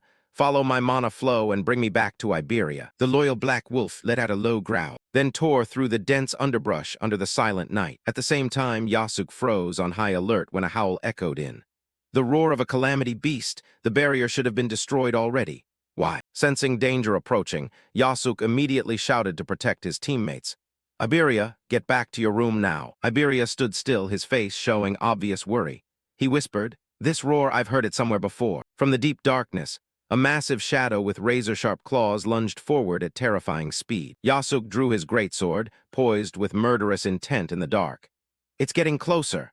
I don't know where it came from, but if it's a calamity beast, I'll cut it to pieces." A clash erupted. Yasuke swung his sword hard at the monster leaping toward them. Iberia suddenly exclaimed in surprise. That's the wolf Itsuki turned into a familiar the other day. Seeing Yasuke about to deliver the killing blow, he hurriedly shouted to stop him. "Wait, Yasuke, that's Itsuki's familiar." The sharp blade tore the air, narrowly missing the black wolf lunging in. Yasuke froze, stunned, looking down at Itsuki's unconscious body lying right beside the monster, his own familiar. Yasuke began to ponder more deeply the oddities of this young man. Only someone who can use familiars could command them right. Combat power far beyond peers, a level that never increases, and he even possessed skills from multiple vocations. Iberia rushed over, tears welling. "Are you okay?" Seeing the pool of blood on the ground, Iberia panicked and lifted his friend's head. "What happened? There's so much blood, Itsuki." Itsuki barely moved his lips, his voice weak as a breath. "Let me rest a bit." Itsuki's eyes closed, sending Iberia into collapse. He sobbed loudly. "What are we going to do, Itsuki, boo-hoo?" Yasuke checked Itsuki's condition and said coldly but reassuringly, "He's not dead, so there's no need to cry like that." Iberia stopped crying and looked up at Yasuke with eyes full of hope. "Yasuke, is he still alive?" Yasuke pointed at Itsuki's gently rising chest. "Look, he's still breathing normally." "Iberia, you have Kodama bandages, right? These wounds need immediate treatment." Iberia replied, "Yes, I'll take care of it." In the quiet room, Itsuki lay motionless with bandages wrapped around his abdomen. Iberia vowed inwardly, "I may never catch up to Itsuki in combat strength, but I have something only I can do." He remembered the nature of his magic. His vocation was Wind Mage, one who controls air and the winds. It was a versatile class, capable of both combat and support, but the stat panel revealed his special aptitude. Rank 2 focused healing aptitude. Wind attack damage dealt is reduced by 50%, but wind healing skill recovery speed is increased by 50%. A low-rank Rank 2 aptitude can only heal oneself or teammates. Iberia stared at his hands, eyes blazing. "I used to hate this, so I never used the skill even once. But for Itsuki, I will use it as many times as I want." A green mana burst erupted around Iberia. System notice, activated Rank C skill, healing window. A warm light enveloped Itsuki. Iberia silently pleaded, "Please recover quickly for our duo, Itsuki." At the same time, near the mansion, 11, 35. A gigantic purple barrier deployed from the stone tablet that had just fallen. A tremendously powerful strike fell, shattering every layer of defensive protection. Kairajima lay collapsed in gray smoke. Ageha could only scream in despair, "Kairajima." Ageha hurriedly cast healing magic on Kairajima and urged, "I'll heal you right away. What's the situation outside?" Kairajima could only whisper weakly, "Run." Kairajima's face contorted with fear as he looked at the massive shadow behind him. Size, defense, strength, speed, everything was on another level. Even a special-class savior couldn't stand against it. Humanity had no way to defeat such a monster. An imposing entity appeared towering. Warrior Unit 14, Ox Warrior Tribe, Level 81. In the midst of despair, Nento appeared, standing to shield them. Kairajima shouted, "Ageha, run." The monster growled as it saw the new opponent. "That weird outfit, you must be Izumi Nento, right?" It sneered arrogantly as it prepared to attack. "What luck to meet such a target. How fortunate. Come on, we don't even need to bother Enshokuma." Nento replied calmly, "So your target really is me. In that case, what a relief." Boom, a world-shattering impact erupted, a blinding white light covering the area. Ageha cried out in panic, "Father," while Kairajima despaired, "It's over, everything's over." The dust cleared. Nento stood tall, looking at the figure who had appeared. "You're late." A man with blazing red eyes and killing intent radiating. Akira heightened stepped forward to cover Nento. "Sorry, leave this one to me." The monster laughed scornfully. "Haha, I don't know where you crawled out from, but you've got a big mouth." Kairajima tried to warn in panic. "Be careful, that thing is very strong." Without a word wasted, Akira heightened concentrated Kai into his fist. Whoosh, an attack tore through space. Black blood splattered as the monster exploded. Kairajima's eyes bulged, utterly stunned by the horrific sight. Looking at the back of the one who struck, he said, "So this is the power of a special-class savior." Kairajima trembled as he realized the truth. "I thought special class meant just a human, but this is no longer human. A monster with power far beyond the ordinary." Ageha rejoiced, "We did it, so we've overcome the crisis, right?" Akira Heighten replied coldly, "No, now is when everything truly begins." Immediately, the sky took on a threatening hue. First prophetic day, 11:40 p.m. The barrier near Izumi Nento's mansion shifted from purple to red. A colossal furred creature emerged amid flames inside the red barrier. How would Enshokuma torment humanity? A demon with hair like blazing fire laughed savagely. "I really want to watch that scene right here." He was Ma Wanghoyan, level 37. A pale white monster roared behind them.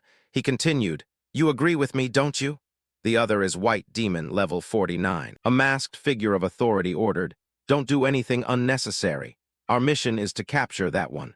If you fail, you know the consequences, right?" The powerful leader revealed himself. Demon General Xingjia Mueng, level 87. Fire Demon asked in confusion, "Why were we sent to the same barrier as Enshokuma instead of the target?" Demon General Xingjia calmly explained, "If the three of us are in the same barrier, it will turn purple and attract attention. The red barrier Enshokuma creates will draw in strong humans nearby. That way, we can complete Ringa's mission without interference."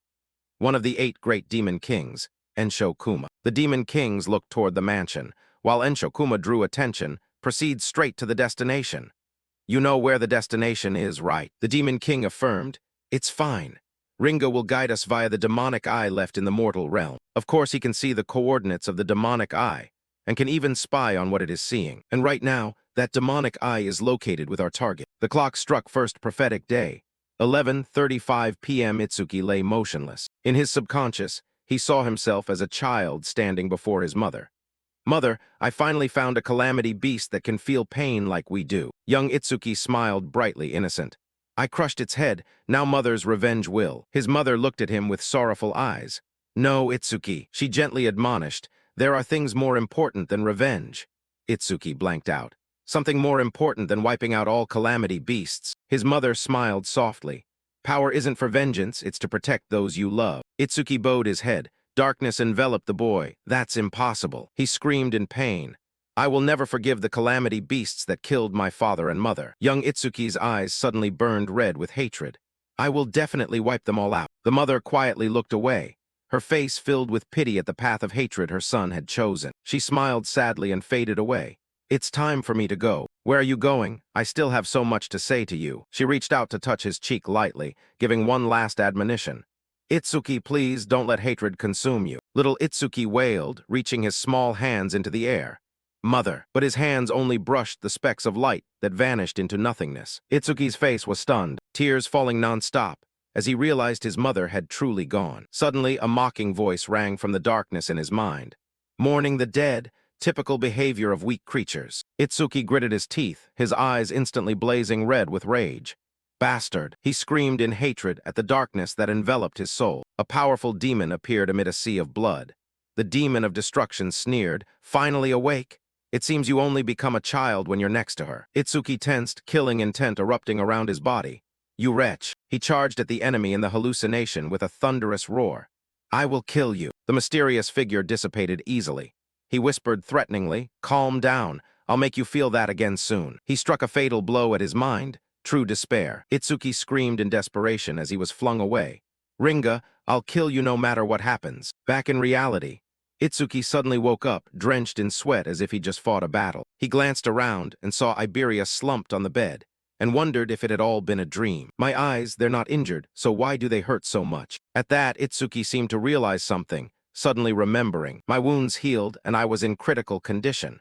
Was it Iberia who used Kodama bandages to treat me? He slept in a place like this?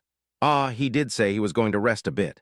I should make sure Zai doesn't bark so he can sleep." Thinking that, Itsuki turned to signal the wolf. But when the wolf saw its master awake, Zai barked loudly in excitement. This made Itsuki's face fall. "Damn," he cursed inwardly. And sure enough, that woke Iberia. Subconsciously, his friend shouted, "A familiar, I must protect Itsuki." Itsuki half opened his eyes, feeling the faint breeze around him. A breeze like this wouldn't even scare a calamity beast. Iberia rejoiced at seeing him move. "You're awake, Itsuki." He rushed over and hugged Itsuki tightly, making him blush as he thought, "Thank heavens. Looks like my healing actually worked." Still hugs me whenever he's excited as usual. How long was I unconscious? Iberia let go and answered, "Not long, maybe about 3 hours." Itsuki calculated, 3 hours, so it's about 3:00 a.m. on the second day of the prophecy. Are Yusuke and Aiden safe? Iberia smiled radiantly, reassuring him.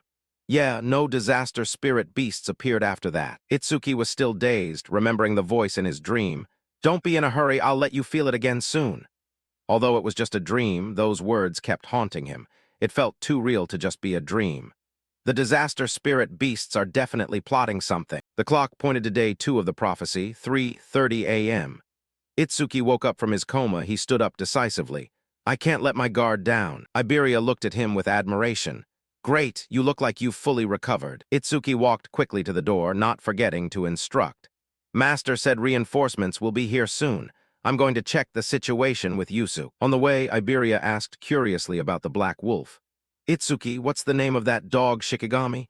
Is it just a dead house?" Iberia excitedly suggested. "You don't know. Shikigami users can give them any name they want. Do you want me to give it a really cool name? I'm really good at naming things." Itsuki replied bluntly. "I'm not a Shikigami user." Iberia pouted in disappointment. "Oh, too bad. I really wanted to name it."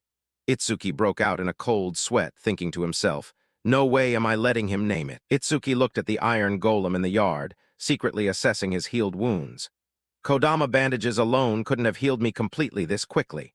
It seems Iberia finally used his true power." Itsuki looked at Iberia with surprise. "I thought you never used skills. Are you a healer?" Iberia replied confusedly. "No, I can use attack skills too, it's just that they are really weak." Turning to Yusuke, who was standing next to the burned monster corpse, Itsuki thoughtfully asked, "Yusuke, did any awakeners come here after I passed out?" Yusuke narrowed his eyes and looked at Itsuki with scrutiny. "Why are you asking that?" Itsuki explained further. "Master said they would send nearby awakeners. A day has passed. They should have been here by now." Before he could finish his sentence, the swordsman replied, "But this place is deep in the forest. You wouldn't be able to get here so quickly without Ageha leading the way." Itsuki contemplated, his eyes sharp and filled with worry. "That makes sense, but I still have a very uneasy feeling." He stared deep into the gloomy darkness of the forest, where a black aura was gradually spreading, as if something evil was approaching closer. Meanwhile, not far away, a group of trainees was sprinting through the forest. A boy said while panting for breath, "Kobayashi, how much further until we reach the target?" Kobayashi answered, "Only a few more kilometers. We're almost there." Another member said excitedly, "Complete this mission, and I'll finally be promoted from a trainee to a third-tier savior." The brown-haired guy replied with an exhausted tone, "But honestly, this place is too remote. The best blacksmith in the northern continent lives in a place like this. Suddenly, the pink-haired girl in the group launched herself into the air, yelling, "Stop immediately!" The whole group stopped, taking a combat stance in the dark, murderous-looking forest road. The brown-haired guy turned to ask his teammate vigilantly, "What's wrong? Did you sense something strange?" The girl replied, "Something is coming from in front." From the gloomy night, two towering shadows appeared to block the path. "They've discovered us." The group of trainees simultaneously drew their weapons, shouting to calm themselves.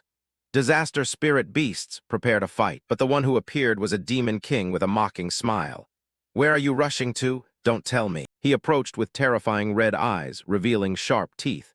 "Are you heading to the same place as us?" The result when the group of rookies clashed with the two bosses was obvious. The swordsman in the group was set ablaze by the fire demon. In his mouth, he contemptuously said, "Didn't expect just using fireball would turn out like this. Humanity really is a weak species." Saying that, he turned to look at his companion and asked, "Hey, white demon, are you done yet?" Beside him, the white demon's fist had crushed another member of the group. His fist still had traces of the victim's blood. The fire demon went over, clicked his tongue, and said, "They're as flat as pancakes. You really are a cruel guy." Not far away, the only girl in the group witnessed this scene and yelled, "There isn't even a barrier nearby. Where the hell did you crawl out from?" Replying to those words, the fire demon wore a smile. "Well, we had to travel a long way to get here." The pink-haired girl seemed to have accepted her fate, only knowing to bite her lip tightly, not daring to look forward anymore. But also at this moment, the demon general from behind spoke. "Protect them, you are not allowed to kill them."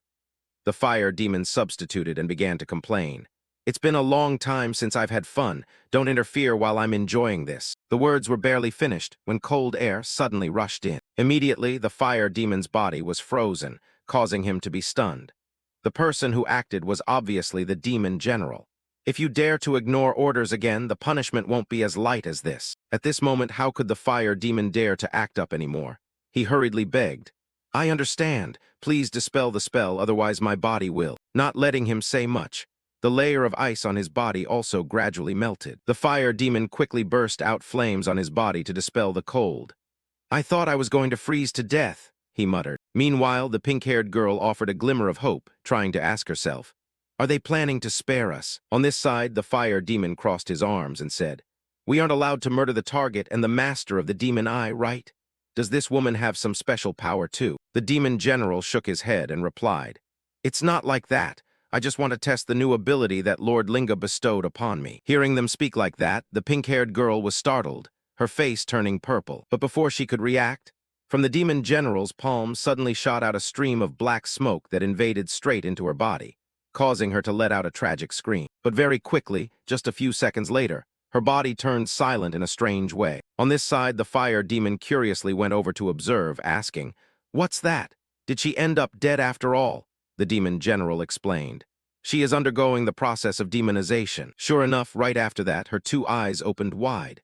An intense aura radiated from her. The fire demon seemed to not understand what the demonization process was, so the demon general explained, "Humans who undergo the demonization process will become completely obedient to Lord Linga.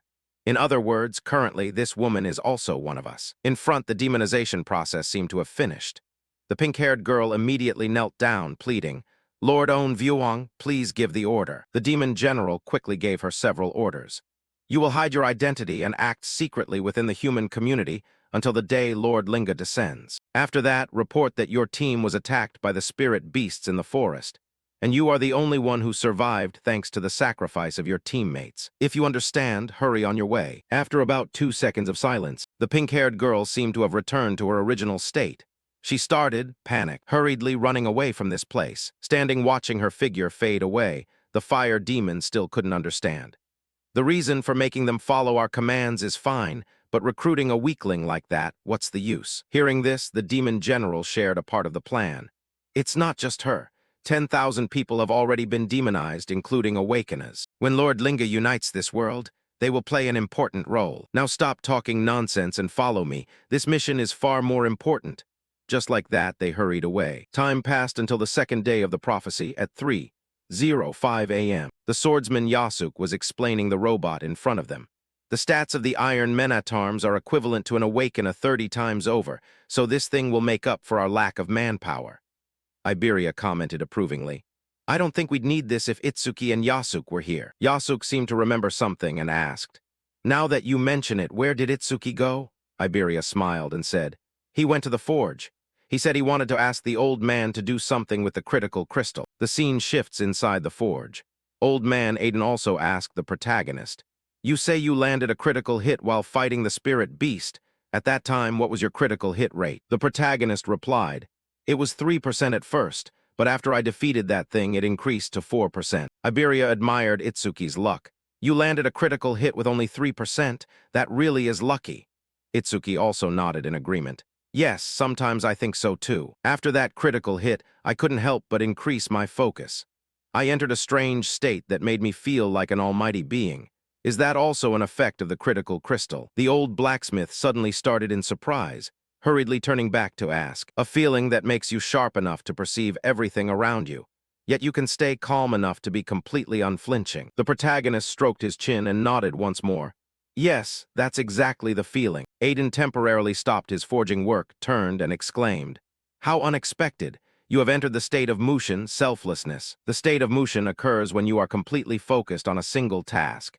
It is a state where your perception of time is distorted, while your focus and excitement reach their peak. In short, it means being in a state of high concentration, like an artist who forgets to eat because they are so immersed in their work, or an athlete whose body moves instinctively as if it has a mind of its own during a match, or a student who loses track of time while solving a difficult math problem. Those are also signs of mushin. When an awakener enters the state of mushin, they are not only focused, but their senses also become extremely sharp. At the same time, their stats and skill effects increase to 120% of their base values. Hearing him say that, Itsuki couldn't help but be surprised. "I have never heard a teacher or other awakeners talk about this. Besides, I have never met anyone who has entered the state of mushin." Aiden heard this and immediately scolded him. "What the hell do you think mushin is? Only a few people can do that. It requires the awakener's own skill, a clear mind, and extreme luck. Lacking even one of those factors, entering the flow state is impossible." Itsuki lowered his head slightly.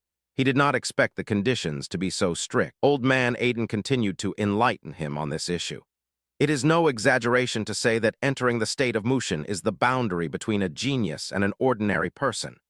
Among the awakeners of the 5 continents, including Wajin, there is no one who can enter the state of mushin at will. The first time I entered mushin was 2 years after becoming an awakener. 2 years is quite early, but it has only been a month since awakening and you have already done it." Speaking to this point, a sound suddenly rang out, interrupting their conversation.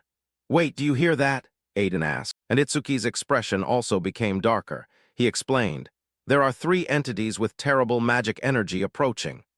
Old man Aiden speculated, "They seem to be the awakeners sent by Nento Izumi to act as my bodyguards." Contrary to his speculation, Itsuki had already sensed the abnormality of this energy source.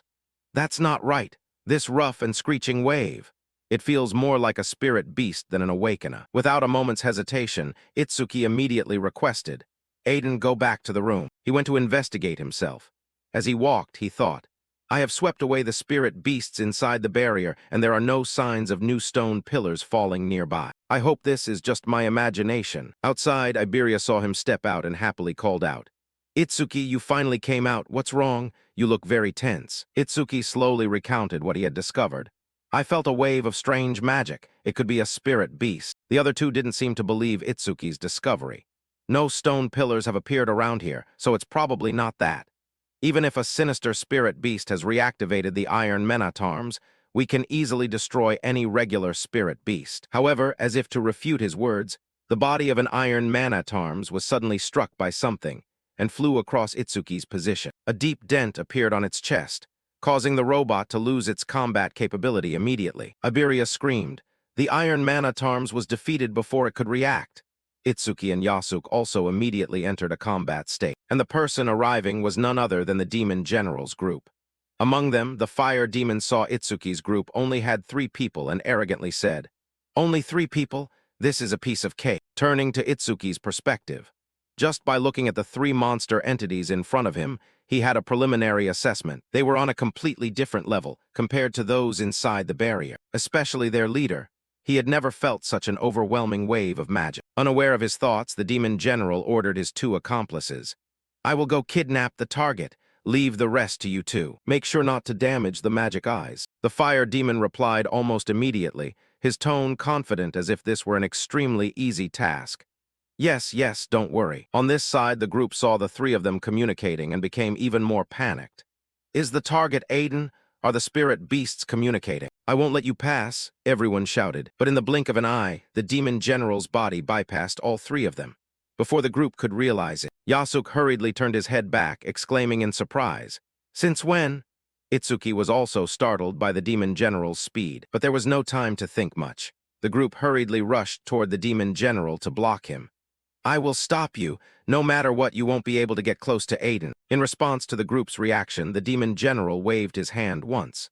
Immediately, a giant ice wall rose up, separating the two sides. The swordsman Yasuk was slightly surprised by this ability. He tried to swing his sword at the wall, only to discover it was an ultra-hard ice wall. While he was off guard, the white demon also swung his fist and lunged from behind. A warning voice rang out. Yasuk, behind your back. Hearing this, Yasuk was startled and hurriedly turned around, raising the sword in his hand, in time to block the white demon's punch. However, its strength also caused his body to be sent flying far away. Itsuki's face became worried when he saw that. However, his opponent was the fire demon. He was also prepared to launch an attack. You don't have time to worry about others. Saying that, he used an A-rank skill, Crimson Flame Bullet, firing a hot fireball toward Itsuki. Itsuki immediately activated his black ice wall skill to stop the attack while requesting, Iberia, leave this place quickly. Iberia also knew he couldn't help much, so he could only run away in a panic. Back to the battle. Although Itsuki blocked the fireball, both of his hands were charred black. The system sent a notification, detected A-rank skill, Crimson Flame Bullet. Activating Super Simulation Analysis Progress, 1%. Looking at this notification, Itsuki's face paled. His skill is A-rank. I could have dodged it with Lightning Shockwave, but I was too confident in Black Ice Wall. In front, the fire demon seemed to read his thoughts and mocked. Do you really think that thin piece of ice can block my fire? How stupid. Saying so, in his heart he was also a little panicked. Wait a minute. Did I go too far? What if this is the magic eyes? But very quickly, he realized Itsuki's level was only level 0. So this guy broke into a wicked smile. Level 0, and he's just a human, a member of a low-level race. He can't be the magic eyes. I can burn him to ash without hesitation. Itsuki began summoning the Death Hound to assist in the fight. This made the fire demon laugh. Are you planning to fight 2-on-1 by summoning a Shikigami? Even if you summoned 10 more bugs like that, you wouldn't have a chance, he said as he launched an attack again. On this side, from the beginning, Itsuki had no intention of summoning the Death Hound to fight. He turned back to say to his friend, I'll leave protecting Aiden to you. Go quickly. At the same time, the attack exploded. However, it seemed that both Itsuki and the Death Hound managed to dodge it. The fire demon looked in the direction the Death Hound went and speculated. That Shikigami, is it heading toward the target? Do you really think you can go against me alone? Regarding this statement, the protagonist was actually secretly happy in his heart. This guy completely underestimates me. If I keep pretending to be weak, he won't finish me off right away. This buys me time to analyze. But I don't think I can keep pretending to be a coward in front of a spirit beast anymore. Thinking this, he also broke into a smile. That's right. Do you have any opinions? After all, you look pretty pathetic. Itsuki's expression was clearly extremely arrogant when saying this. That made the fire demon seem to go crazy. A low-level human is so arrogant. I intended to play with you a little, but I changed my mind. I will turn you into ashes immediately. He roared and launched an attack even more fierce than the last one. However, Itsuki was still able to dodge with his own speed. He commented, the size has increased, but the speed hasn't. He is a long-range elementalist relying only on skills. If I can close the distance, then I'll definitely win this match. Thinking of this, Itsuki also rushed forward at his top speed. That speed made the fire demon's heart skip a beat. What, this speed? He closed the distance in a blink of an eye. However, that's not enough. He flashed a wicked smile. Sure enough, just when Itsuki got close and threw a kick, it was blocked by a red shield. In that moment, Itsuki's face stiffened. The surprised look amused the fire demon. Do you think I don't know my own weaknesses? The words just finished. He launched an attack that sent the protagonist's body flying backward. After a collision, Itsuki hurriedly regained his posture. In his heart, he reminded himself, that's right, my opponent is an intelligent spirit beast. Why was I so careless? In front, the fire demon also did not spare praise. With that speed, you aren't level 0, are you? You completely fooled me. Following his gaze, Itsuki was struggling to stand up again. The monster saw this and smirked, Still want to fight? Wouldn't it be easier if you just lay there and died? Answering this statement was only a cold sentence from him. Because it's an A-rank skill, it really takes time to analyze. According to the system notification, the analysis progress is at 81%. The second day of the prophecy at 3:14 a.m. The demon general successfully infiltrated the house. At this time, he was questioning Aiden. Aiden Hild heard you've created 3 unique artifacts, 16 epic artifacts, and countless rare ones. You are the most talented smith among humans. Not letting this guy talk more, Aiden immediately interrupted him, summarizing his achievements. Summarizing my achievements like that, are you intending to murder me? Replying to that, the demon general tried to reassure the old man. Calm down. As long as you are still useful, I have no reason to deal with you. On this side, Aiden also spoke with a tone full of sarcasm. Understood. Unfortunately, I'm not the type who likes to listen. While speaking, he reached out to grab a dagger on the table, then immediately aimed it straight at himself, as if wanting to end his life. But how could the demon general let him achieve his goal easily? Just before the knife touched Aiden's face, his body was frozen. This caused Aiden's plan to fail. His eyes were filled with bloodshot veins from anger. He covered his body in ice in the blink of an eye. This must at least be an A-rank skill. Opposite, the demon general seemed to see through Aiden's thoughts. He coldly reminded, "Give up. Whether you live or die is for me to decide." On another side, Iberia, who was hiding, was also worried to the point of breaking into a cold sweat. At this rate, Dad will be kidnapped. What should I do? Should I ambush him? While he was still thinking, from the outside, the death hound summoned by Itsuki rushed to attack the demon general. Just as it closed in on the opponent, it jumped up, opening its mouth wide to attack. It was just a pity that the demon general also discovered this early. In just 1 second, the death hound's body was frozen in midair, then fell with a thump to the ground. Finishing this, he even scolded his 2 accomplices outside. What are those 2 doing, letting a Shikigami pass like this? Aiden saw this and raised a little hope. Shikigami, have reinforcements arrived? Different from what he thought, Iberia's face had darkened from tension. He thought to himself, even a Shikigami as strong as that couldn't get near him, so there's no way I can beat him. I should go to Itsuki's hideout. If I do that, then surely. Thinking of this, suddenly he remembered Aiden's shouting from a day ago. You'll harm Itsuki. This reminder made him seem to wake up. That's right. Before coming here, Itsuki was seriously injured. If he had any strength left, he would have come here himself instead of sending a Shikigami. If I go to him now, I'll only put Itsuki in more danger. I can't let that happen. I must save Dad myself. Then, as if remembering something, his eyes widened like cow eyes. That's right. Dragon armor with that thing. I'll have a chance to win. It must be under Dad's bed. Come on, Dad, I'm coming to save you. Turning to the demon general's perspective. With his senses, he naturally discovered Iberia's existence, but he only despised. Seems like someone was hiding, but he ran away instead of helping. Truly a coward. On this side, the old smith heard that and felt somewhat reassured. Iberia?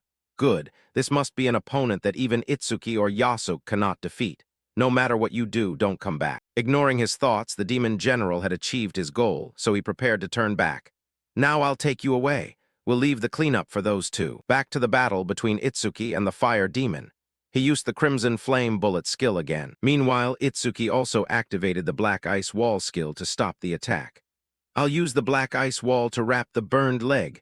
That will help me move a little. With this thought in his mind, as soon as the giant fireball rushed toward him, he also activated the Lightning Shockwave skill to gently dodge to the side. However, the fire demon still coldly said, with a crippled body like that, you're still dodging? Truly a stubborn guy, but your speed has decreased significantly. Let's see how long you can dodge. Saying that, he launched a barrage of Crimson Flame bullets, firing countless fireballs forward. The protagonist was slightly surprised that he used both hands to use the skill at the same time. The fire demon was still firing skills like a machine gun, without stopping for a second. A rain of skills made Itsuki's face pale. All the fireballs were aimed precisely at him, making it extremely difficult for Itsuki to dodge these skills. He thought to himself, there are too many projectiles to observe. Normally I could dodge them all, but in this condition. Just as he finished this thought, a fireball hit Itsuki's chest, causing his body to lose momentum. Seizing that opportunity, all the other fireballs also began to rush in, shooting the protagonist like a torn sack. Finally, his body had been burned black to coal. In a daze, Itsuki seemed to remember the image of his mother burning just like that. Opposite him, the fire demon wore a smile. He gathered another fireball with greater power and fired it straight ahead. Die, piercing Crimson Flame bullet. He let out a loud laugh. However, as if Itsuki's life wasn't meant to end yet, at the most dangerous moment, the analysis process reached 100%. His body suddenly emitted a stream of blue light. The crimson flame bullet fired through this stream of light and exploded behind him. The unexpected mutation caused the fire demon's expression to change slightly. "What was that?" he muttered. Meanwhile, after completing the analysis, Itsuki himself received some enhancements. Analysis complete. Crimson flame bullet. Obtained Black Ice Wall Level 3. Black Ice Wall Level 3. Active effect, when activated, continuously creates ice on the body's surface by consuming mana. Capable of blocking fire attribute skills of A rank and below.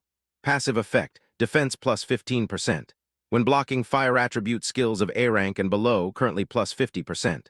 All stats plus 50%. Removes all negative effects. Heals all wounds. Looking at this notification screen, Itsuki felt a bit more reassured. Just as I thought. I didn't get a new skill, just a simple upgrade to Black Ice Wall. All my stats increased by 50%, which is equivalent to leveling up 4 times compared to a normal Awakener. No way. I don't have to fear his Crimson Flame bullet anymore. Once I close the distance, I'll win. Back to the fire demon. Seeing his skills suddenly become ineffective, he gritted his teeth and questioned. Crimson Flame bullet didn't even scratch you. Is this a defensive skill or something?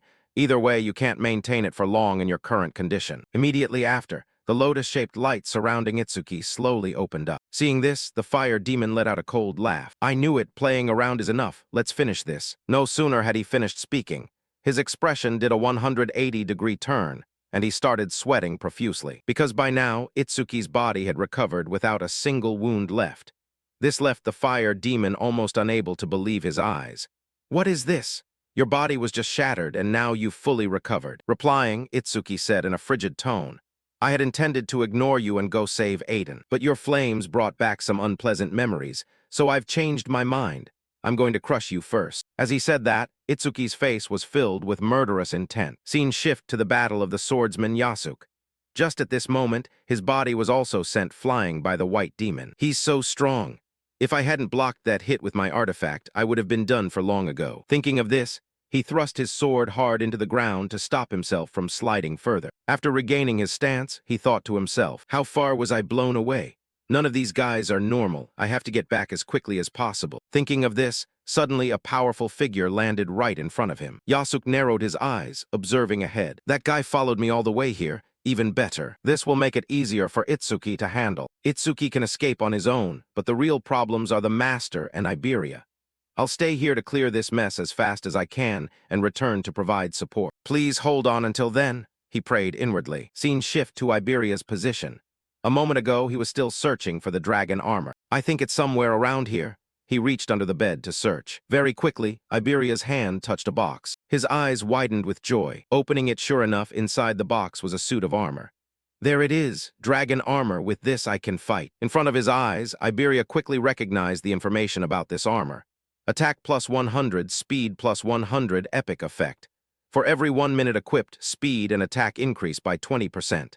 The limit is 15 minutes. With no time to think much, Iberia immediately put on this armor and promised himself, Itsuki, just focus on the opponent in front of you. This time I won't be a burden. Father warned me that if I wear it for more than 15 minutes, I will suffer an additional disastrous side effect. I can save Father within those 15 minutes, no matter what happens. Just like that, he rushed out of the room like a race car. Back to the Demon General. Right now, he was carrying Aiden away from here. During that time, Aiden also tried to talk to him to find more information. Is relaxing like this truly wise? They will catch up to you soon. Replying to those words, the Demon General was extremely confident in his own strength. Among humans, only one special rank savior can pose a threat to me. But right now he's busy with the Demon King. His words made the old man realize something. If even a Demon King was sent, they must have another goal. Should I trick him into revealing it? Thinking it, the old man opened his mouth. Did you go through all this trouble just to capture me? His words made the Demon General almost laugh out loud. Don't flatter yourself. You aren't the only target. We have plenty of other targets. Thanks to these words, Aiden determined that his guess was correct. So he continued to probe. Then you guys are also worth. The question wasn't even finished when the Demon General suddenly turned around after discovering something. He muttered, how annoying. these pests. By now, he had started to detect Iberia's shadow, moving quickly behind the bushes. Of course, right now old man Aiden couldn't possibly know that. He only speculated inwardly. Is it Yasuke or Itsuki? If it's just me, there's almost no chance of winning. Just thinking about this, Iberia's shadow lunged to attack him. He shouted loudly, "Give my father back." The demon general's eyes began to show a cold gleam.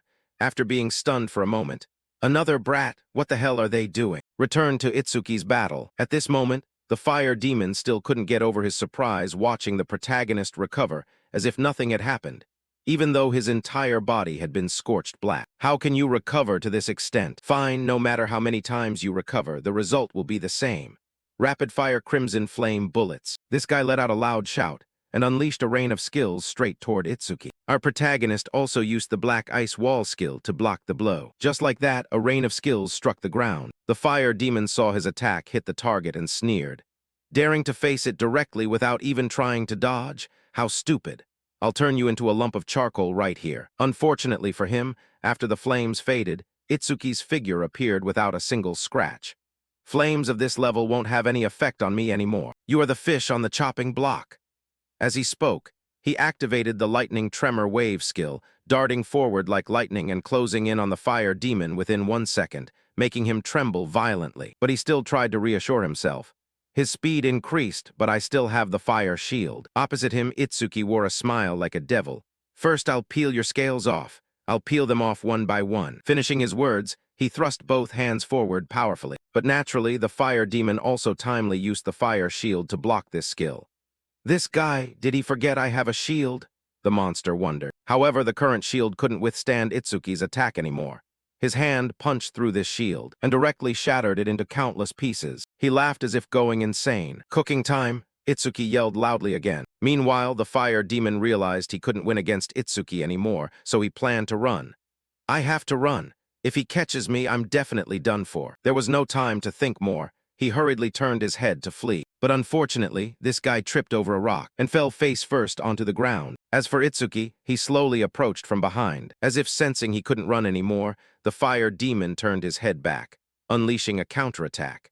I never thought I'd be overpowered by a lowly human like a level 0. Itsuki tilted his head, easily dodging this attack. The fire demon was now completely desperate. Compared to a level 0, you're a monster. The protagonist channeled his power into his fist. The system notified. Notification from faulty critical strike crystal. The next attack has a 100% chance of causing a critical strike. The fire demon himself felt the danger from this attack. He was so scared he was about to pee his pants. Following that, without needing to think much, Itsuki yelled out, "You devil!" Then he gave him a lightning punch. The punch instantly shattered his face into pieces. The fire demon's body also collided with the ground, creating a rather significant explosion. In the end, his head had been completely crushed. Itsuki looked at his body, speaking in a tone overflowing with coldness. Why did a critical strike happen right at this moment? I wanted to torture him a bit more. Now I'm entering the state of Muga. No self again. It activated right after that critical strike, just like last time. Could it be that landing a critical strike automatically triggers the state of Muga? He observed the system screen for a moment and realized his state was being overclocked to 120%. Then he thought, between my weapon and my passive skills, my total stats have surpassed 2,000. Thinking of this, he suddenly saw a green light rise from the fire demon's body. Is this the orb created from the karma of the spirit beast that died? Before Itsuki could even react, this green light suddenly split into two and flew in two different directions. The protagonist quickly made his speculation. It flew toward the forest. That karma is seeking out Yasu. He looked in the other direction. Is that wooden house over there the blacksmith shop? Because Tsu and Aiden are both there. The orb should have split in two, so why is it still intact? As long as I don't dispel the summon, it will be immortal as a Shikigami. Don't tell me Aiden has. Scene shift to Iberia's battle. Right at this moment, he lunged a punch forward but was blocked by the demon general's ice layer. This caused Iberia's body to pause for a beat. He had to ask himself, even a full-force blow enhanced by the dragon armor can't penetrate his defense. If one hit isn't enough, I'll keep throwing hits until it shatters. Opposite him, the demon general's sarcastic voice echoed. What a foolish child. You still can't close the power gap between us. Beside him, old man Aiden quickly recognized the identity of the person wearing that armor. Iberia, you idiot. I don't need your help. Take that dragon armor off immediately. I told you wearing that armor would come at a high price. If you don't take it off, I'll disown you." Replying to these words, Iberia lunged to attack once again, then yelled loudly, "Even if I'm thrown away, I'll still save you." Saying that, he reminded himself, if Itsuki were here, he would definitely do the same. Old Man Blacksmith, who was still intending to give his son a few more words of advice, but immediately his mouth was frozen shut by the demon general. He said in a cold voice, "Is this what you call love? Such a pathetic and disgusting mortal act. I don't have time to play with you anymore." Just like that, he gently raised his hand in the air and was able to easily freeze Iberia, who was in the middle of a lunge. Then he turned to leave, letting out a final warning. "Know your place, brat." Aiden turned his head, trying to look at his son one last time with bloodshot eyes. At this moment, Iberia's dragon armor equipment time had reached 3 minutes. Elsewhere, thanks to Itsuki destroying that fire demon, Tsu also benefited. It increased from level 19 to level 20, and immediately broke out of the ice that was imprisoning it. At the same time, Itsuki had just run to the house. It leveled up again. It seems Tsu is the one who absorbed all that karma. Thinking of this, he turned his head to ask, "What happened to Aiden and that spirit beast?" Tsu only turned his head toward the back, as if signaling for Itsuki to check the situation himself. And just with one glance, his eyes widened. "What the hell happened here? This terrifying mana wave. I can't wait for Yasuke anymore." With no time to think much more, he immediately rushed toward the mana source at his fastest speed. Meanwhile, the swordsman Yasuke had just succeeded in cutting off the white demon's hand, but it didn't seem to feel any pain and swung its hand to counterattack immediately, forcing Yasuke to raise his sword to block. But even so, his body was still pushed backward. Seizing that opportunity, the severed hand of the white demon healed in just a few seconds. Yasuke's eyes narrowed, carefully observing the situation. "The wound I just created has healed already." A spirit beast with too fast a regeneration speed. As expected, it's the worst matchup for me. Thinking, he also felt a green aura spreading out in all directions.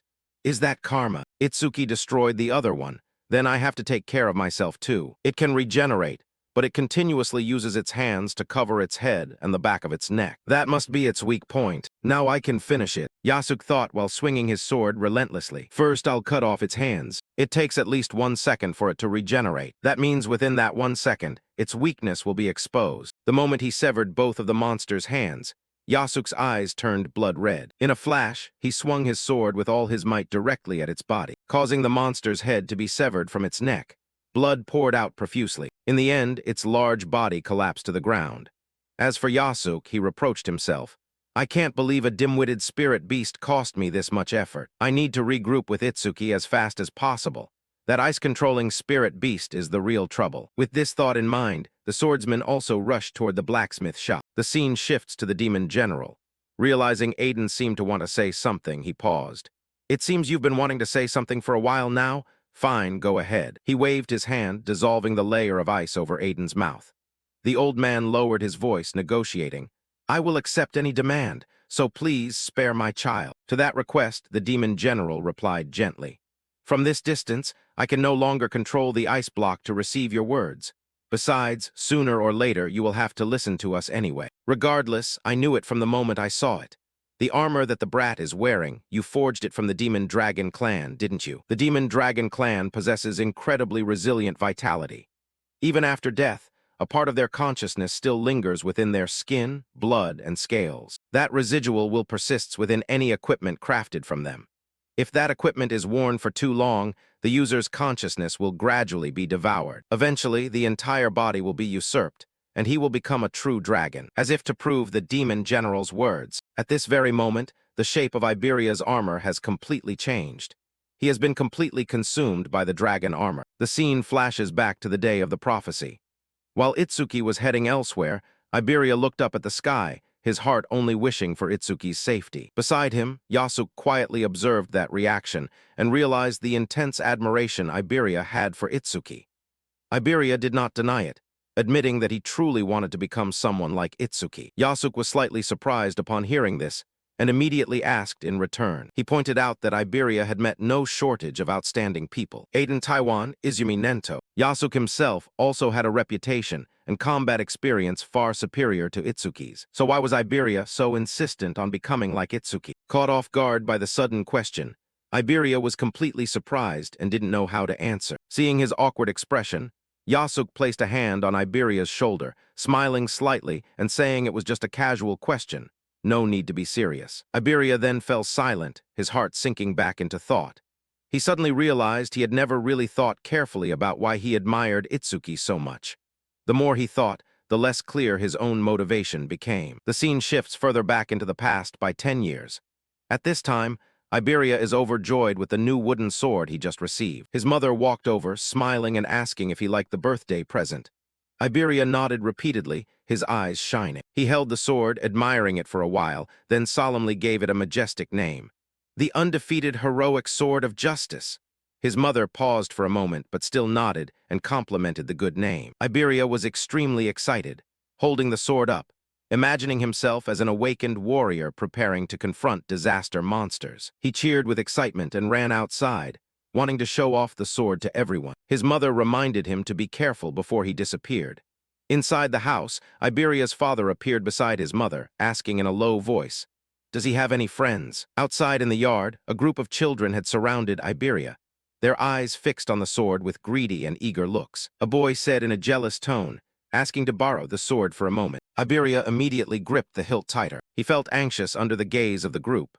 The kids reminded him that his father was a famous blacksmith and could make as many swords as he wanted, saying they would only borrow it for a moment and then return it. Iberia hesitated intensely in his heart.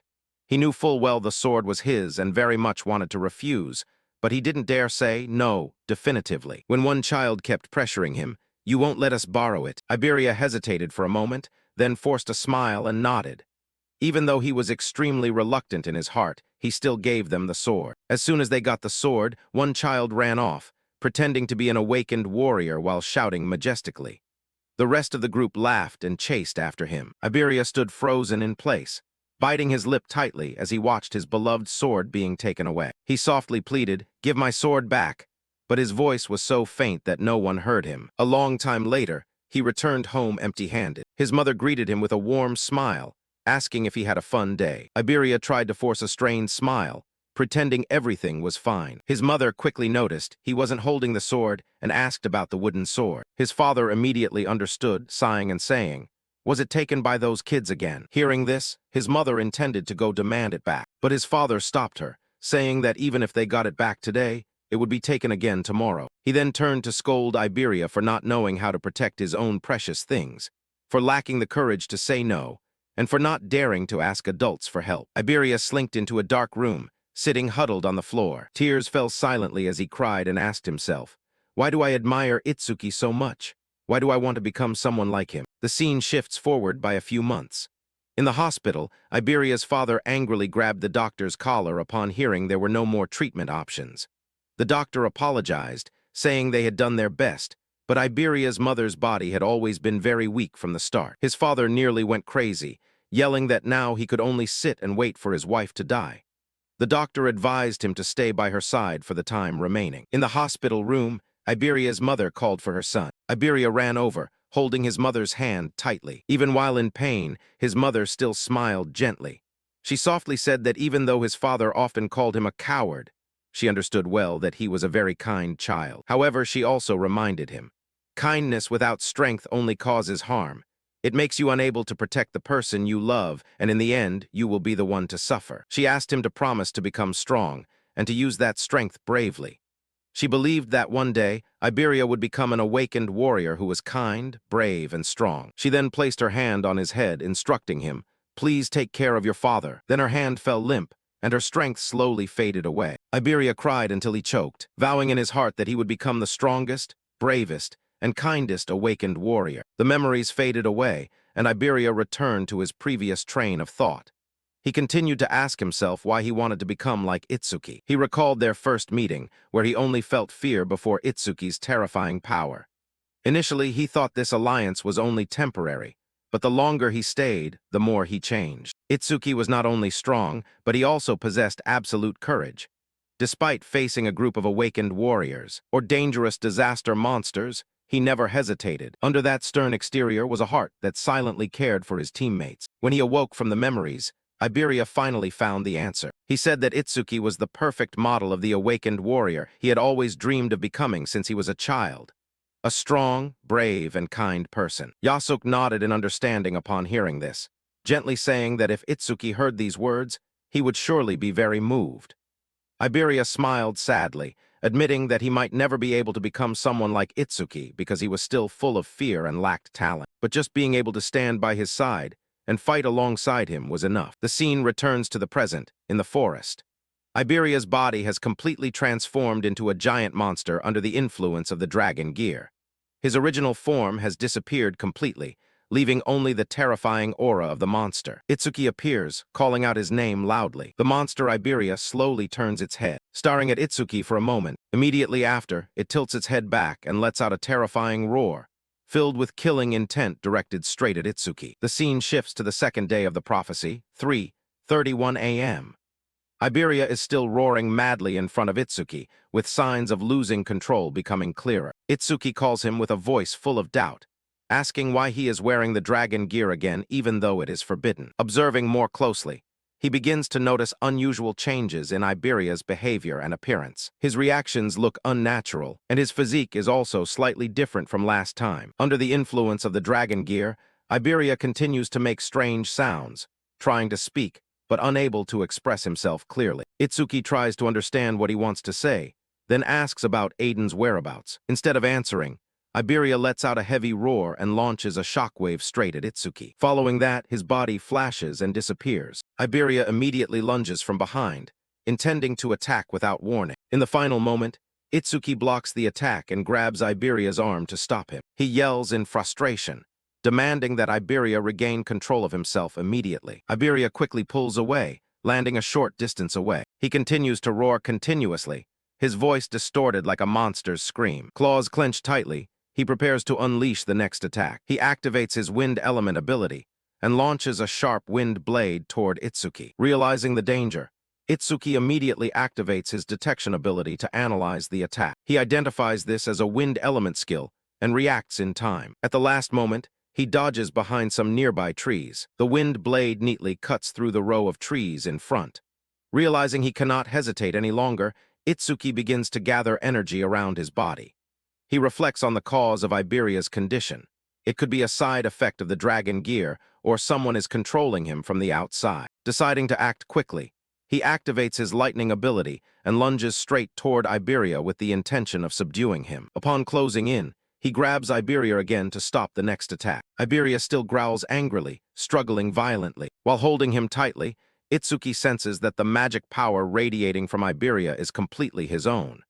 Even so, he still doesn't understand why Iberia is attacking him in this state. Frustration surges, and his anger begins to boil over. At that exact moment, Iberia finally manages to force out clear words, desperately begging Itsuki, "Please kill me." Hearing Iberia's voice clearly, Itsuki is momentarily stunned. Seizing that moment, Iberia launches another shockwave. Without hesitation, Iberia follows up with an extremely powerful sharp claw strike. Before the attack hits, Yasuk appears between the two and blocks the claw strike with his sword. Itsuki warns Yasuk to be careful, but Yasuk immediately counterattacks with a powerful punch to Iberia's chest. The tremendous force sends Iberia flying backward into the air, and then crashing hard to the ground. Itsuki tries to explain Iberia's condition, but Yasuk already understands everything and realizes the situation has reached its worst point. Unexpectedly, Iberia stands up again and moves at extreme speed, circling around the two of them continuously.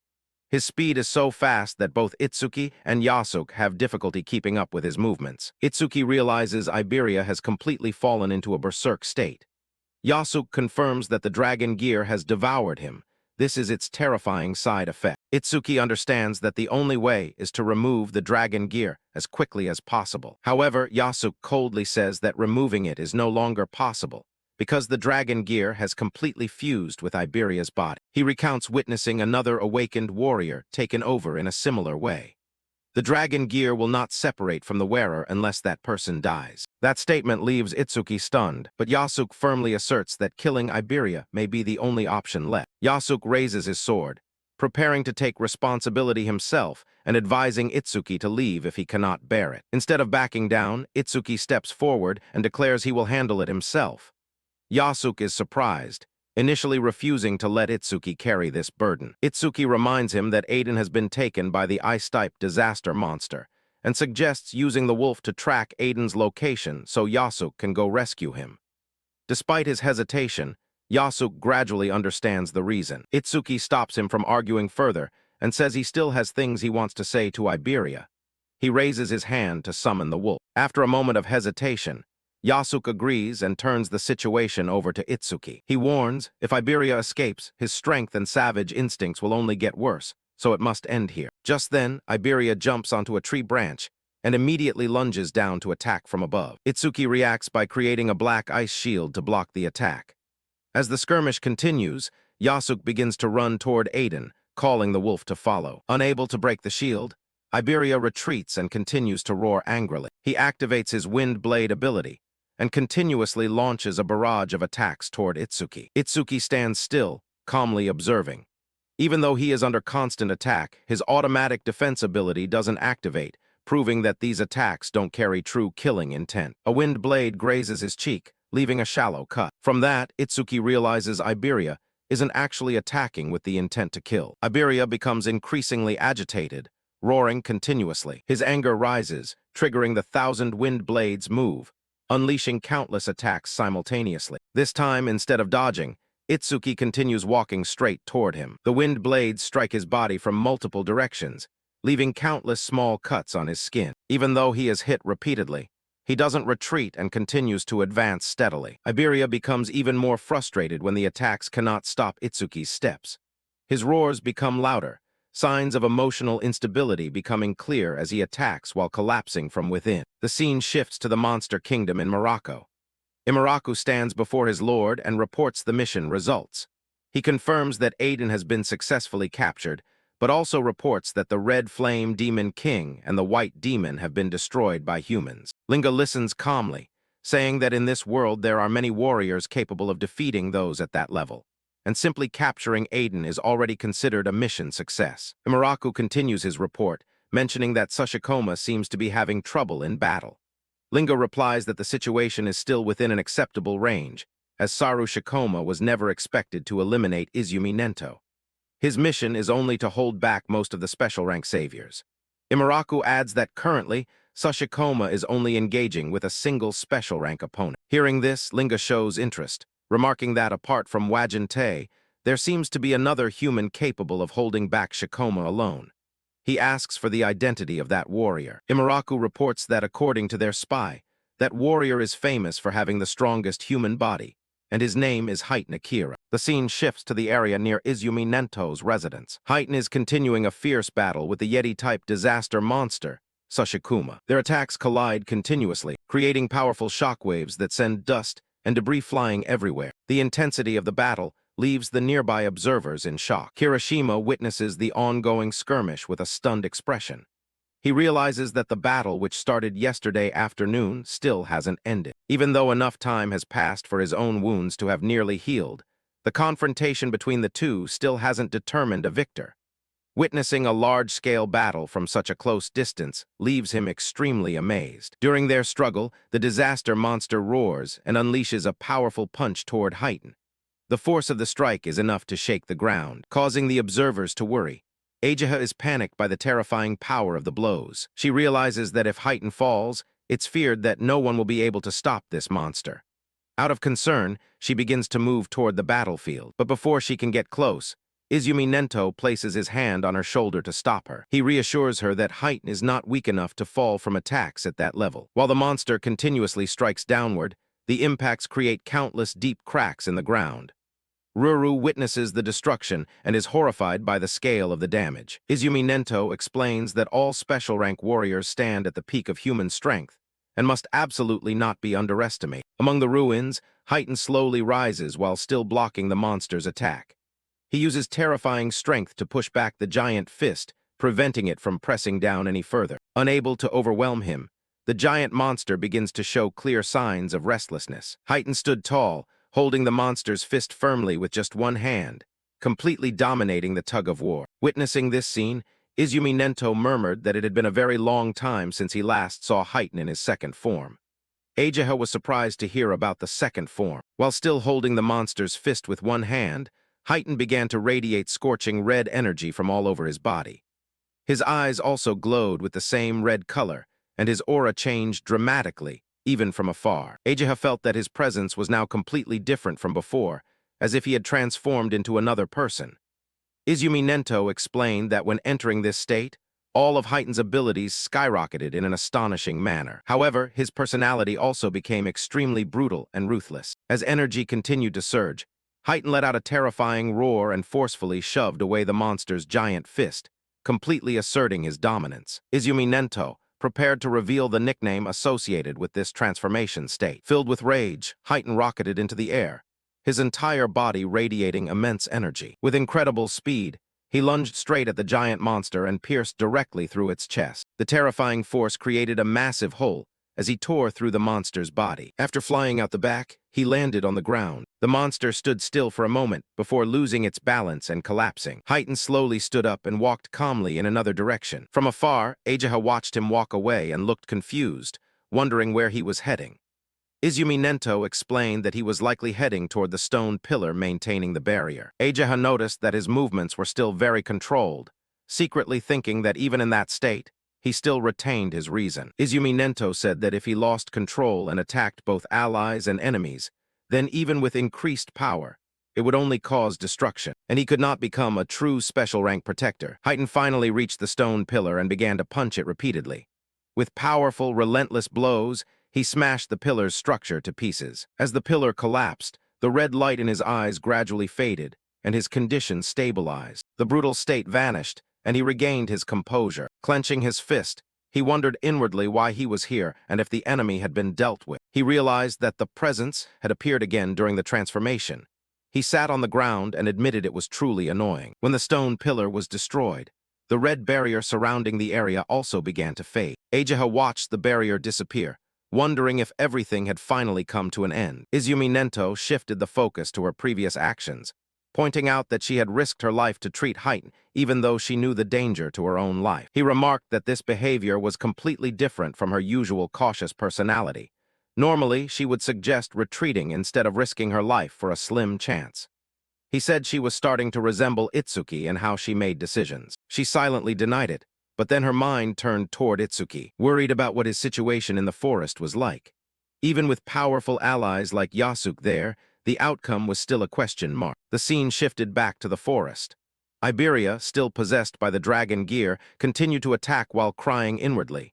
He didn't understand why Itsuki wouldn't dodge the incoming blows. Itsuki kept walking straight ahead, making no attempt to dodge. He intentionally let the attacks strike him because he understood that physical pain could suppress his hesitation and help him maintain focus. A series of wind blades constantly struck his body, leaving cuts all over his flesh. Blood flowed from the wounds, but he didn't slow down despite being hit repeatedly. He kept advancing until he was close to Iberia. Once close enough, Itsuki gripped Iberia's neck, preventing his movements. He raised his hand, preparing to launch a piercing orb. Before firing, he declared that this move would end everything. Iberia roared and unleashed one final shockwave. Even though he was still hesitant deep down, Itsuki still fired the orb. The attack pierced straight through Iberia's chest. The impact force caused Iberia's body to collapse. Itsuki immediately caught him before he hit the ground. As Iberia's consciousness began to fade, the dragon gear also began to dissipate from his body. His appearance returned to normal. Still held in Itsuki's arms, Iberia began to apologize, regretting losing control, and fearing he had become a burden. Itsuki reassured him that he had never been a burden. Iberia doubted and asked back, but Itsuki affirmed that everyone excelled in their own way. With his strength fading, Iberia gripped Itsuki's hand tightly and recounted the vague information he had heard earlier. The calamity monster didn't want to kill his father, it wanted to control him. He expressed his belief that Itsuki would save his father. Itsuki accepted that responsibility and declared that he would definitely defeat the monster that caused this tragedy. Iberia, enduring the increasing pain, forced a final smile. With a sense of relief, he gave thanks for being able to say his final words and entrusted the future to Itsuki. The scene shifted to the second day of the prophecy, 3:33 a.m., the moment Iberia passed away. The perspective shifted to the demon realm.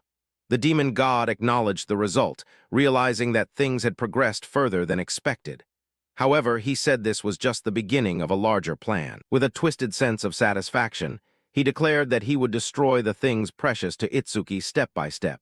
promising to bring about more suffering in the future. The scene shifted to a group of warriors, stealthily making their way through the dark forest at night. One person in the group complained that after the intense battle, they still had to escort Izumi Nento across the mountain range. He explained that Heighten had been so exhausted that he could barely stand after the clash. Right then, Ageha and the group suddenly felt a powerful and strange wave of emotion spreading from up ahead. She pointed into the darkness and said that the source of this energy was right in front of them. The blue-haired warrior immediately drew his sword, shouting loudly to ask who was hiding in the darkness. But Ageha recognized the figure sitting there from behind and exclaimed in surprise. She asked, "Is that Tenmo?" and saw the young man clutching the body of his fallen friend.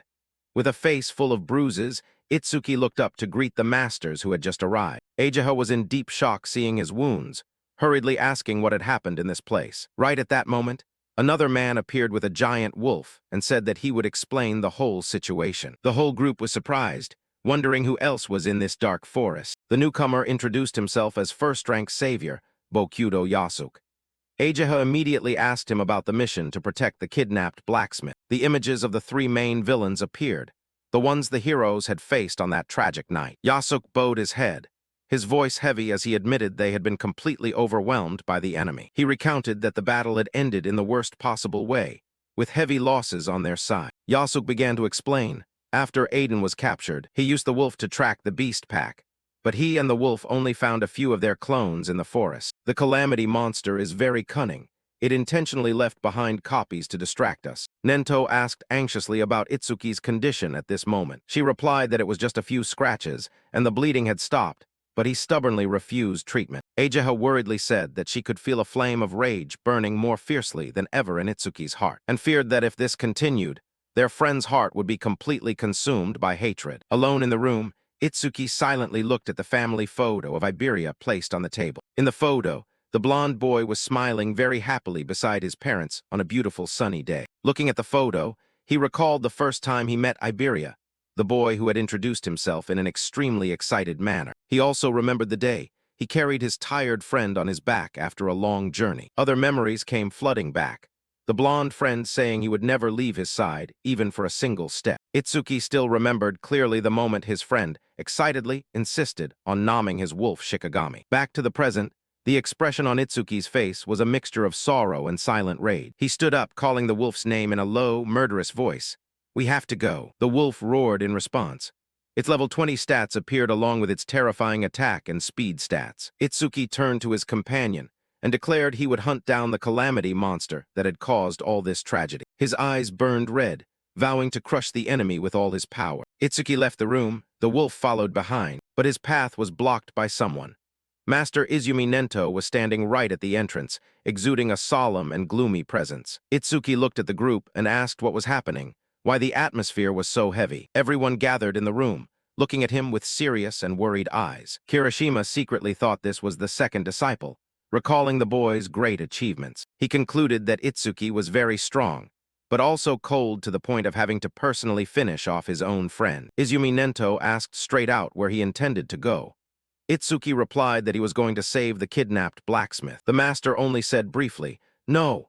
Itsuki got angry, asking the reason why he was being stopped. Master Nento explained that the Alliance had classified this incident as a special danger level. To participate in the rescue mission, one had to be a second-rank savior or higher. Finally, he said that Itsuki currently didn't have enough qualifications. Itsuki's eyes burned red with indignation. Itsuki exploded, shouting that he had promised to save Aiden, and he absolutely had to keep that promise. Everyone was in shock. Ageha begged her father not to be so harsh on him at this moment. Izumi Nento asked straight out, "Can you accept someone having to die because of you?" Itsuki was stunned, speechless. The master continued that he understood how he felt, and blamed himself for being negligent in protecting Aiden. He also said that the enemy wouldn't easily kill the blacksmith, and chasing after them right now was just a foolish act. Itsuki was still tense and extremely annoyed, clenching his fist until his knuckles turned white. But the master comforted him, saying that Itsuki's potential was infinite, and he was fully capable of surpassing the special rank. He promised that when he was strong enough, he would push the Alliance to assign the rescue mission to him. With a determined gaze, Itsuki asked what he had to do to surpass the special rank. At this moment, Master Nento finally revealed the best way was to join the Apex camp. Itsuki repeated the name with a confused look, not understanding what it was. The master explained that the top 10 of the national tournament qualifiers would be invited to participate. Those who survived the training camp would become the key force of humanity, and the next Apex camp would begin in 3 days. The scene continued. Izumi Nento was still speaking in a calm voice. If you pass the challenges there, you won't just rank high in the tournament, but you could also become a special rank savior much faster. That is the shortcut. Itsuki heard that and immediately nodded, his voice filled with determination. Fine, I will join Apex Camp. Master Nento nodded, then added that first he had to treat his body, which was currently covered in wounds. Ageha immediately used blue butterfly magic to heal all of Itsuki's wounds. While being healed, he asked if she knew anything about this training camp. Ageha confirmed she knew it well, and Itsuki said that the master told him it was the perfect place to train his true strength. Ageha nodded, confirming that only the most outstanding geniuses had the chance to step foot in that place. But she continued in a serious tone. That is why it is extremely dangerous. I have witnessed many people considered geniuses. They stepped in there full of confidence. But when they arrived, they realized they were just ordinary people. And then they completely collapsed mentally. She defined Apex Camp as the training ground for geniuses, but simultaneously, the graveyard of geniuses. The training there was so brutal that every year, unfortunate things happened to the participants. Itsuki heard that and smiled. A place like that is exactly what I need right now. Ageha was in deep shock, frozen because of a response completely beyond her expectations. Now that his wounds had healed, Itsuki stood up and said that he had worried about not finding a true opponent to fight. With a determined gaze, he declared, I can only grow when facing truly powerful enemies. Ageha stood frozen, her face slightly flushed from being swept up by the strength and confidence radiating from Itsuki's words. Noticing her flushed face, Itsuki worriedly asked if she had used too much energy while healing him. Ageha hurriedly shook her head, stuttering to explain that her body only heated up a bit when using her ability for a long time. In her heart, Ageha's heart was thumping. This was the first time she had heard the sound of her own heart so clearly. With a flushed face and a spinning head, she wondered what she was thinking. After putting his clothes back on, Itsuki seriously thanked her for her help. Ageha asked where he intended to go now. With a sorrowful face, Itsuki replied that he needed to say goodbye to an important person. Scene cut to the forest. Itsuki and Yasuke stood before a grave. The tombstone clearly carved the name, Iberia, his sword placed beside it along with a few memorial flowers. Yasuke apologized for putting him through this, but Itsuki shook his head, saying it was his own choice. Yasuke asked if he intended to leave right away. Itsuki nodded, confirming he would head to the training camp to hone his strength for revenge. Itsuki turned to ask Yasuke what he intended to do, and Yasuke said, If I hadn't met the master, I probably would have been murdered by a monster long ago, and never could have become an awakened person. This armor and this sword, even my life was gifted by the master. So no matter what happens, I will find the master, he said in a voice filled with determination. Itsuki reached out to make a promise to the master, his eyes full of determination. He took a step back, pointing at Yasuke and warning, Don't you dare die before we meet again. Clenching his fist, he swore, I will become a savior and help the master save Aiden. Yasuke stood still, secretly impressed by the young man's attitude, thinking to himself that there was no way he could act any cooler than this. By Iberia's grave, Yasuke smiled in response. I'll wait for your return. The two touched fists, using a comrade's gesture to deepen their promise and trust. From afar, Izumi Nento and his daughter Ageha silently watched the entire scene with eyes full of admiration. Ageha remarked that although he was heartbroken just a few hours ago, Itsuki had managed to get back on his feet quite quickly. Izumi Nento then revealed that Itsuki had temporarily locked all his negative emotions deep within his heart. He stated that the attack had many suspicious aspects, and he would convene a meeting with the commanders to discuss it. In the meantime, he entrusted Itsuki to his daughter's care to handle everything. Ageha smiled confidently and accepted, saying, Father, don't worry, I'll take care of it. Seeing Ageha beaming, Itsuki asked why she was making such a serious expression. He called her sensei and asked where they were going next, but Ageha replied that the information was a secret. She explained that she would be his guardian for this trip. Itsuki, not liking to be treated like a child, impatiently asked what she was going to do. So Ageha pointed straight ahead, raised her hand, and said, We are heading straight to the central continent, the location of Apex Camp. The scene shifted abruptly with a massive explosion, taking the viewer back to the recent past of an event. In the memory, Itsuki appeared with a dark aura, his eyes filled with murderous intent and rage. A man wearing glasses screamed in pain after taking a devastating blow to the face. Beaten black and blue and exhausted, The young man knelt on the ground, completely defeated. Itsuki looked down coldly at his fallen enemy, his aura so terrifying that it made onlookers tremble. Clenching his fist, he delivered the final blow, ending the match once and for all. Returning to the present, Ryuji lay in a hospital bed, wrapped in bandages, crying out in pain. He thrashed about in a terrifying nightmare about what had happened. His mother hurriedly ran over, hugging her son and reassuring him. "Don't be afraid, Mother is here to protect you." She gently asked if he was dreaming about the person who had hurt him again. Ryuji gritted his teeth, swearing that he would return the pain he suffered 100-fold, vowing to make his enemy taste a world of agony. His mother comforted him, promising that his older brother had returned and would avenge him. Just then, a giant silhouette appeared at the door and slowly stepped inside. His older brother spoke up. "You must be in a lot of pain." Ryuji begged his brother to avenge him and defeat the one who caused all of this. The silhouette asked, "The name of the one who did this to you, is it Tenma Itsuki?" Ryuji nodded in confirmation, saying that he was just an orphan with no father or mother, yet he had taken first place in the qualifiers. Hearing this, the older brother realized that if he took first place, he would definitely be present at Apex Camp. With a wicked smile on his lips, he swore, "When I find him, I will crush Tenma Itsuki." The scene shifts to the protagonist, who had arrived at the training camp with Ageha. Ageha, the nanny's sister, looked up at the sky, breathed a sigh of relief, and announced, "We've arrived." Appearing before their eyes was a massive glass dome structure that looked extremely sci-fi. Itsuki stood stunned, his jaw dropping in amazement.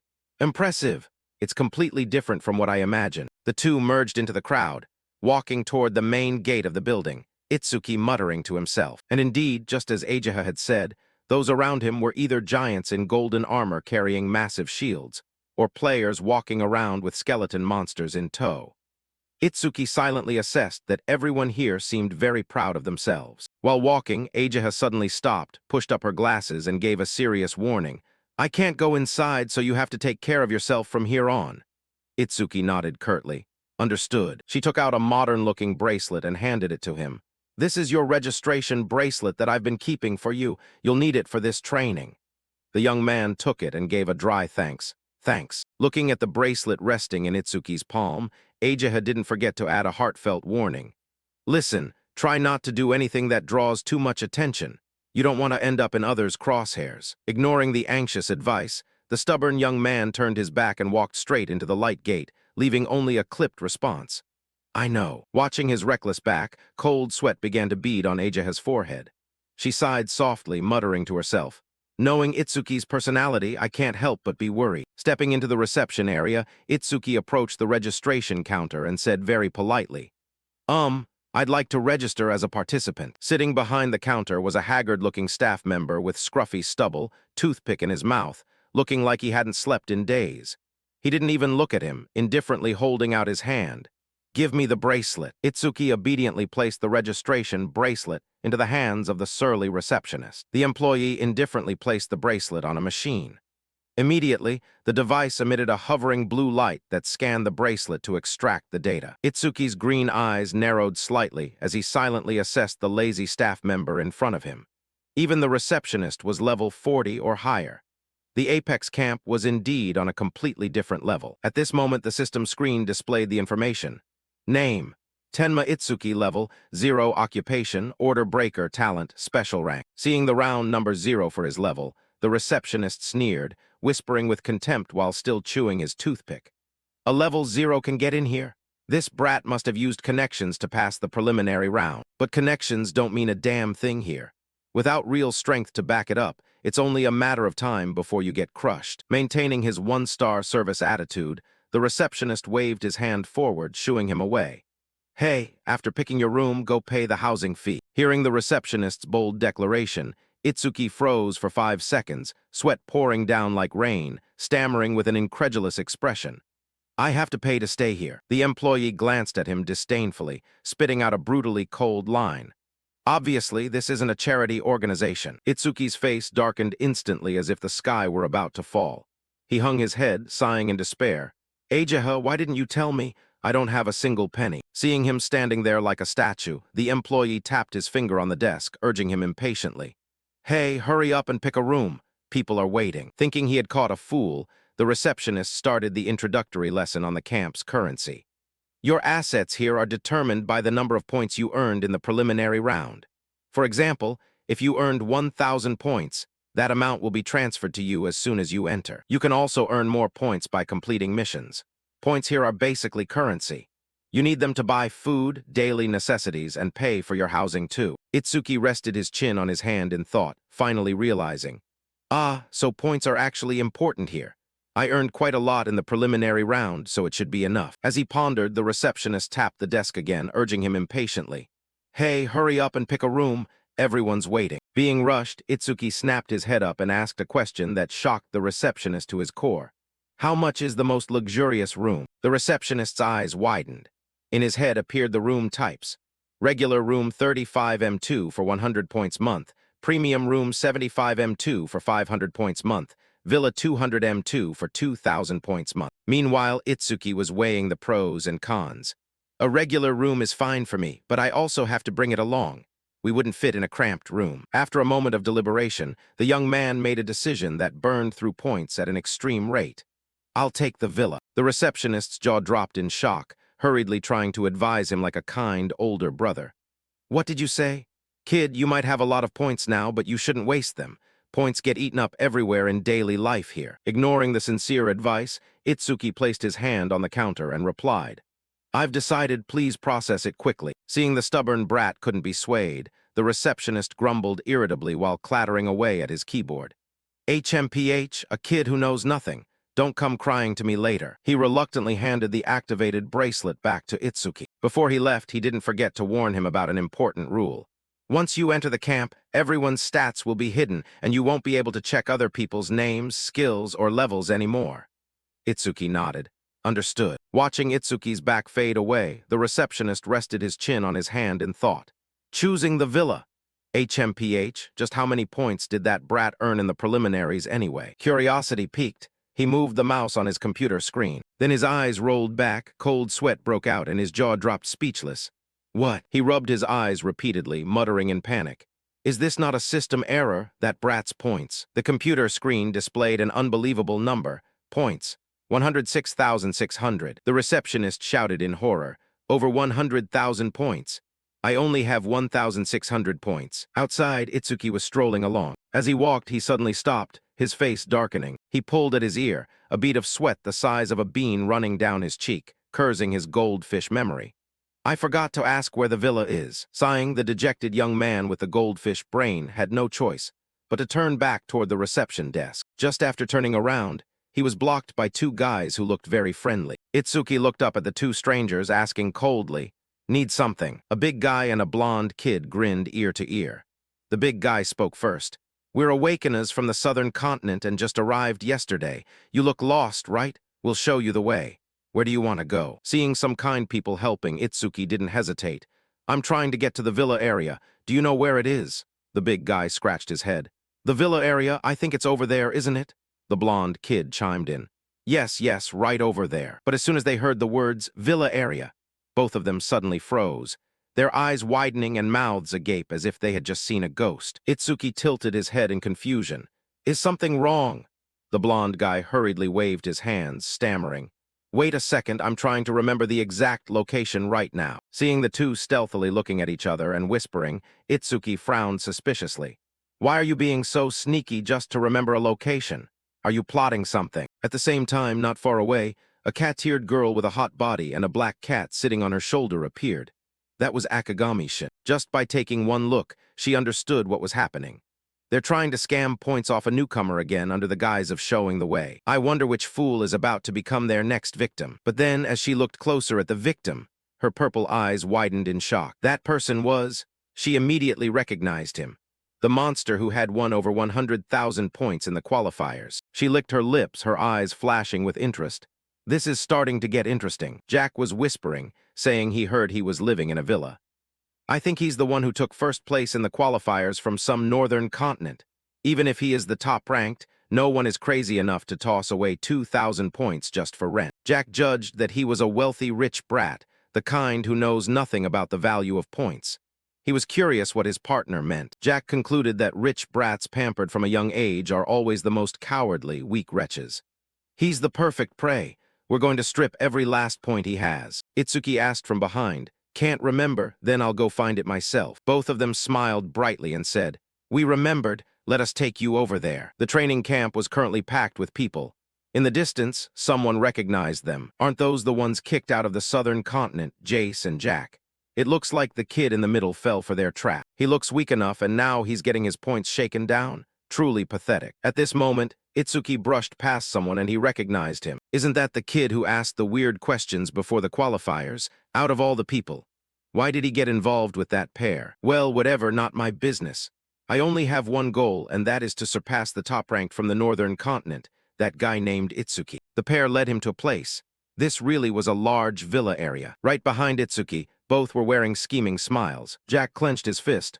All right, time to pay the guidance fee. He replied, That's right, you guys have been showing me the way the whole time. The least I can do is give a little tip. Both were stunned. He agreed that easily. Itsuki asked them, How much do you want? Jace blurted out, At least 500. Jack raised the price. You idiot, 1,000, give us 1,000 points. Itsuki replied, 1,000 points, a bit steep, but whatever, that's fine. He asked back in disbelief. Are you sure? He looked blankly. How do I transfer points to someone else? Jack whispered into his partner's ear. He's actually willing to pay 1,000 points just for directions. He's not just a cowardly, weak wretch, but a total idiot. In this case, don't blame us, no personal grudges. Jack started acting up. Sorry, but this is taking longer than expected. You'll need to pay an extra fee. Jace shouted the price. That's right, 5,000 points total. Jack demanded, If you don't have enough, just hand over everything you've got. Itsuki had discovered their scheme. The aura radiating from him made them fearful. What the hell is with this guy? It feels like his whole being just changed. Both of them got defensive. So what? If you want to be mad, blame yourself for letting your guard down. Hand over the points quickly, otherwise you're going to get hurt. He warned. Now I'm really pissed off, so whatever happens, don't go whining about it. Jack activated his power. I'll let you know. I was ranked 6th in the Southern Continent's qualifiers. There's no way I'll lose to trash like you. He threw a punch. You idiot, I'll turn you into ash with my lightning fist. B-rank skill lightning fist. As the fist touched Itsuki's chest, a notification displayed. Absorbed B-rank lightning element skill via lightning shockwave 3. Agility plus 10%. Remaining absorption slots, 2-5. Agility 475 increased from Lightning Shockwave 3, 25%. Jack was stunned, didn't even flinch. He slapped this guy, sending him flying far backward. Jace was in deep shock. He's too fast. I'm staring right at him, but my eyes can't keep up with his movements at all. He launched an attack to confront a speed type. He needed to finish him off in one hit. A rank skill, physical enhancement. With his right fist clenched, muscles bulging, he lunged toward Itsuki. Seeing him block it, he was surprised. An ability to transform his own body. Is this guy the same as me? He's an order breaker. Jace raised his other hand.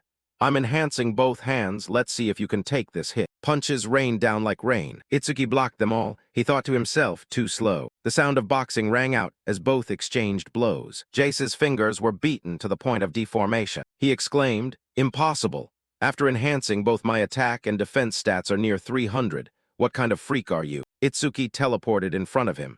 Even with enhancement, your stats are still way too far behind mine. Jack retreated in fear. You're not an amateur. Who the hell are you? Which continent are you from? He raised his fist and lunged forward.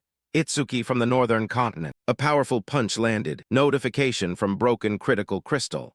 Your next attack has a 100% chance of becoming a critical hit. The punch stopped right in front of him. Jack was stunned. Stop. He pulled his hand back, thinking to himself. If a critical hit landed directly, it would definitely blow his head off. I almost did something irrevocable. Itsuki glared at them. Get lost. Both ran for their lives. Run, he's a monster. Shin observed this scene and marveled. I thought he'd have to struggle a bit since his opponents were 5th and 6th in the Southern Continent qualifiers. But I didn't expect the match to end with such a crushing victory for him. He really is a terrifying one. An announcement from the loudspeaker rang out. All candidates are requested to gather at Apex Plaza immediately. The Apex Camp selection test will begin in a few minutes. Shin called her spirit beast. Let's go, min time to get to work. The announcement repeated. The Apex Camp selection test will begin in a few minutes. He remembered that, according to what Aha said, 50% of candidates would be eliminated in this stage alone. I have to go all out. Upon arriving at the square, it was very crowded. Itsuki marveled. So these are the elites from all over the continents. Looks like a top-tier lineup. A hand patted Itsuki's shoulder from behind. He instinctively swung his hand. Itsuki's hand stopped in time when he saw her. He greeted his old friend in surprise. Seiya, she teased, what's wrong? What a surprising greeting. Horino added, you dare punch Seiya, you've got guts, huh? Itsuki said apologetically, sorry, I thought you were an enemy. Seiya worried, goodness, why so tense? Horino asked curiously, where's Iberia? You two are always like inseparable friends, right? Itsuki's expression grew somber when he thought of his old friend. Seiya hesitantly asked if there was a possibility he had been injured during the recent attack. You had hidden Iberia at home. Horino put his arm around Itsuki's shoulder. Don't be so gloomy. If he's injured, a little rest will set him right. Horino continued. More importantly, listen, ever since that attack happened, Seiya has been so worried about you that she's been distracted throughout all the training sessions. Caught red-handed, Seiya gave Horino a knock on the head that left a bump. Itsuki spoke up. That attack made me realize just how weak I truly am. I'm going to improve my skills here with everything I've got. Horino couldn't believe his ears. Weak, Itsuki? Seiya turned toward the spectator stands. Both fell silent as they walked. The enlistment exam was about to begin. From the podium, a powerful voice roared, silence. Before your life at Apex Camp begins, there is one thing you absolutely must know. Here, all information except for your name will be kept strictly confidential. In other words, no matter what glory you achieved in the past, you will have to start completely from zero. Horino was surprised. All information except our names is hidden. I'll show you my status board to see if that's true. He glanced at his information board. Name, Horino level, undisclosed, talent, undisclosed, skills, undisclosed, status, undisclosed. Itsuki confirmed, it really is all hidden. The announcement echoed, the enlistment exam will begin now. Please enter the venue in an orderly and neat fashion. The proctor lowered the megaphone, his lips curling slightly. Horino felt, this place is incredibly wide.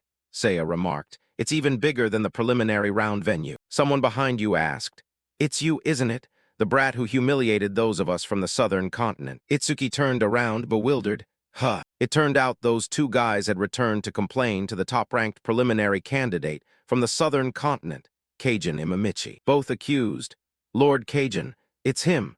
When we tried to demand payment for showing him to his accommodation, he suddenly punched us. And on top of that, he mocked the awakeners from the southern continent, calling us a bunch of ragtag misfits. Kajin asked coldly, any explanations? The two friends stepped forward to clarify. Itsuki isn't that kind of person. There must be some misunderstanding. Maybe those two were trying to extort points and got beaten up by him instead. Horino pointed at Kajin, saying, we already taught your lackeys a lesson for you. Instead of getting angry, you should be thanking us. The aura radiating from Kajin made Horino stagger. Kajin warned, don't you dare touch me with those filthy hands or I'll tear you apart. Just as Horino was about to lose his temper, Itsuki patted his shoulder to calm him down. He stepped in front of his opponent. I don't intend to explain everything in detail. More importantly, don't you dare touch my friends or I will kill you. Both were clashing with murderous intent. Seiya advised, both of you stop. The exam has started. Jack also warned, Kajin, if you cause trouble here, you'll be penalized. Kajin spoke up. I heard there's a training ground in Apex Camp where trainees can fight without penalties. After the exam finishes, why don't we go there and settle this? Itsuki agreed. Whatever you want. Suddenly, the area turned pitch black. Only the light from the gate remained. Whispers arose, that gate. There are no lights here, it's so dark. What kind of exam is this? What are we supposed to do in this darkness? A spotlight shone down from above. A man stepped out and said, I'm happy to see everyone this excited. I hope you keep this enthusiasm until the exam ends. Next, I will explain the rules of the enlistment exam. That was just a figure of speech. There wasn't actually much to explain, because in this exam, there are no rules at all. Everyone was astonished. What do you mean no rules? I've never seen an exam like this before. The instructor introduced. Now you will enter the 4 rooms behind me one by one to perform 4 different tests. The order of the rooms is for you to decide. There are no restrictions on equipment, items, or skills.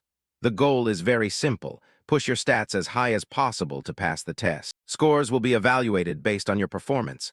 Scoring 80 points or higher will be recognized as an elite trainee and receive additional bonus points. Scoring between 60 and 80 points will put you on the watch list and require additional training. Scoring below 60 points will result in direct elimination, and you will be forced to leave. Everyone rejoiced. No restrictions on equipment or items. Is there actually such a sweet deal in this world? This should be as easy as eating candy. Horino regretted. If I knew, I should have asked Master for some high-end gear before coming. Being empty-handed like this is a real disadvantage. Seiya reassured him. We've trained extremely hard for this exam, so it'll surely be fine. He asked Itsuki, which stat test do you think we should do first? Itsuki replied, whatever, we have to take all of them anyway. Let's just go into the closest room for now. Horino was speechless. You're really confident, huh? Just picking the closest room like that. He marveled as he looked at the room in front of them. This is perfect. It's the defense room, Horino said confidently. I'm a metal attribute mage, so I'm quite confident in my defensive capabilities. The proctor was already waiting inside. Horino pointed at his opponent and asked, is that the proctor? He looks really strict. The proctor introduced himself. Welcome, everyone.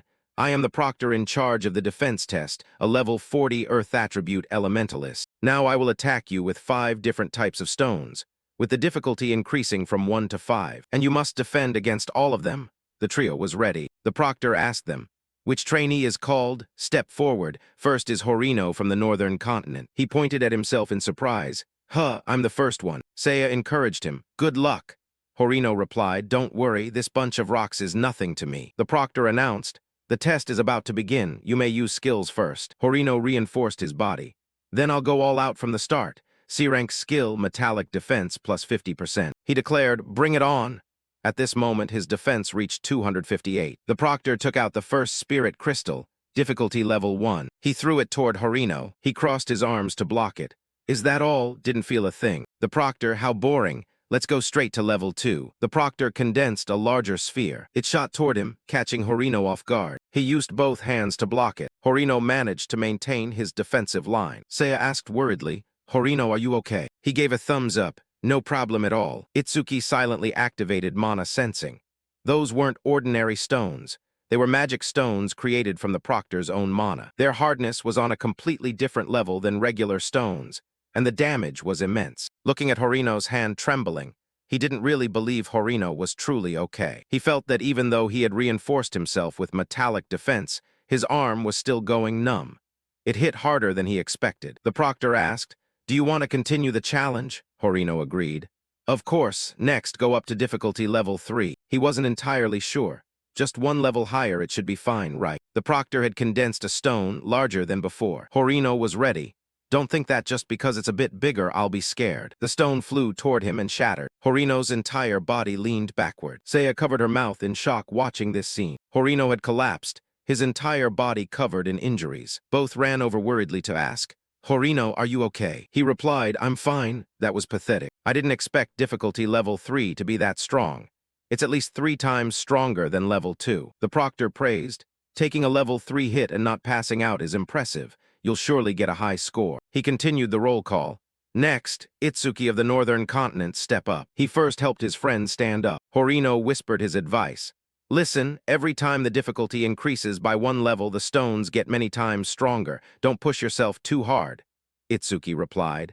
I understand. The proctor asked, so what difficulty level do you want to start with? Itsuki thought inwardly. Even with metallic defense, Horino's defense must be under 300, but thanks to my black ice wall, it's already 627. The proctor misunderstood, thinking he was scared after seeing what just happened. Can't really blame him. He said benevolently, if you don't choose, I'll start from level 1. He interrupted. 5. The proctor was startled. What did you just say? Itsuki held up 5 fingers. I want to try difficulty level 5. Horino shouted worriedly. Hey, I already told you not to push yourself. Using metallic defense, level 3 was already my limit. Level 5 is crazy. Others were stunned. Starting from level 5? What rank was that guy in the preliminaries? What a show-off. Isn't the northern continent's top ranker also the national top ranker? It seems his name is Itsuki. Don't tell me that's him. No way someone who looks that weak could be the national top ranker. The proctor was provoked, creating a stone bigger than a person. Every year there are guys like you, reckless show-offs. The outcome is ending up severely injured or unconscious and unable to participate in other tests, and finally being forced to leave the camp. He lifted the giant rock. If that's what you want, I'll oblige. Everyone believed that. Is the difficulty level 5 stone really that big? Getting hit by that thing is an instant end. Now I understand why Apex Camp is considered dangerous. The proctor allowed, you may use skills first. Itsuki's voice was strangely calm. I don't have any skills to use, so just like this is fine. Hearing this, the proctor became even angrier. Is this guy looking down on us? He threw the stone toward the target. It flew straight toward Itsuki. A shockwave erupted violently. The aftershock made those waiting lose their footing. Thick smoke billowed, blocking their vision. Someone was curious. That power is no different from a meteorite. He's definitely dead. The proctor sighed. What a fool. He picked up the radio. Emergency rescue medical team. Someone is severely injured. Someone pointed forward. Look, a figure. The proctor glanced over in astonishment. Seeing he was still standing firm, he was surprised. That guy is still standing. The voice from the radio came through. This is Medical Team Leader 1. Report the location of the injured person. Hearing no response, the other side pressed. Hello. Itsuki brushed the dust off his shoulder. Was that difficulty level 5 just now? The proctor was in deep shock. I've been a proctor for 3 years and tested hundreds of trainees, but someone who could withstand a level 5 magic stone without using skills and remain unscathed. This is the first time I've seen this. Itsuki of the Northern Continent truly is a top-tier monster, even compared to all trainees from the past until now. He spoke up. May I be excused? As he left, everyone was bewildered. Maybe that guy really was the national top ranker in the preliminaries. His aura is completely different. Earlier, everyone backed away quickly. Itsuki was curious when he saw their expressions. Why is everyone avoiding me? Two friends stepped forward to congratulate him. That was epic, Itsuki. I thought I could beat you in defense, but you've widened the gap again. Itsuki said humbly, there's no such thing as a perfect awakener, right? I'm sure there are things Horino can beat me at. He excitedly believed it. Really? Like what? Seeing Itsuki couldn't think of anything. Horino knew he was just being hopeful, so he let it go. The next roll call, Seki Saraj of the Eastern Continent to the floor. Itsuki encouraged him. Good luck, Seiya-chan, be careful. She replied, don't worry. The proctor repeated the old line. You may use skills. Seiya used B-rank skill, flowing water wall. She requested, give me difficulty level 3. He condensed a stone, a brave choice, here it comes. Seiya's water wall blocked that stone. It was trying to break through the water wall. Seiya tried to increase her defenses, but the water wall was shattered. She was pushed back to the wall, the stone fell down. The proctor praised, Seiya is clever. Instead of trying to force a block, she used the water current to deflect the stone's impact force. That flexible combat sense is the most important quality of a savior, she replied. Thank you very much. Itsuki praised, that was great. The proctor read the name. Next, Mana Magaru of the Eastern Continent to the floor. Seiya teased Itsuki. He, getting a compliment from Itsuki. Leaving the defense room, Horino was curious. What test should we do next? I guess the room next door is the attack power test area, right? In the attack power test area, it was already packed with people. The proctor there spoke up. It seems the second group has gathered enough. Listen up, you brats, listen carefully. In the attack power test, you will be graded based on the impact of your strikes. Horino was curious. Who do we have to attack? Don't tell me it's the instructor. Seiya reminded him. You idiot, you talk way too much. He revealed, good question. Of course, your target won't be me, but rather my Shikigami. B-rank Shikigami Tonma appeared as a giant bear. Its tattered appearance made them exclaim. What the hell is that? It looks so cheap. Yet in Itsuki's eyes, he found it quite cute. The examiner declared, you can use your bare hands or weapons. Attack this thing with all your might. Others asked confidently. That Shikigami looks like a punching bag. Instructor, what if we accidentally destroy it? He warned, you guys, even a level 50 Awakener isn't guaranteed to destroy it, so don't worry. Also, Tonma will grade you based on the power of the attack it receives. The examiner demonstrated by punching Tonma. Its body bent backward. Tonma announced, points received 50 points. He continued, the grading criteria were preset so that the punch just now is equivalent to 50 points. A perfect score is 100 points. He thought to himself, although theoretically the highest score possible is 99, to achieve a perfect score, you'd have to be at least at my level, which is around level 40. No matter how much you level 10 brats struggle. The examiner sat in a chair nearby and announced, all right, the test begins. Someone spoke up. First person, Jiro Hanma from the Eastern Continent. If that casual punch got 50 points, going all out will easily net 100. Horino whispered, that Shikigami looks weak as hell. Itsuki warned, don't be fooled by his flashy appearance. That examiner is over level 40. Even a normal punch from him has power far beyond us. The examiner was level 44, a Shikigami user class, and he spoke up. When you're ready, just attack Tonma. I won't say it again. The first person stepped up, feeling a bit guilty about attacking a Shikigami that looked so harmless. Jiro Hanma threw a punch. I need to stay at Apex Camp, so don't hold it against me. At the very least, just return to dust. The punch landed squarely on Tanma's stomach. It read the score, 37 points. Gyro Hanma was surprised. Only 37, but I clearly used my punch enhancement skill. The examiner called out, "Stop whining, next." The second person gave it their all and only got 28 points. The third person swung a sword and got 49 points. The fourth person reached 77 points. The examiner called out again. "Next, Gaku of the Northern Continent." He spoke contemptuously. "Can't even reach 80 points, how pathetic." Gaku inwardly concluded that this Shikigami must be quite sturdy. He slammed his weapon down. "But I have complete confidence in my own power." The hammer in his hand released a burst of flames that struck Tanma's stomach. The examiner looked up from the magazine he was reading and praised. "Not bad." Tanma reported the score, 91 points. Gaku was regretful, didn't reach 100. He boasted, "Anyway, no one here can beat me in strength, so 91 points is good enough." Gaku was curious about Itsuki. "Where are you, Itsuki? How many points will that guy score?" The examiner read out, "Next, Itsuki of the Northern Continent." Gaku froze for a moment. He turned his head to look. "So you're here. Finally, I get to see your strength with my own eyes." Itsuki walked up to the testing area. Gaku watched Itsuki's back. "That's the guy who got 100,000 points in the qualifiers. But no one can beat me in strength when I'm wielding this mace." The item info displayed. Unique rank mace, attack effect plus 100 unique personal effect. He was confident.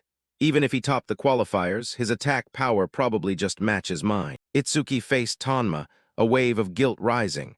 "I'll feel bad about landing a critical hit on such a cute creature." But the examiner was thinking, another loser scoring under 50. How boring. Itsuki raised his fist. His eyes flashed, and veins appeared on his face. A powerful punch was unleashed, energy surging as he struck Tanma. Its head was instantly sent flying off. The examiner was still focused on his magazine. "This girl has a great figure." A shockwave coming from behind startled him. The examiner couldn't believe it. "What?" He tore Tanma apart with his bare hands. "Is this guy really a trainee?" Itsuki thought to himself. So the critical hit from earlier was still stored up. He was surprised. "You're still alive." Tanma's head wore a pitiful expression. Itsuki patted its head and asked, "What is my score?" It replied, 100 points. Everyone was shocked. A perfect score? Isn't that Shikigami supposed to be indestructible even for a level 50? Even using his bare hands, he scored 9 points higher than Gaku did with his hammer. Gaku turned pale. No, it's not just a 9-point difference. He only got 100 points because the scoring system can't go any higher.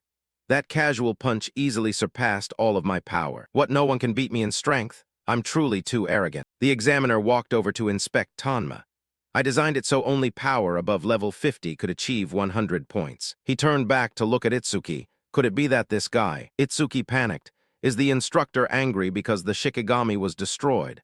Best to slip away while I can. He said sorry, then he bolted. He announced, "The test is temporarily suspended. Wait 10 minutes. Seiya came to congratulate him. "That was awesome, not just defense, but your power is also incredible." Itsuki was humble. "I just got lucky. I can't generate that much power all the time." Horino patted his chest. "Don't be so humble. What about the guy earlier who said Itsuki wouldn't even score 30? See that? He got 100 points.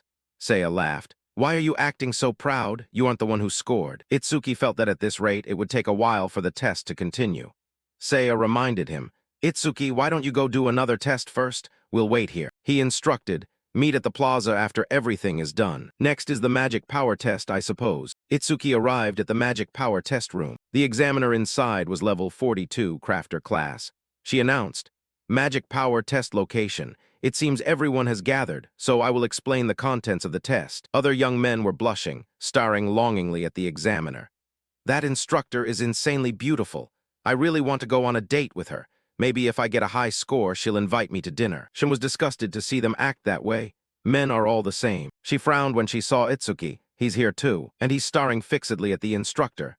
Men really are all the same. She misunderstood. Itsuki was looking at something else. So that object covered by the red cloth is the testing device. The examiner revealed.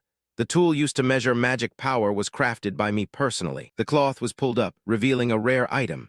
The magic power storage crystal. The measuring method is very simple. Place your hand on the crystal orb and channel your magic power into it. The more magic power, the higher your score. Someone asked curiously, "If we channel all our magic power into it, what about the other tests?" She reassured them, "Don't worry, this crystal orb can both fully absorb your magic power and return it to you." That beautiful appearance made this young man blush. Yes, examiner, please. She said, if there are no more questions, we will begin the test. There is no specific order, so whoever wants to go first, step forward. The young man raised his hand. Yes, I'll go first. She praised him. Boys who take initiative are very popular with girls. You can start when you're ready. He placed his hand on the orb, giving it his all. I can't mess this up in front of such a beautiful woman. Even if I drain all my magic power, I must get a high score. He condensed his magic power. Explode my magic power. Looking at the meager stream of magic power, he exclaimed, no way. Even after channeling all his magic power, it wasn't even half full. The examiner took the orb and said, calm down, I forgot to mention something. This magic power storage crystal once absorbed the entire magic power of an awakener at the level 40 threshold. Others were stunned. Really? Even a level 40 awakener couldn't fill that crystal, then us level teens wouldn't even be able to fill half. The examiner ordered, stand still, now I will return the mana to you. She whispered into his ear, just between the two of us, I can tell what kind of person someone is by the amount of mana they pour into the crystal. You surprisingly have a pure heart. Did you know that? The examiner announced, who wants to go next? Raise your hand. Everyone was hesitant. Maybe I'll just go retake the defense test. I'd rather get hit by rocks than get my mana drained. The other replied, I just finished the agility test. My mana hasn't recovered yet, so I'll sit and watch for now. Itsuki stared at them, speechless. They changed their tune fast. Just a minute ago, they were excited as hell. He stepped forward. The examiner was interested. Oh, looks like we have our second challenger. Come on up. Itsuki was confused. I'm still raising my hand right now. So it's an acquaintance. She is Kana, the second ranked in the Northern Continent's preliminary round. Everyone marveled. I know her. That's Kana, second in the Northern Continent. Top-tier beauty and ranked second in the preliminaries, too. I'm in love. He realized, why does she look so familiar? Shin observed with interest. Having both the first and second rankers here should be very interesting. The examiner spoke up. You know the rules, right? When you're ready, start. Kana placed her hand on the orb. Green magic power channeled inside. Seeing the magic power not even half filling the orb, the others were disappointed. Just that? She's only a little better than the guy before. Is that all there is to the second ranker of the Northern Continent? Whispers reached her ears. If I were greedy, I would have taken first place.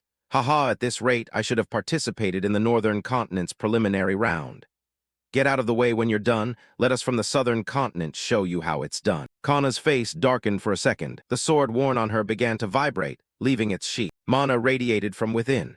Kana was supplemented with a source of mana. Her eyes lit up. Those below marveled. Huh, her mana just spiked. The magic fluctuations I'm sensing are several times stronger than before. Itsuki realized, so that sword is her mana source. Once she draws it, all the mana stored inside will flow straight into her body. Someone exclaimed, look, the crystal is almost full. Kana coldly sheathed her sword. The examiner thought privately, about 80%. With a score like that, she easily takes first place over the last 5 years. Her mana was exhausted. The examiner teased, 80% capacity filled. I'm so happy to meet a girl who is both strong and cute. Kana made a bombshell announcement. I'm a boy. Those men turned to stone. Give me back my heart that just fluttered. But he looks just like a girl. Even Itsuki was shocked. I really thought he was a girl the whole time. His voice and face don't match at all. The examiner exclaimed, really? The boys must be shocked. Anyway, now I will return the mana to you. Ready? Kana replied, yes. The examiner breathed a sigh of relief. Hugh, finally done. Returning that much mana at once is much more tiring than it looks. She regained her composure and asked, all right, who's next? Raise your hands. Itsuki raised his hand. Please let me go. The examiner was interested. Oh my, he's handsome too, she requested.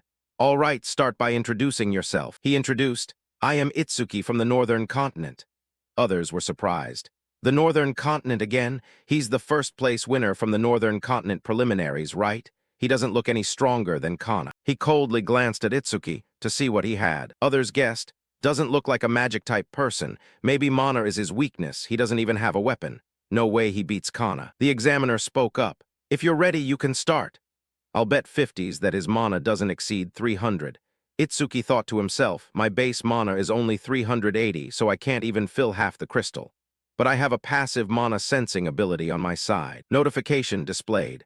Mana sensing level 1, consumes mana continuously upon activation. Detects mana flow within a 1200 m radius. Each time an enemy unit is detected, self-mana recovers by 10%. He activated his mana. Every time I detect someone using mana within a 1200 m radius, my mana increases by another 10%. In other words, including the instructor, every awakener here is my mana source. As long as they're still here, my mana will be infinite. A series of notifications displayed. Enemy unit detected. Self-mana increased by 10%. Self-mana increased by 10%. Enemy unit detected. Self-mana increased by 10%.